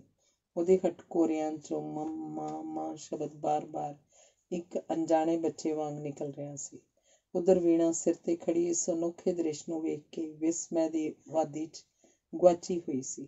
ਉਹਦੀਆਂ ਅੱਖਾਂ 'ਚੋਂ ਤ੍ਰਿਪ ਹੰਝੂ ਵਹਿ ਰਹੇ ਸਨ। ਕਮਰੇ 'ਚ ਇੱਕ ਵਿਸਮਾਦੀ ਜਿਹੀ ਹਾਲਤ ਛਾਈ ਹੋਈ ਸੀ। ਅਖੀਰ ਚਾਰੇ ਬਾਹਾਂ ਨਿਖੜੀਆਂ, ਬਿਨਾਂ ਇੱਕ ਵੀ ਸ਼ਬਦ ਮੂੰਹੋਂ ਕਿਹਾ, ਮਾਇਆ ਕਿਸੇ ਖਾਮੋਸ਼ ਬੋਲੀ 'ਚ ਕੇਦਾਰ ਨੂੰ ਕਹਿ ਰਹੀ ਸੀ, ਕੇਦਾਰ, ਕੀ ਮੈਂ ਤੇਰੀ ਮਾਂ ਦੀ ਘਾਟ ਪੂਰੀ ਨਹੀਂ ਕਰ ਸਕਦੀ? ਤੇ ਸ਼ਾਇਦ ਕੇਦਾਰ ਦੀ ਆਤਮਾ ਵੀ ਬਰਾਬਰ ਇਸੇ ਤਰ੍ਹਾਂ ਦਾ ਪ੍ਰਸ਼ਨ ਕਰ ਰਹੀ ਸੀ, ਉਹ ਬੇਗਾਨੀ ਮਾਂ, ਕੀ ਇਸ ਓਪਰੇ ਪੁੱਤਰ ਨੂੰ ਸੱਚਮੁੱਚ ਅਪਣਾ ਸਕੇਂਗੀ? ਅੰਗ 8ਵਾਂ। ਇੱਕ ਤੋਂ ਬਾਅਦ ਦੂਜਾ, ਦੂਜੇ ਤੋਂ ਬਾਅਦ ਤੀਜਾ ਮਹੀਨਾ ਬੀਤ ਗਿਆ, ਪਰ ਪੰਨਾ ਲਾਲ ਨਹੀਂ ਮੁੜਿਆ। ਘਰਦਿਆਂ ਦਾ ਸਬਰ ਹੁਣ ਓੜਕ ਦੇ ਬੰਨੇ ਨੂੰ ਛੋਹ ਰਿਹਾ ਸੀ। ਹੁਣ ਤੀਕ ਤਾਂ ਕਿਸੇ ਤਰ੍ਹਾਂ ਕੇਦਾਰ ਆਨੇ ਬਹਾਨੇ ਪਾ ਕੇ ਵਕਤ ਨੂੰ ਧੱਕਾ ਦਿੰਦਾ ਚਲਾ ਆਇਆ ਸੀ, ਪਰ ਝੂਠ ਦਾ ਤਾਣਾ ਪਿੱਟਾ ਆਖਰ ਕਿੱਥੋਂ ਤੀਕ ਫੈਲਦਾ। ਪੰਨਾ ਲਾਲ ਦੇ ਨਾਂ ਹੇਠ ਬਨਾਵਟੀ ਚਿੱਠੀਆਂ ਲਿਖ ਕੇ ਉਹ ਮਾਇਆ ਨੂੰ ਵਿਖਾਲਦਾ ਰਹਿੰਦਾ, ਜਿਨ੍ਹਾਂ 'ਚ ਪੰਨਾ ਲਾਲ ਵੱਲੋਂ ਅਜੇ ਨਾ ਆ ਸਕਣ ਬਾਰੇ ਕਈ ਤਰ੍ਹਾਂ ਦੀਆਂ ਅੜਚਣਾਂ ਪੇਸ਼ ਕਰਕੇ ਜਲਦੀ ਮੁੜ ਆਉਣ ਦੀਆਂ ਉਮੀਦਾਂ ਬਣਾਈਆਂ ਹੁੰਦੀਆਂ ਸਨ। ਕੇਦਾਰ ਦਾ ਦਿਲ ਹਰ ਵੇਲੇ ਘੁਣ ਖਾਧੀ ਲੱਕੜੀ ਵਾਂਗ ਪੰਨਾ ਲਾਲ ਦੀ ਚਿੰਤਾ 'ਚ ਭੁੱਗਾ ਹੁੰਦਾ ਜਾ ਰਿਹਾ ਸੀ। ਉਹਦੇ ਦਿਲ ਨੂੰ ਕੁਝ ਇਸ ਤਰ੍ਹਾਂ ਦਾ ਯਕੀਨ ਹੋ ਗਿਆ ਸੀ ਕਿ ਪੰਨਾ ਲਾਲ ਨੇ, ਜਿਵੇਂ ਉਹਨੂੰ ਚਿੱਠੀ 'ਚ ਲਿਖਿਆ ਸੀ, ਆਪਣੀ ਜ਼ਿੰਦਗੀ ਖਤਮ ਕਰ ਲਈ ਹੋਏਗੀ। ਜਿਹਦਾ ਖੂਨ ਉਹਦੇ ਹੀ ਸਿਰ ਹੈ ਤੇ ਇਸ ਮਹਾਂਪਾਪ ਦੇ ਬਦਲੇ ਖਬਰੇ ਕੁਦਰਤ ਉਹਨੂੰ ਕਿੱਡੀ ਕੁ ਭਾਰੀ ਸਜ਼ਾ ਦੇਏਗੀ। ਉਹਨੇ ਅੰਦਰ ਖਾਨੇ ਕਈਆਂ ਅਖਬਾਰਾਂ 'ਚ ਇਨਾਮ ਰੱਖ ਕੇ ਪੰਨਾ ਲਾਲ ਦੀ ਢੂੰਡ ਬਾਬਤ ਇਸ਼ਤਿਹਾਰ ਕਢਾਏ, ਪਰ ਇਹਦਾ ਅੱਜ ਤੀਕ ਕੁਝ ਵੀ ਸਿੱਟਾ ਨਾ ਨਿਕਲਿਆ। ਕਈ ਵਾਰ ਉਹ ਸੋਚਦਾ, ਖਬਰੇ ਉਹ ਅਜੇ ਤੱਕ ਜਿਉਂਦਾ ਹੀ ਹੋਵੇ। ਪਰ ਸਵਾਲ ਤਾਂ ਇਹ ਹੈ ਕਿ ਏਡੀ ਵੱਡੀ ਦੁਨੀਆ 'ਚ ਗੁਆਚੇ ਆਦਮੀ ਨੂੰ ਜੇ ਕੋਈ ਢੂੰਡੇ ਤਾਂ ਕਿਸ ਤਰ੍ਹਾਂ? ਤੇ ਬਾਰ-ਬਾਰ ਉਹ ਇਸੇ ਨਤੀਜੇ ਤੇ ਅੱਪੜਦਾ ਨਹੀਂ, ਉਹਨੇ ਜ਼ਰੂਰ ਕਿਸੇ ਦੂਰ ਪ੍ਰਦੇਸ਼ ਜਾ ਕੇ ਖੁਦਕੁਸ਼ੀ ਕਰ ਲਈ ਹੋਏਗੀ। ਉਸ ਵਰਗਾ ਜਜ਼ਬਾਤੀ ਤੇ ਦੁਖੀ ਆਦਮੀ ਕਿਸ ਤਰ੍ਹਾਂ ਜਿਉਂਦਾ ਰਹਿ ਸਕਦਾ, ਜਦਕਿ ਉਹਨੂੰ ਪਤਾ ਸੀ ਕਿ ਉਹਦੀ ਗੈਰ ਮੌਜੂਦਗੀ ਵਿੱਚ ਉਹਦੇ ਟੱਬਰ ਦੀ ਕੀ ਹਾਲਤ ਹੋਏਗੀ। ਆਮ ਨਜ਼ਰ ਨਾਲ ਵੇਖਦਿਆਂ ਕੇਦਾਰ ਇਸ ਵੇਲੇ ਸੁਖੀ ਤੇ ਤਸੱਲੀ ਭਰਪੂਰ ਸੀ। ਮਾਇਆ ਤੇ ਉਹਦੇ ਬੱਚਿਆਂ ਦਾ ਰੱਜਵਾਂ ਪਿਆਰ ਉਹਨੂੰ ਪ੍ਰਾਪਤ ਸੀ। ਖਾਸ ਕਰਕੇ ਵੀਣਾ ਦਾ ਪਿਆਰ ਤਾਂ ਦਿਨੋਂ ਦਿਨ ਵਾਧੇ ਤੇ ਸੀ। ਤੇ ਇਦੋਂ ਵੀ ਵੱਡੀ ਗੱਲ ਕਿ ਮਾਇਆ ਇਸ ਵੇਲੇ ਰੁਪਏ 'ਚੋਂ 16 ਆਨੇ ਉਸ ਲਈ ਮਾਂ ਦੇ ਰੂਪ 'ਚ ਬਦਲ ਚੁੱਕੀ ਸੀ। ਉਸ ਪਾਸੋਂ ਜੇ ਕੋਈ ਪੁੱਛਦਾ ਕਿ ਤੇਰੇ ਕਿੰਨੇ ਲੜਕੇ ਨੇ, ਤੇ ਉਹ 2 ਦੀ ਥਾਂ 3 ਦੱਸਦੀ। ਉਧਰ ਅਤਰ ਸਿੰਘ ਦੀ ਤਾਂ ਪੁੱਛੋ ਹੀ ਨਾ, ਉਹਨੂੰ ਕੇਦਾਰ ਕੀ ਲੱਭਾ ਸੋਨੇ ਦੀ ਖਾਣ ਮਿਲ ਗਈ। ਕੇਦਾਰ ਦੇ ਰਾਹੀਂ ਇਸ ਵੇਲੇ ਉਹਨੂੰ ਆਪਣੇ ਕੰਮ ਤੋਂ ਛੁੱਟ ਘੜੀਸਾਜ਼ੀ ਦੇ ਕੰਮ 'ਚੋਂ ਘੱਟੋ ਘੱਟ 150 ਰੁਪਏ ਮਹੀਨੇ ਦਾ ਲਾਭ ਸੀ। ਉਹਨੇ ਕੇਦਾਰ ਦੀ ਤਨਖਾਹ 'ਚ ਹੋਰ ਵੀ 10 ਰੁਪਇਆਂ ਦਾ ਵਾਧਾ ਕਰ ਦਿੱਤਾ। ਪਰ ਇੰਨੀਆਂ ਸਹੂਲਤਾਂ ਤੇ ਆਰਾਮ ਦੇ ਹੁੰਦਿਆਂ ਵੀ ਕੀ ਕੇਦਾਰ ਵਾਸਤਵ 'ਚ ਸੁਖੀ ਸੀ? ਕੀ ਉਹਦਾ ਦਿਲ ਸ਼ਾਂਤ ਸੀ? ਜੇ ਅਜਿਹਾ ਹੁੰਦਾ ਤਾਂ ਕਿਉਂ ਉਹਦਾ ਰੰਗ ਦਿਨੋਂ ਦਿਨ ਪੀਲਾ ਹੁੰਦਾ ਜਾਂਦਾ? ਪੰਨਾ ਲਾਲ ਦਾ ਉਹ ਚਿੱਠੀ ਵਾਲਾ ਸਰਾਪ ਦਿਨੋਂ ਦਿਨ ਡਰਾਉਣੀਆਂ ਤੇ ਸਿਰ ਪਾੜਵੀਆਂ ਆਵਾਜ਼ਾਂ ਬਣ ਕੇ ਉਹਦੇ ਅੰਦਰ ਗੂੰਜ ਰਿਹਾ ਸੀ। ਇੱਧਰ ਹਰ ਚੌਥੇ ਪੰਜਵੇਂ ਦਿਨ ਮਾਇਆ ਇੱਕ ਲੰਮੀ ਚੌੜੀ ਚਿੱਠੀ ਵੀਣਾ ਪਾਸੋਂ ਲਿਖਾ ਕੇ ਕੇਦਾਰ ਨੂੰ ਦਿੰਦੀ, ਪਰ ਇਹ ਸਭ ਚਿੱਠੀਆਂ ਡਾਕ 'ਚ ਪੈਣ ਦੀ ਥਾਂ ਕੇਦਾਰ ਦੇ ਟਰੰਕ 'ਚ ਜਮ੍ਹਾਂ ਹੁੰਦੀਆਂ ਜਾ ਰਹੀਆਂ ਸਨ। ਭਾਵੇਂ ਕੇਦਾਰ ਹਰ ਮਹੀਨੇ ਤਨਖਾਹ 'ਚੋਂ 5-4 ਰੁਪਏ ਰੱਖ ਕੇ ਬਾਕੀ ਸਾਰੀ ਰਕਮ ਮਾਇਆ ਨੂੰ ਪੰਨਾ ਲਾਲ ਦੀ ਤਨਖਾਹ ਆਖ ਕੇ ਦੇ ਦਿੰਦਾ ਸੀ, ਪਰ ਜਿਹੜੀ ਵੀਣਾ ਦੇ ਰਿਸ਼ਤੇ ਬਾਬਤ ਉਲਝਣ ਅਜੇ ਤੱਕ ਜਿਉਂ ਦੀ ਤਿਉਂ ਖੜੀ ਸੀ, ਉਹ ਚਿੰਤਾ 'ਚ ਹਰ ਵੇਲੇ ਘੁਲਦੀ ਰਹਿੰਦੀ ਸੀ। ਕੇਦਾਰ ਰਹਿੰਦਾ ਆਪਣੇ ਮਕਾਨ 'ਚ ਸੀ, ਪਰ ਰੋਟੀ ਉਹ ਪੰਨਾ ਲਾਲ ਦੇ ਘਰ ਹੀ ਖਾਂਦਾ ਸੀ। ਪਿੱਛੇ ਜੇ ਉਹਨੂੰ ਮਰੋੜ ਲੱਗ ਗਏ ਸਨ ਤੇ ਜਦ ਮਾਇਆ ਨੂੰ ਪਤਾ ਲੱਗਾ ਕਿ ਇਸ ਬਿਮਾਰੀ ਦਾ ਕਾਰਨ ਬਾਜ਼ਾਰੀ ਰੋਟੀ ਹੈ, ਉਹਨੇ ਕਹਿ ਕਹਾ ਕੇ ਕੇਦਾਰ ਦੀ ਰੋਟੀ ਆਪਣੇ ਨਾਲ ਕਰ ਲਈ। ਉਸ ਦਿਨ ਦੀ ਕੇਦਾਰ ਦੇ ਰੋਣ ਵਾਲੀ ਘਟਨਾ ਤੋਂ ਬਾਅਦ ਉਹਦੀ ਸਾਂਝ ਇਸ ਘਰ 'ਚ ਹੋਰ ਡੂੰਘੇਰੀ ਹੋ ਗਈ ਸੀ ਤੇ ਹੁੰਦੀ ਹੁੰਦੀ ਇਸ ਵੇਲੇ ਪੂਰੀ ਤਰ੍ਹਾਂ ਪਣੱਤ ਵਿੱਚ ਬਦਲ ਚੁੱਕੀ ਸੀ। ਮਾਇਆ ਦੇ ਘਰ ਦਾ ਕੋਈ ਭੇਦ ਹੁਣ ਉਸ ਪਾਸੋਂ ਗੁੱਝਾ ਨਹੀਂ ਸੀ, ਕੇਵਲ ਇਹਦੇ ਸਾਕ ਵਾਲੀ ਇੱਕ ਗੱਲ ਜਿਹੜੀ ਅਜੇ ਤੱਕ ਮਾਇਆ ਨੇ ਉਹਨੂੰ ਨਹੀਂ ਸੀ ਦੱਸੀ। ਹੁਣ ਤੱਕ ਮਾਇਆ ਨੇ ਕਈ ਵਾਰੀ ਚਾਹਿਆ ਕਿ ਉਹ ਕੇਦਾਰ ਨੂੰ ਸਾਰੀ ਗੱਲ ਦੱਸ ਕੇ ਉਸ ਪਾਸੋਂ ਪਤਾ ਕਰੇ ਕਿ ਬੰਬਈ ਜਾਣ ਤੋਂ ਪਹਿਲਾਂ ਉਹਦੇ ਪਤੀ ਨੇ ਸਰਦਾਰ ਨੂੰ ਇਸ ਬਾਰੇ ਕੁਝ ਕਿਹਾ ਸੀ ਕਿ ਨਹੀਂ, ਪਰ ਅਜੇ ਤੱਕ ਉਹਦਾ ਹੀਆ ਨਹੀਂ ਸੀ ਪੈ ਸਕਿਆ। ਅਖੀਰ ਇੱਕ ਦਿਨ ਗੱਲਾਂ ਕਥਾਂ ਦਾ ਵਹਾਅ ਇਸ ਪਾਸੇ ਵਹਿ ਕੇ ਮਾਇਆ ਦੇ ਮੂੰਹੋਂ ਇਹ ਭੇਦ ਵੀ ਸਹਿਜ ਸੁਭਾਅ ਉਗਲਿਆ ਗਿਆ। ਸ਼ਾਮ ਨੂੰ ਜਦ ਕੇਦਾਰ ਹੱਟੀਓਂ ਆਇਆ ਤਾਂ ਆਉਂਦਾ ਹੀ ਮਾਇਆ ਦੇ ਕਮਰੇ 'ਚ ਆ ਬੈਠਾ। ਮਾਇਆ ਇਸ ਵੇਲੇ ਨਿੱਕੇ ਕਾਕੇ ਨੂੰ ਸੁਆ ਕੇ ਵਿਹਲੀ ਹੋਈ ਸੀ। ਵੀਣਾ ਚੌਂਕੇ 'ਚ ਸੀ। ਕੇਦਾਰ ਰੋਜ਼ ਹੀ ਇਸ ਵੇਲੇ ਝੱਟ ਘੜੀ ਮਾਇਆ ਪਾਸ ਬੈਠ ਕੇ ਫਿਰ ਆਪਣੇ ਮਕਾਨ ਵੱਲ ਜਾਂਦਾ ਸੀ। ਮਾਇਆ ਨੇ ਅੱਜ ਫਿਰ ਡੂੰਘੀ ਨਜ਼ਰ ਉਹਦੇ ਚਿਹਰੇ 'ਤੇ ਸੁੱਟਦਿਆਂ ਕਿਹਾ, ਕੇਦਾਰ। ਉਹ ਹੁਣ ਇਸੇ ਤਰ੍ਹਾਂ ਉਹਨੂੰ ਸੰਬੋਧਨ ਕਰਦੀ ਸੀ। ਇੱਕ ਗੱਲ ਪੁੱਛਾਂ ਤੇਰੇ ਤੋਂ? ਪੁੱਛੋ ਬੇਜੀ। ਕੇਦਾਰ ਉਹਨੂੰ ਬੀਬੀ ਜੀ ਦੀ ਥਾਂ ਹੁਣ ਬੇਜੀ ਕਹਿ ਕੇ ਬੁਲਾਉਂਦਾ ਸੀ। ਸੱਚੋ ਸੱਚ ਦੱਸੇਗਾ? ਤੇ ਅੱਗੇ ਕਦੇ ਝੂਠ ਬੋਲਿਆ ਤੁਹਾਡੇ ਅੱਗੇ ਬੇਜੀ? ਪਰ ਅੰਦਰੋਂ ਕੇਦਾਰ ਦਾ ਦਿਲ ਕੰਬ ਉੱਠਿਆ। ਇੱਕ ਤਾਂ ਇਸ ਗੱਲੋਂ ਕਿ ਪਤਾ ਨਹੀਂ ਇਹ ਕੀ ਪੁੱਛ ਪਏ, ਤੇ ਦੂਜਾ ਉਹਦੇ ਦਿਲ ਨੇ ਆਵਾਜ਼ ਦਿੱਤੀ, ਤੂੰ ਸੱਚ ਕਦੋਂ ਬੋਲਿਆ? ਤੂੰ ਹਰ ਵੇਲੇ ਉਦਾਸ ਕਿਉਂ ਰਹਿਣਾ ਵੇ ਕੇਦਾਰ? ਤੈਨੂੰ ਕਿਸੇ ਕਿਸਮ ਦੀ ਚਿੰਤਾ ਹੈ? ਨਹੀਂ ਬੇਜੀ, ਤੁਹਾਡੇ ਵਰਗੀ ਮਾਂ ਜਿਹਦੀ ਹੋਵੇ ਉਹਨੂੰ ਭਲਾ ਚਿੰਤਾ ਕਿਸੇ ਗੱਲ ਦੀ ਹੋ ਸਕਦੀ ਹੈ? ਫਿਰ ਤੂੰ ਕਿਉਂ ਹਰ ਵੇਲੇ ਇਸ ਤਰ੍ਹਾਂ ਨਿੰਮੋ ਝੂਣਾ ਰਹਿਣਾ ਵੇ? ਕੁਝ ਵੀ ਨਹੀਂ ਬੇਜੀ, ਐਵੇਂ ਤੁਹਾਨੂੰ ਭਰਮ ਹੈ। ਇਸ ਸਵਾਲ ਤੇ ਸਗੋਂ ਮੈਂ ਹੀ ਤੁਹਾਡੇ ਉੱਤੇ ਕਰਨਾ ਸੀ। ਤੁਸੀਂ ਜੋ ਹਰ ਵੇਲੇ ਠੰਡੇ ਸਾਹ ਭਰਦੇ ਰਹਿੰਦੇ ਹੋ, ਕਈ ਵਾਰੀ ਸਲਾਹ ਕੀਤੀ ਕਿ ਤੁਹਾਡੇ ਕੋਲੋਂ ਪੁੱਛਾਂ, ਪਰ ਪੁੱਛ ਨਹੀਂ ਸਕਿਆ। ਮੈਂ ਤੇਰੇ ਵਾਂਗ ਮੁੱਕਰਦੀ ਨਹੀਂ ਕੇਦਾਰ, ਪਰ ਮੇਰੇ ਦਿਲ ਨੂੰ ਸੱਚਮੁੱਚ ਇੱਕ ਭਾਰੀ ਚਿੰਤਾ ਲੱਗੀ ਹੋਈ ਹੈ। ਮੈਂ ਤੈਨੂੰ ਦੱਸ ਦਿਆਂਗੀ, ਪਰ ਪਹਿਲਾਂ ਤੂੰ ਤੇ ਦੱਸ ਆਪਣੀ ਗੱਲ। ਮੇਰੇ ਦਿਲ 'ਚ ਬਿਲਕੁਲ ਕੋਈ ਚਿੰਤਾ ਨਹੀਂ ਬੇਜੀ, ਤੁਸੀਂ ਯਕੀਨ ਕਰੋ। ਕੇਦਾਰ, ਤੂੰ ਮੇਰਾ ਪੁੱਤਰ ਨਹੀਂ? ਕੇਦਾਰ ਤੜਪਕ ਪਿਆ। ਉਹ ਮਾਇਆ ਦੀਆਂ ਮਮਤਾ ਉਛਾਲੀਆਂ ਅੱਖਾਂ ਵਿੱਚ ਤੱਕ ਕੇ ਬੋਲਿਆ, ਜਿਸ ਦਿਨ ਕੇਦਾਰ ਨੂੰ ਯਕੀਨ ਹੋ ਜਾਏਗਾ ਕਿ ਬੇਜੀ ਉਹਨੂੰ ਪੁੱਤਰ ਨਹੀਂ ਸਮਝਦੇ, ਉਸ ਦਿਨ ਕੇਦਾਰ ਇਸ ਦੁਨੀਆ 'ਚ ਇੱਕ ਘੜੀ ਵੀ ਜਿਉਂਦਾ ਨਹੀਂ ਰਹਿ ਸਕੇਗਾ। ਭਗਵਾਨ ਉਹ ਵੇਲਾ ਨਾ ਲਿਆਵੇ। ਕਹਿੰਦਿਆਂ ਮਾਇਆ ਨੇ ਅੱਜ ਫਿਰ ਉਦਣ ਵਾਂਗ ਕੇਦਾਰ ਨੂੰ ਸੀਨੇ ਨਾਲ ਘੁੱਟ ਲਿਆ ਤੇ ਫਿਰ ਆਪਣੇ ਸਵਾਲ ਨੂੰ ਦੁਹਰਾਉਣ ਲੱਗੀ। ਸੱਚ ਆਖਣਾ ਵੇ ਕੇਦਾਰ, ਤੇਰੇ ਦਿਲ ਨੂੰ ਕੋਈ ਚਿੰਤਾ ਨਹੀਂ? ਬਿਲਕੁਲ ਨਹੀਂ ਬੇਜੀ, ਬਿਲਕੁਲ ਨਹੀਂ। ਤੁਸੀਂ ਇਸ ਵਹਿਮ ਨੂੰ ਦਿਲੋਂ ਕੱਢ ਛੱਡੋ। ਪਰ ਕੇਦਾਰ ਦੀ ਸਾਰੀ ਕੋਠੀ ਕੰਬ ਉੱਠੀ, ਜਿਸ ਤਰ੍ਹਾਂ ਆਪਣੀ ਵਿੱਥੋਂ ਚੌਣਾ ਭਾਰ ਚੁੱਕਣ ਲੱਗਾ ਕੋਈ ਕੰਬ ਉੱਠਦਾ। ਫਿਰ ਤੇਰਾ ਚਿਹਰਾ ਕਿਉਂ ਉਤਰਦਾ ਜਾਂਦਾ ਹੈ ਦਿਨੋਂ ਦਿਨ? ਸੱਚ ਦੱਸ ਕੇਦਾਰ, ਕੀ ਮੈਂ ਤੈਨੂੰ ਉਹ ਪਿਆਰ ਨਹੀਂ ਦੇ ਸਕੀ ਜਿਹੜਾ ਤੈਨੂੰ ਆਪਣੀ ਮਾਂ ਕੋਲੋਂ ਮਿਲਦਾ ਸੀ? ਦੁਨੀਆ ਦੀ ਕੋਈ ਮਾਂ ਇਹ ਤੋਂ ਵਧੇਕ ਪਿਆਰ ਕਿਸੇ ਪੁੱਤਰ ਨੂੰ ਨਹੀਂ ਦੇ ਸਕਦੀ ਬੇਜੀ, ਜਿੰਨਾ ਤੁਸੀਂ ਮੈਨੂੰ ਦੇ ਰਹੇ ਹੋ। ਝੂਠ ਨਾ ਬੋਲ ਕੇਦਾਰ, ਜੇ ਗੱਲ ਹੁੰਦੀ ਤਾਂ ਤੈਨੂੰ ਆਪਣੀ ਮਾਂ ਦਾ ਦੁੱਖ ਹੁਣ ਤੱਕ ਭੁੱਲ ਗਿਆ ਹੁੰਦਾ।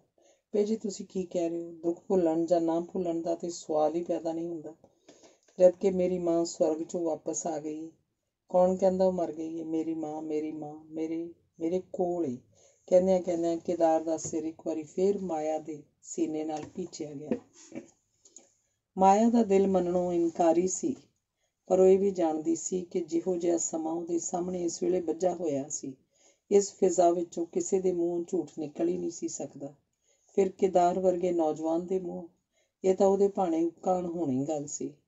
ਉਹਨੂੰ ਕੇਦਾਰ ਦੀ ਸੱਚਾਈ ਅੱਗੇ ਸਿਰ ਝੁਕਾਉਣਾ ਹੀ ਪਿਆ, ਭਾਵੇਂ ਮਜਬੂਰ ਹੋ ਕੇ ਸਹੀ। ਹੁਣ ਤੁਸੀਂ ਦੱਸੋ ਬੇਜੀ। ਕੇਦਾਰ ਅੰਦਰ ਖੁਤਖੁਤੀ ਪੈਦਾ ਹੋ ਰਹੀ ਸੀ। ਇਹਦੇ ਉੱਤਰ 'ਚ ਮਾਇਆ ਨੇ ਜੋ ਕੁਝ ਦੱਸਿਆ ਸੁਣ ਕੇ ਕੇਦਾਰ ਦੇ ਅੰਦਰ ਜਿਵੇਂ ਹਨੇਰੀ ਝੁੱਲ ਪਈ। ਉਹਦੇ ਚਿਹਰੇ ਤੇ ਪਿਲੱਤਣ ਹੋਰ ਗੂੜੀ ਹੋ ਗਈ।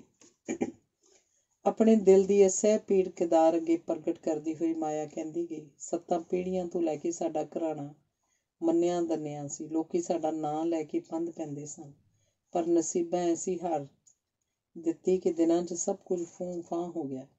ਜਿਸ ਦਿਨ ਵੀਣਾ ਦੇ ਸਹੁਰੇ ਵੱਲੋਂ ਇਨਕਾਰ ਦੀ ਚਿੱਠੀ ਆਈ ਸੀ, ਵੀਣਾ ਦਾ ਪਾਪਾ ਉਸੇ ਵੇਲੇ ਢਿੱਗੀ ਢਾਹ ਬੈਠਾ। ਆਖ ਵੇਖ ਕੇ ਮੈਂ ਉਹਦਾ ਹੱਠ ਬਣਾਇਆ ਤੇ ਇੱਕ ਵਿਉਂਤ ਦੱਸੀ ਵੀ ਜੇ ਸਰਦਾਰ ਕੋਲੋਂ ਥੋੜ੍ਹੀ ਬਹੁਤ ਮਦਦ ਮਿਲ ਜਾਏ ਤਾਂ ਖੁਆਰੀ ਇੱਜ਼ਤ ਬਚ ਜਾਏ। ਪਰ ਉਹ ਉਸੇ ਦਿਨ ਬੰਬਈ ਚਲਾ ਗਿਆ। ਗੱਲ ਵਿੱਚ ਹੀ ਰਹਿ ਗਈ। ਭਾਵੇਂ ਤੱਤ ਪੜ੍ਹਤਿਆਂ ਵੀਣਾ ਦੇ ਸਹੁਰਿਆਂ ਵੱਲੋਂ ਉਮੀਦ ਤੇ ਕੋਈ ਨਹੀਂ, ਪਰ ਫਿਰ ਵੀ ਹਰ ਵੇਲੇ ਉਹ ਝੋਰਾ ਖਾਈ ਜਾਂਦਾ ਵੀ ਜੇ ਇੱਕ ਵਾਰੀ ਆਪ ਜਾ ਕੇ ਉਹਨਾਂ ਦੇ ਪੈਰੀਂ ਹੱਥੀਂ ਪੈਂਦੇ ਤਾਂ ਖਬਰੇ ਮੰਨ ਹੀ ਜਾਂਦੇ।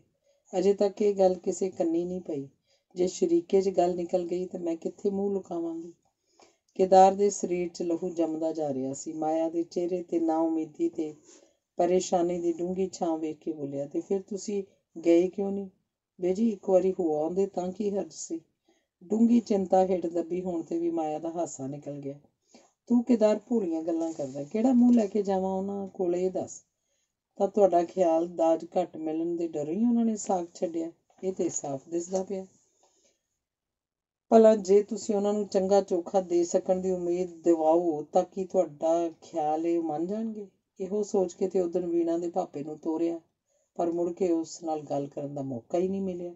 ਚਿੱਠੀਆਂ ਵਿੱਚ ਵੀ ਇੱਕ ਦੋ ਵਾਰੀ ਇਸ਼ਾਰੇ ਦੇ ਤੌਰ ਤੇ ਲਿਖ ਲਿਆ ਸੀ, ਪਰ ਉਹਨੇ ਇਸ ਗੱਲ ਦਾ ਜਵਾਬ ਵਿੱਚ ਕੁਝ ਨਹੀਂ ਲਿਖਿਆ। ਕੇਦਾਰ ਦਿਲ ਵਿੱਚ ਹੀ ਉਹਨਾਂ ਚਿੱਠੀਆਂ ਦੀ ਪੜਚੋਲ ਕਰ ਰਿਹਾ ਸੀ ਜਿਹੜੀਆਂ ਵੀਣਾ ਪਾਸੋਂ ਲਿਖਾ ਕੇ ਮਾਇਆ ਉਹਨੂੰ ਦਿੰਦੀ ਰਹੀ ਸੀ। ਇੱਕ ਦੋ ਸਤਰਾਂ ਯਾਦ ਆਈਆਂ। ਸਰਦਾਰ ਪਾਸੋਂ ਕੀ ਜਵਾਬ ਮਿਲਿਆ? ਤੁਸੀਂ ਉਸ ਕੰਮ ਬਾਰੇ ਕੋਈ ਬੰਦੋਬਸਤ ਕੀਤਾ? ਫਿਰ ਕੇਦਾਰ ਨੂੰ ਇਹ ਵੀ ਸਮਝ ਆ ਗਈ ਕਿ ਮਾਇਆ ਨੇ ਉਹ ਮਜ਼ਮੂਨ ਬੁਝਾਰਤੀ ਢੰਗ ਨਾਲ ਕਿਉਂ ਲਿਖਿਆ ਸੀ ਤੇ ਵੀਣਾ ਨੂੰ ਅਸਲ ਗੱਲ ਦਾ ਭੇਤ ਦੱਸਣਾ ਨਹੀਂ ਸੀ ਚਾਹੁੰਦੀ। ਮਾਇਆ ਦੇ ਦਿਲ ਦੇ ਅਸਹਿ ਦੁੱਖ ਨੂੰ ਮਹਿਸੂਸ ਕਰਦਿਆਂ ਕੇਦਾਰ ਨੇ ਕਿਹਾ, ਅੱਛਾ ਇਹ ਦੱਸੋ ਬੇਜੀ ਵੀ ਕਿੰਨੇ ਕੁ ਰੁਪਇਆਂ ਨਾਲ ਇਹ ਕੰਮ ਸਿਰੇ ਚੜ੍ਹ ਸਕਦਾ? ਠੰਡਾ ਸਾਹ ਭਰ ਕੇ ਮਾਇਆ ਬੋਲੀ, ਕੀ ਦੱਸਾਂ ਕੇਦਾਰ, ਮੁੰਡਿਆਂ ਦੇ ਮਾਪੇ ਤਾਂ ਇਹ ਚਾਹੁੰਦੇ ਨੇ ਕਿ ਕੁੜੀ ਵਾਲੇ ਸਾਰਾ ਝੁੱਗਾ ਚੁੱਕ ਕੇ ਉਹਨਾਂ ਦੇ ਹਵਾਲੇ ਕਰ ਦੇਣ, ਪਰ ਇੱਧਰ ਘਰ ਦੀ ਇਹ ਹਾਲਤ ਹੈ ਕਿ ਨਾ 9 ਮਣ ਤੇਲ ਹੋਏ ਨਾ ਰਾਧਾ ਨੱਚੇ। ਹੁਣ ਨੂੰ ਤਾਂ ਜਿੰਨਾ ਹੋਵੇ ਥੋੜ੍ਹਾ ਹੈ, ਪਰ 1000-1200 ਤਾਂ ਹੋਣਾ ਹੀ ਚਾਹੀਦਾ। ਇਸੇ ਕਰਕੇ ਵੀਣਾ ਦੇ ਭਾਪੇ ਨੂੰ ਕਿਹਾ ਸੀ ਵੀ ਭੰਨ ਘੜ ਜਿਹੜਾ ਬਹੁਤਾ ਮੇਰੇ ਕੋਲ ਹੈ ਵੇਚ ਸੁੱਟਾਂਗੀ, ਬਾਕੀ ਜੇ 500-700 ਦੀ ਮਦਦ ਸਰਦਾਰ ਕਰ ਦਿੰਦਾ ਤਾਂ ਇੱਜ਼ਤ ਬਚ ਹੀ ਜਾਂਦੀ। ਮਾਇਆ ਨੇ ਫਿਰ ਹੌਕਾ ਭਰਿਆ ਜਿਹੜਾ ਉਹਦੇ ਅੰਦਰੋਂ ਉੱਠ ਰਹੇ ਅਰਮਾਨਾਂ ਦਾ ਗਵਾਹ ਸੀ। ਤਾਂ ਬੇਜੀ, ਕੇਦਾਰ ਦੀ ਆਵਾਜ਼ ਚੜ੍ਹਦੀਆਂ ਕਲਾਂ ਸੀ, ਤੁਸੀਂ ਕਿਸੇ ਦਿਨ ਚਲੇ ਜਾਓ ਗੁੱਜਰ ਖਾਂ, ਇੰਨੇ ਕੁ ਦਾ ਇੰਤਜ਼ਾਮ ਹੋ ਜਾਏਗਾ, ਮੈਂ ਤੁਹਾਨੂੰ ਯਕੀਨ ਦਿਵਾਉਣਾ। ਕੇਦਾਰ ਦੇ ਮੂੰਹੋਂ ਇਹ ਵਾਕ ਸੁਣ ਕੇ ਜਿਵੇਂ ਮਾਇਆ ਦੇ ਦਿਲ ਤੋਂ ਹਜ਼ਾਰਾਂ ਮਣਾਂ ਦਾ ਭਾਰ ਉਤਰ ਗਿਆ। ਉਹਨੇ ਅੱਖਾਂ ਚੁੱਕ ਕੇ ਕੇਦਾਰ ਵੱਲ ਤੱਕਿਆ। ਕੁਝ ਕਹਿਣ ਲਈ ਜ਼ਬਾਨ ਖੋਲ੍ਹਣੀ ਚਾਹੀ, ਪਰ ਪਿਆਰ ਦੀ ਅਹਿਸਾਨਮੰਦੀ ਦੀ ਗਹਿਰਾਈ ਵਿੱਚ ਡੁੱਬੀ ਉਹਦੀ ਜ਼ਬਾਨ ਤੇ ਕੋਈ ਹਰਕਤ ਨਾ ਕੀਤੀ। ਉਹਦੀਆਂ ਅੱਖਾਂ ਨੂੰ ਹੀ ਜ਼ਬਾਨ ਦਾ ਕੰਮ ਕਰਨਾ ਪਿਆ, ਜਿਨ੍ਹਾਂ 'ਚ ਕੇਵਲ ਥੋੜ੍ਹੀ ਜਿਹੀ ਨਮੀ ਆਈ ਤੇ ਮੁੜ ਝੁਕ ਗਈਆਂ। ਪਰ ਕੇਦਾਰ ਮਾਇਆ ਦੇ ਮਨੋਭਾਵਾਂ ਨੂੰ ਉਹਦੇ ਚਿਹਰੇ ਤੋਂ ਨਹੀਂ ਸੀ ਪੜ੍ਹ ਰਿਹਾ। ਉਹਦੀ ਨਜ਼ਰ ਇਸ ਵੇਲੇ ਆਪਣੇ ਜੀਵਨ ਦੇ ਉਸ ਸ਼ਹਿਰ 'ਚ ਫਿਰ ਰਹੀ ਸੀ ਜਿੱਥੇ ਉਹਦਾ ਇੱਕ ਨਵ ਪੁੰਗਰ ਦੀ ਆਸ ਦਾ ਦੀਵਾ ਟਿਮਟਿਮਾ ਰਿਹਾ ਸੀ, ਜਿਹਨੂੰ ਬੁਝਾਉਣ ਲਈ ਦੂਰੋਂ ਹਵਾ ਦਾ ਇੱਕ ਤੇਜ਼ ਬੁੱਲਾ ਰਵਾਂ ਰਵੀਂ ਉੱਡਦਾ ਉਹਨੂੰ ਦਿਸ ਰਿਹਾ ਸੀ। ਅੰਗ 9। ਸਵੇਰੇ ਮਾਇਆ ਦੇ ਗੁੱਜਰ ਖਾਨ ਜਾਣ ਤੋਂ ਬਾਅਦ ਵੀਣਾ ਨਿਯਤ ਵਕਤ 'ਤੇ ਕੇਦਾਰ ਦੇ ਕਮਰੇ 'ਚ ਪਹੁੰਚੀ। ਰੋਜ਼ ਇਸ ਵੇਲੇ 1 ਘੰਟੇ ਲਈ ਪੜ੍ਹਾਈ ਕਰਨ ਆਉਂਦੀ ਹੁੰਦੀ ਸੀ। ਅੱਗੇ ਹਮੇਸ਼ਾ ਕੇਦਾਰ ਇਸ ਵੇਲੇ ਤੱਕ ਇਸ਼ਨਾਨ ਪਾਣੀ ਤੋਂ ਵਿਹਲਾ ਹੋ ਜਾਂਦਾ ਸੀ, ਪਰ ਅੱਜ ਵੀਣਾ ਨੇ ਉਹਨੂੰ ਚੱਦਰ 'ਚ ਮੂੰਹ ਸਿਰ ਲਪੇਟੀ ਮੰਜੇ ਤੇ ਲੰਮਾ ਪਿਆ ਵੇਖਿਆ। ਭਰਾ ਜੀ, ਉਹ ਹੁਣ ਮਾਸਟਰ ਜੀ ਦੀ ਥਾਂ ਉਹਨੂੰ ਭਰਾ ਜੀ ਕਰਕੇ ਸੱਦਦੀ ਸੀ। ਆਵਾਜ਼ ਸੁਣਦਿਆਂ ਹੀ ਕੇਦਾਰ ਉੱਠ ਬੈਠਾ। ਉਹਦੇ ਪਰੇਸ਼ਾਨ ਚਿਹਰੇ ਤੇ ਬੇਨੀਂਦੀਆਂ ਅੱਖਾਂ ਉੱਤੇ ਨਜ਼ਰ ਪੈਂਦਿਆਂ ਵੀਣਾ ਡਰ ਗਈ। ਉਹਨੇ ਪੁੱਛਿਆ, ਕਿਉਂ, ਕੀ ਗੱਲ? ਕੇਦਾਰ ਨੇ 1-2 ਵਾਸੀਆਂ ਲਈਆਂ, ਫਿਰ ਉਸੇ ਤਰ੍ਹਾਂ ਉੱਠ ਕੇ ਚੱਦਰ ਦੀ ਬੁੱਕਲ 'ਚ ਬੈਠ ਗਿਆ ਤੇ ਵੀਣਾ ਉੱਤੇ ਉਸ ਪ੍ਰਸ਼ਨ ਕੀਤਾ, ਬੇਜੀ ਚਲੇ ਗਏ ਨੇ? ਹਾਂ, ਹੁਣੇ ਹੀ ਗਏ ਨੇ। ਵੀਣਾ ਉਹਦੇ ਪਾਸ ਬੈਠਦੀ ਬੋਲੀ, ਮੈਂ ਕੀ ਪੁੱਛਿਆ ਤੁਹਾਡੇ ਕੋਲੋਂ? ਕੁਝ ਨਹੀਂ, ਐਵੇਂ ਸਿਰ ਨੂੰ ਕੁਝ ਪੀੜ ਹੁੰਦੀ ਸੀ ਤੇ ਬੇਜੀ ਅੱਜ ਸ਼ਾਮ ਤੱਕ ਮੁੜ ਆਉਣਗੇ। ਪਤਾ ਨਹੀਂ। ਤੈਨੂੰ ਨਹੀਂ ਪਤਾ ਤੇ ਹੋਰ ਕਿਹਨੂੰ ਪਤਾ? ਤੁਹਾਨੂੰ ਪਤਾ ਹੋਏਗਾ। ਮੈਨੂੰ ਸ਼ੁਦੈਣ ਨਾ ਹੋਵੇ ਤੇ ਕੰਮ ਤੇਰੇ ਗਏ ਨੇ ਤੇ ਪਤਾ ਮੈਨੂੰ। ਵੀਣਾ ਕੁਝ ਝੇਪ ਗਈ। ਉਹਨੇ ਅੱਖਾਂ ਨੀਵੀਆਂ ਪਾ ਲਈਆਂ।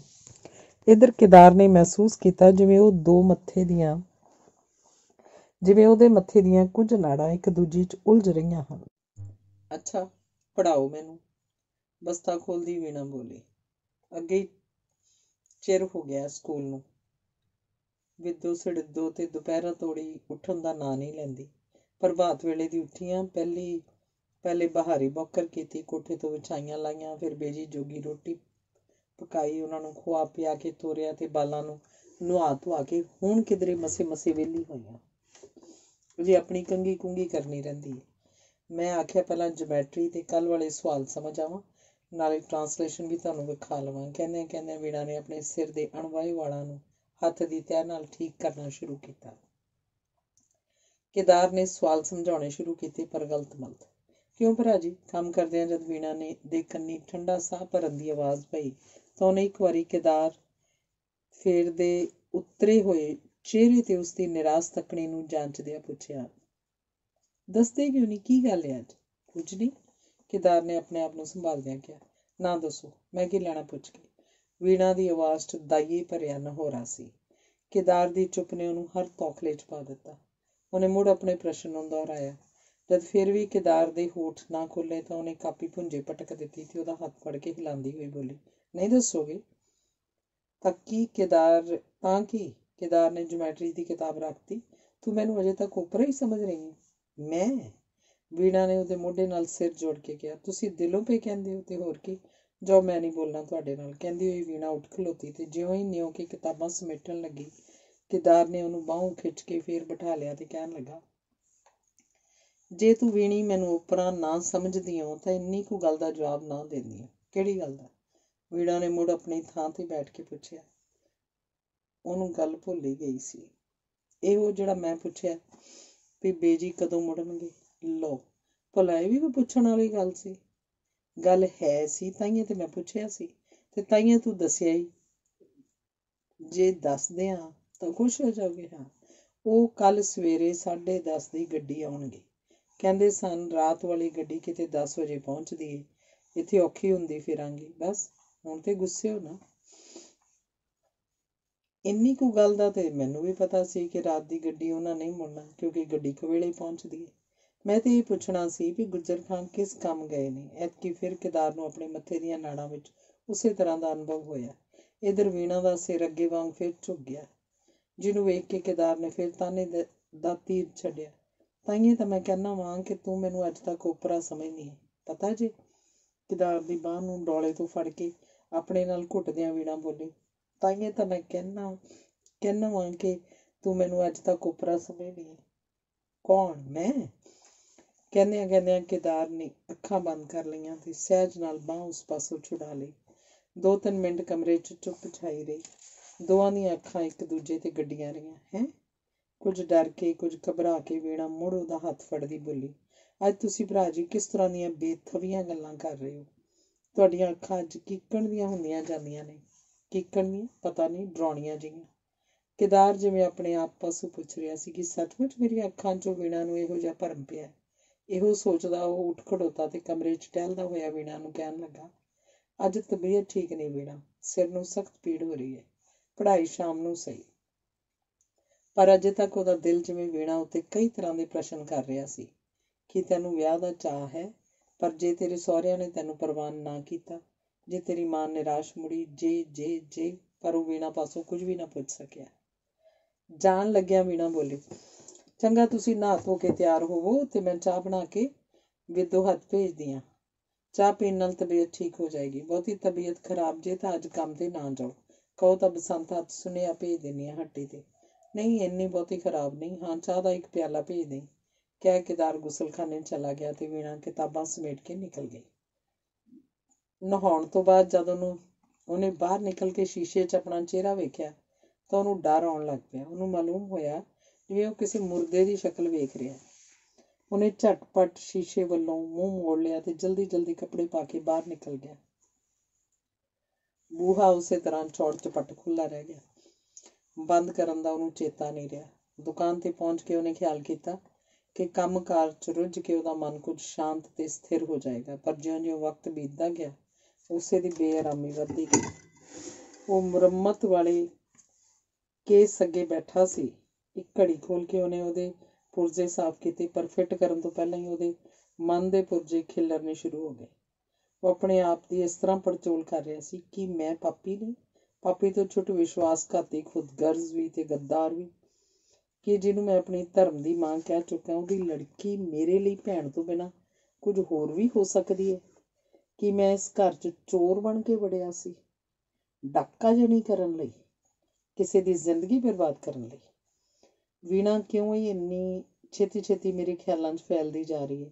ਕਿ ਮੈਂ ਉਹਨੂੰ ਚਾਹੁੰਦਾ ਹਾਂ, ਉਹਨੂੰ ਪਿਆਰ ਕਰਦਾ, ਪਰ ਇਹ ਪਿਆਰ ਕਿਹੋ ਜਿਹਾ ਅਸਰ ਕਰ ਰਿਹਾ ਮੇਰੇ 'ਤੇ? ਕੀ ਪਿਆਰ 'ਚ ਅੱਗ ਹੁੰਦੀ ਹੈ?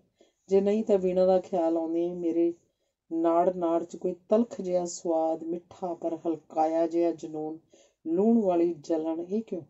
ਕੀ ਇਹ ਪਿਆਰ ਦਾ ਅਸਰ ਹੈ? ਤਾਂ ਤੇ ਪਿਆਰ ਬਹੁਤ ਛੇਤੀ ਆਦਮੀ ਨੂੰ ਸਾੜ ਸੁੱਟਦਾ ਹੋਏਗਾ। ਉਫ, ਕੋਈ ਸਮਝਾਏ ਮੈਨੂੰ ਇਹ ਘੁੰਡੀ।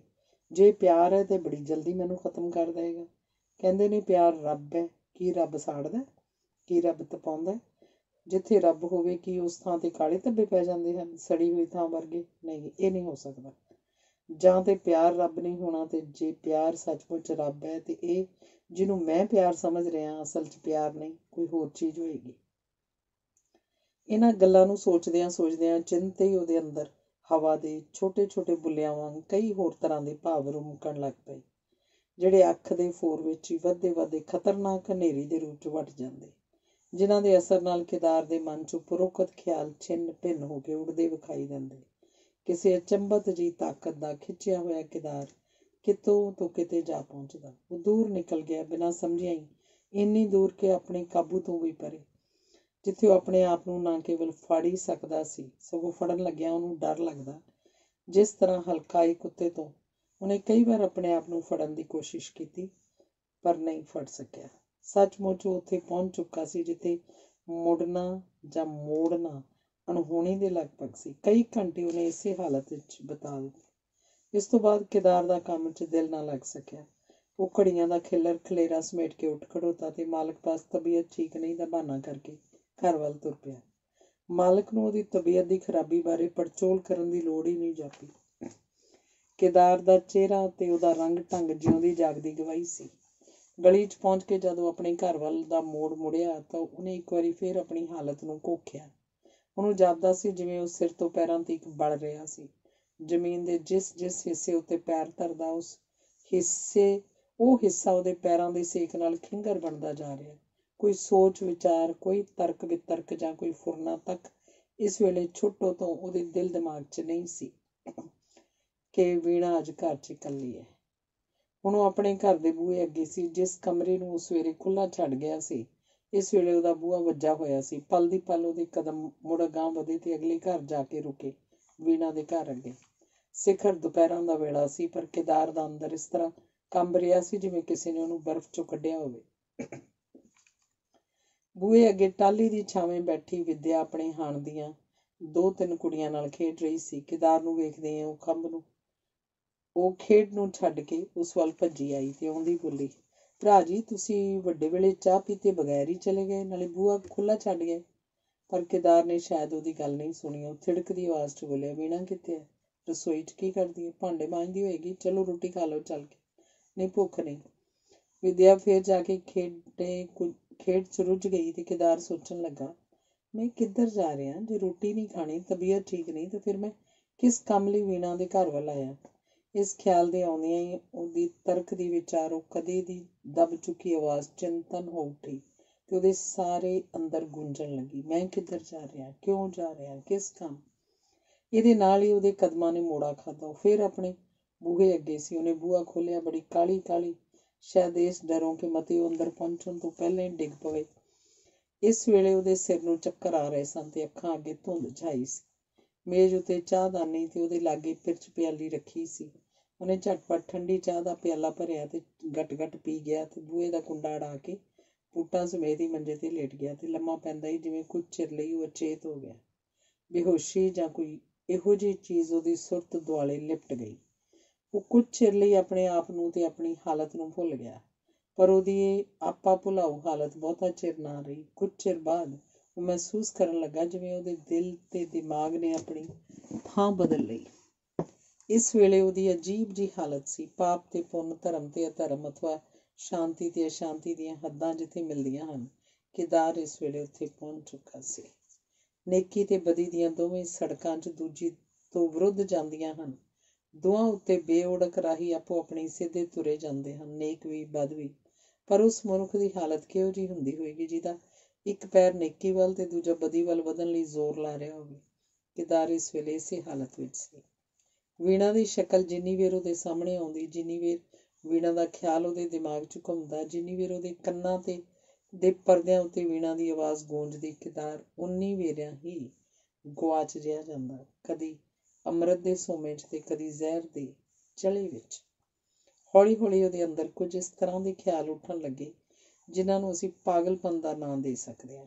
ਕਦੇ ਤਾਂ ਮਾਦਕਤਾ ਦੇ ਰੰਗ 'ਚ ਇੰਨਾ ਗੂੜਾ ਰੰਗਿਆ ਜਾਂਦਾ ਕਿ ਉਹਦੀ ਰਗ ਰਗ 'ਚ ਬਿਜਲੀਆਂ ਧੜਕਣ ਲੱਗ ਪੈਂਦੀਆਂ, ਤੇ ਕਦੇ ਆਪਣੀ ਗਿਰਾਵਟ ਨੂੰ ਆਪਣੀ ਕਾਇਰਤਾ ਤੇ ਬੁਜ਼ਦਲੀ ਦਾ ਸਿੱਟਾ ਸਮਝਣ ਲੱਗਾ। ਪਰ ਇਹਦੇ ਨਾਲ ਹੀ ਉਹਦਾ ਦਿਲ ਪੁਕਾਰ ਪੁਕਾਰ ਕੇ ਕਹਿ ਉੱਠਦਾ, ਵੀਣਾ ਤੋਂ ਬਿਨਾਂ ਮੈਂ ਜਿਉਂਦਾ ਨਹੀਂ ਰਹਿ ਸਕਦਾ। ਉਹਦੀ ਪ੍ਰਾਪਤੀ ਮੈਨੂੰ ਬਚਾ ਸਕਦੀ ਹੈ। ਤੇ ਉਹਦੀ ਪ੍ਰੌੜਤਾ ਵਿੱਚ ਖਿਆਲਾਂ ਦੀ ਇੱਕ ਹੋਰ ਲੜੀ ਆ ਜੁੜੀ। ਵੀਣਾ ਦੀ ਮਾਂ ਜਿਸ ਕੰਮ ਲਈ ਗੁਜਰ ਖਾਂ ਗਈ ਹੋਈ ਹੈ, ਰੱਬ ਕਰੇ ਉਹ ਕੰਮ ਤੋੜ ਨਾ ਚੜ੍ਹੇ, ਜਿਹਦਾ ਫਲ ਸਰੂਪ ਤੇ ਇੱਥੇ ਪਹੁੰਚ ਕੇ ਉਹਦਾ ਅੰਨਾ ਵਹਿਣ ਇੱਕਦਮ ਰੁੱਕ ਕੇ ਵਿਰੁੱਧ ਹੋ ਤੁਰਦਾ। ਵੀਣਾ ਦੀ ਉਹ ਵੀਰ ਪਿਆਰ, ਰੱਤੀ ਸੇਵਾ, ਕੇਦਾਰ ਦੀ ਚਿੰਤਾ 'ਚ ਵੀਣਾ ਦੀ ਡੂੰਘੀ ਬੇਪਲਤਾ, ਇਹ ਸਭ ਕੁਝ ਸਾਹਮਣੇ ਆਉਂਦੀਆਂ ਜਿਵੇਂ ਕੇਦਾਰ ਸਾਰੇ ਦਾ ਸਾਰਾ ਵੱਟ ਜਾਂਦਾ। ਅੱਖ ਫਰੱਕੇ ਦੀ ਢਿੱਲ 'ਚੋਂ ਉੱਡ ਕੇ ਕਿਸੇ ਐਸੀ ਦੁਨੀਆ 'ਚ ਚਲਾ ਜਾਣਾ ਚਾਹੁੰਦਾ ਸੀ ਜਿੱਥੇ ਵੀਣਾ ਵਰਗੀ ਪਵਿੱਤਰ ਹਸਤੀ ਉੱਤੇ ਉਹਦਾ ਹੀ ਪਾਪ ਲਿਬੜਿਆ ਪਰਛਾਵਾਂ ਵੀ ਨਾ ਪੈ ਸਕੇ। ਕੀ ਵੀਣਾ ਮੈਨੂੰ ਮਾਫ਼ ਕਰ ਦੇਗੀ ਜੇ ਉਹਨੂੰ ਮੇਰੇ ਅਸਲ ਇਰਾਦੇ ਦਾ ਪਤਾ ਲੱਗੇ? ਇਹੋ ਪ੍ਰਸ਼ਨ ਸੀ ਜਿਹੜਾ ਮੁੜ ਮੁੜ ਉਹਦੇ ਅੰਦਰ ਉੱਠ ਰਿਹਾ ਸੀ। ਤੇ ਇੱਥੋਂ ਅੱਗੇ ਜਾ ਕੇ ਫਿਰ ਉਹੀ ਦੋ ਤਰ੍ਹਾਂ ਦੇ ਪਰਸਪਰ ਵਿਰੋਧੀ ਉਤਾਰ ਚੜ੍ਹਾਅ ਦਾ ਰੂਪ ਧਾਰ ਲੈਂਦਾ। ਜੇ ਪਤਾ ਲੱਗ ਜਾਏ ਤਾਂ ਕੀ ਉਹ ਮੈਨੂੰ ਫਿਟਕਾਰਾ ਨਾ ਪਾਏਗੀ? ਦੋਹਾਂ ਤਾਕਤਾਂ ਦੀ ਲੈਕਚਰਬਾਜ਼ੀ ਨੇ ਕੇਦਾਰ ਨੂੰ ਇੰਨਾ ਬੇਆਰਾਮ ਤੇ ਪਰੇਸ਼ਾਨ ਕਰ ਦਿੱਤਾ ਕਿ ਉਹ ਕਿਸੇ ਪਾਸੇ ਕਰਵਟ ਵੀ ਨਹੀਂ ਸੀ ਲੈ ਸਕਦਾ, ਨਾ ਹੀ ਬੈਠ ਸਕਦਾ ਸੀ। ਕੇਦਾਰ ਦੀ ਹਾਲਤ ਇਸ ਵੇਲੇ ਪਾਗਲਪਨ ਤੋਂ ਘੱਟ ਨਹੀਂ ਸੀ। ਉਹਦੇ ਸਿਰ 'ਚ ਵਦਾਨ ਵੱਜ ਰਹੇ ਸਨ ਤੇ ਦਿਲ 'ਚ ਡੰਗ। ਉਹ ਇਸ ਵੇਲੇ ਆਪਣੇ ਆਪ ਤੇ ਸਾਰੀ ਦੁਨੀਆ ਨੂੰ ਪੀਹ ਸੁੱਟਣਾ ਚਾਹੁੰਦਾ ਸੀ। ਹਿੰਸਕ ਪਸ਼ੂ ਵਾਂਗ ਉਹਦੀਆਂ ਅੱਖਾਂ 'ਚੋਂ ਚੰਗਿਆੜੇ ਤਿੜਕ ਰਹੇ ਸਨ। ਉਹਨੂੰ 16 ਆਨੇ ਯਕੀਨ ਹੋ ਚੁੱਕਾ ਸੀ ਕਿ ਉਹ ਪਾਗਲ ਹੋ ਗਿਆ। ਉਹਦੇ ਅੰਦਰ ਕੁਝ ਇਸ ਤਰ੍ਹਾਂ ਦੀ ਖਾਹਿਸ਼ ਉੱਠਣ ਲੱਗੀ ਕਿ ਉੱਠ ਕੇ ਬਾਹਰ ਦੌੜ ਜਾਵੇ, ਕੱਪੜੇ ਪਾੜ ਕੇ ਲੀਰ ਲੀਰ ਕਰ ਸੁੱਟੇ ਤੇ ਜੋ ਵੀ ਰਸਤੇ 'ਚ ਮਿਲੀ ਉਸ ਨਾਲ ਟਕਰਾ ਕੇ ਆਪਣੇ ਆਪ ਨੂੰ ਤੇ ਉਹਨੂੰ ਚੂਰ ਚੂਰ ਕਰਦਾ ਹੈ। ਅਚਾਨਕ ਬਾਹਰ ਕਿਸੇ ਨੇ ਬੂਹਾ ਖੜਕਾਇਆ। ਕੇਦਾਰ ਬਿਜਲੀ ਵਾਂਗ ਖੜਕਿਆ। ਕੌਣ ਹੈ ਬੂਹੇ ਨਾਲ? ਮੈਂ ਜੀ, ਵੀਣਾ। ਕੇਦਾਰ ਦੀ ਛਾਤੀ 'ਚ ਜਿਵੇਂ ਬੰਬ ਫਟ ਗਿਆ। ਉਹ ਉੱਠ ਖੜੋਤਾ, ਪਰ ਕੁਝ ਅੰਦਰ ਦੇ ਹਨੇਰੇ ਤੇ ਕੁਝ ਆਤਮਾ ਦੀਆਂ ਬੱਤੀਆਂ ਨਿੰਮੀਆਂ ਹੋ ਜਾਣ ਕਰਕੇ ਉਹਨੂੰ ਪਤਾ ਨਾ ਲੱਗ ਸਕਿਆ ਕਿ ਆਵਾਜ਼ ਕਿੱਧਰੋਂ ਆ ਰਹੀ ਹੈ। ਪਰ ਆਵਾਜ਼ ਕਿਹਦੀ ਹੈ ਜਾਣਨ ਵਿੱਚ ਉਹਨੂੰ ਦੇਰ ਨਾ ਲੱਗੀ। ਰੁਕ ਰੁਕ ਕੇ 2-3 ਵਾਰੀ ਮੁੜ ਆਵਾਜ਼ਾਂ ਆਈਆਂ। ਇਧਰ ਕੇਦਾਰ ਹੁਣ ਬੂਹੇ ਦੇ ਲਾਗੇ ਪਹੁੰਚ ਚੁੱਕਾ ਸੀ। ਸਾਰਾ ਕਮਰਾ ਉਸ ਲਈ ਵਿਸ਼ਾਲ ਭੱਠ ਦੇ ਰੂਪ 'ਚ ਬਦਲਿਆ ਸੀ। ਉਸ ਵੇਲੇ ਅੱਡੀ ਤੋਂ ਚੋਟੀ ਤੱਕ ਪਾਗਲਪੁਣੇ ਦੀ ਮੂਰਤ ਬਣਿਆ ਹੋਇਆ ਸੀ, ਮਾਨੋ ਸਾਰੀ ਦੁਨੀਆ ਨੂੰ ਪੈਰਾਂ ਹੇਠ ਲਿਤਾੜ ਕੇ ਮਸਲ ਸੁੱਟਣਾ ਚਾਹੁੰਦਾ ਹੋਵੇ। ਬੂਹਾ ਖੋਲੋ ਨਾ ਭਰਾ ਜੀ, ਮਿੱਠੀ ਤੇ ਤਰਲੇ ਭਰੀ ਆਵਾਜ਼ ਆਈ। ਨੱਸ ਜਾ ਇੱਥੋਂ, ਮੈਂ ਕੋਈ ਨਹੀਂ ਕਿਸੇ ਦਾ ਭਰਾ ਭਰੂ। ਕੇਦਾਰ ਇਸ ਵੇਲੇ ਬਿਲਕੁਲ ਆਪੇ ਤੋਂ ਬਾਹਰ ਹੋ ਚੁੱਕਾ ਸੀ। ਭਰਾ ਜੀ, ਮਰ ਜਾ, ਦਫਾ ਹੋ ਜਾ, ਤੈਨੂੰ ਕਹਿਣਾ ਵਾ। ਭਰਾ ਜੀ, ਤੁਹਾਨੂੰ ਦੀ ਬੱਚੀ, ਮੈਂ ਕਹਿੰਦਾ ਦਫਾ ਹੋ ਜਾ ਇੱਥੋਂ। ਐਤਕੀ ਕੇਦਾਰ ਇੰਨੇ ਜ਼ੋਰ ਨਾਲ ਚਿল্ਲਾਇਆ ਕਿ ਉਹਦੀ ਘੰਡੀ ਘੜਕਣ ਲੱਗੀ। ਕੇਦਾਰ ਨੇ ਆਪਣੇ ਆਪ ਨੂੰ ਪੰਡ ਵਾਂਗ ਫਿਰ ਮੰਜੇ ਤੇ ਜਾ ਸੁੱਟਿਆ, ਪਰ ਉਹਦੇ ਕੰਨ ਬਰਾਬਰ ਬਾਹਰ ਵੱਲ ਲੱਗੇ ਰਹੇ। ਮਤੇ ਫਿਰ ਉਹੀ ਆਵਾਜ਼ ਸੁਣਾਈ ਦੇਵੇ, ਪਰ ਮੁੜ ਕੋਈ ਬਿੜਕ ਤੱਕ ਵੀ ਉਹਨੂੰ ਸੁਣਾਈ ਨਾ ਦਿੱਤੀ। ਉਹ ਵੀਣਾ ਦੀ ਆਵਾਜ਼ ਨੂੰ ਇੱਕ ਵਾਰੀ ਫਿਰ ਸੁਣਨ ਲਈ ਤਰਸਣ ਲੱਗਾ, ਜਿਹਨੂੰ ਉਹਨੇ ਅਜੇ ਹੁਣੇ ਦੁਰਕਾਰਿਆ ਸੀ। ਉਹਨੇ ਸੋਚਿਆ ਵੀਣਾ ਰੋਟੀ ਲਈ ਕਹਿਣ ਆਈ ਹੋਏਗੀ, ਪਰ ਮੈਂ ਇਹ ਕੀ ਕੀਤਾ? ਕਿੰਨਾ ਨਿਰਾਦਰ। ਇਸ ਵੇਲੇ ਕੇਦਾਰ ਦੀ ਹਾਲਤ ਪਾਣੀ ਦੀ ਸਤ੍ਹਾ ਦੇ ਥੱਲੇ ਡੁੱਬੇ ਹੋਏ ਉਸ ਆਦਮੀ ਵਰਗੀ ਸੀ ਜਿਹਦਾ ਸਾਹ ਘੁੱਟ ਰਿਹਾ ਹੋਵੇ। ਉਹਨੇ ਦਿਨ ਦੇ ਸਾਰੇ ਮਿੰਟ ਸਕਿੰਟ ਇਸੇ ਹਾਲਤ 'ਚ ਬਿਤਾ ਦਿੱਤੇ। ਥੋੜ੍ਹੀ ਦੇਰ ਬਾਅਦ ਫਿਰ ਬੂਹਾ ਖੜਕਿਆ। ਆਵਾਜ਼ਾਂ ਵੀ ਆਈਆਂ, ਭਰਾ ਜੀ, ਬੂਹਾ ਖੋਲ੍ਹੋ। ਪਰ ਕੇਦਾਰ ਦੜ ਵੱਟੀ ਪਿਆ ਰਿਹਾ। ਬਸੰਤ ਦੀ ਆਵਾਜ਼ ਉਹਨੇ ਪਛਾਣ ਲਈ ਸੀ। ਦਿਨ ਬੀਤ ਗਿਆ ਤੇ ਰਾਤ ਨੇ ਆਪਣੇ ਕਾਲੇ ਕੰਬਲ ਹੇਠ ਸਾਰੀ ਦੁਨੀਆ ਨੂੰ ਲੁਕਾ ਲਿਆ। ਜਿਉਂ-ਜਿਉਂ ਵਕਤ ਬੀਤਦਾ ਜਾ ਰਿਹਾ ਸੀ, ਕੇਦਾਰ ਦੇ ਅੰਦਰ ਦੀ ਕਸ਼ਮਕਸ਼ ਵੱਧਦੀ ਜਾ ਰਹੀ ਸੀ। ਹੁਣ ਕਮਰੇ ਵਿਚਲੀ ਕੋਈ ਚੀਜ਼ ਉਹਨੂੰ ਵਿਖਾਈ ਨਹੀਂ ਸੀ ਦੇ ਰਹੀ। ਉਹਦੇ ਮਨ ਦੀ ਹਾਲਤ ਦਰਿਆ ਦੀ ਘੁੰਮਣ ਘੇਰੀ ਹਾਲਤ ਵਿੱਚ ਚੱਕਰ ਖਾਂਦੀ ਹੋਈ ਤੀਲੇ ਵਰਗੀ ਸੀ। ਰਾਤ ਦਾ ਅੱਧਾ ਹਿੱਸਾ ਉਹਨੇ ਇਸ ਹਾਲਤ 'ਚ ਬਿਤਾ ਦਿੱਤਾ। ਅਚਾਨਕ ਹੀ ਪਤਾ ਨਹੀਂ ਉਹਦੇ ਦਿਲ 'ਚ ਕੀ ਆਈ। ਉਹ ਹੰਭਲਾ ਮਾਰ ਕੇ ਮੰਜੇ ਤੋਂ ਉੱਠਿਆ, ਕਮਰੇ 'ਚੋਂ ਬਾਹਰ ਨਿਕਲਿਆ ਤੇ ਕੋਠੇ ਜਾ ਚੜ੍ਹਿਆ। ਕਿਉਂ ਤੇ ਕਿਸ ਮਤਲਬ ਲਈ, ਸ਼ਾਇਦ ਉਹ ਜਾਣਦਾ ਹੋਇਆ ਵੀ ਨਹੀਂ ਸੀ ਜਾਣਦਾ। ਅੱਧੀ ਰਾਤ ਦੇ ਵੇਲੇ ਤੇਜ਼ ਘੁੱਪ ਹਨੇਰੇ ਕੇਦਾਰ ਛੱਤ ਤੇ ਫਿਰ ਰਿਹਾ ਸੀ। ਦੂਰ ਸਾਰੇ ਇੱਕ ਉੱਚੇ ਮਕਾਨ ਦੀ ਬਾਰੀ 'ਚੋਂ ਨਿਕਲਦੀ ਚਾਨਣ ਦੀ ਪਤਲੀ ਜੀ ਸ਼ੁਆ ਨੇ ਹਨੇਰੇ 'ਚ ਧੁੰਦਲੀ ਜੀ ਲੀਕ ਖਿੱਚੀ ਹੋਈ ਸੀ।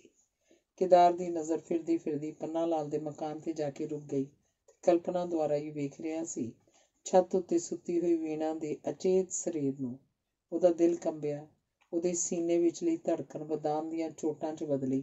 ਉਹਦੀਆਂ ਅੱਖਾਂ 'ਚੋਂ ਸੇਕ ਨਿਕਲਣ ਲੱਗਾ ਤੇ ਜਿਉਂ ਹੀ ਉਹਨੂੰ ਮੁੜ ਖਿਆਲ ਆਇਆ ਕਿ ਅੱਜ ਵੀਣਾ ਦੀ ਮਾਂ ਘਰ ਨਹੀਂ, ਉਹ ਡੋਲਦੀਆਂ ਲੱਤਾਂ ਨਾਲ ਪੰਨਾ ਲਾਲ ਦੇ ਕੋਠੇ ਵੱਲ ਤੁਰ ਪਿਆ।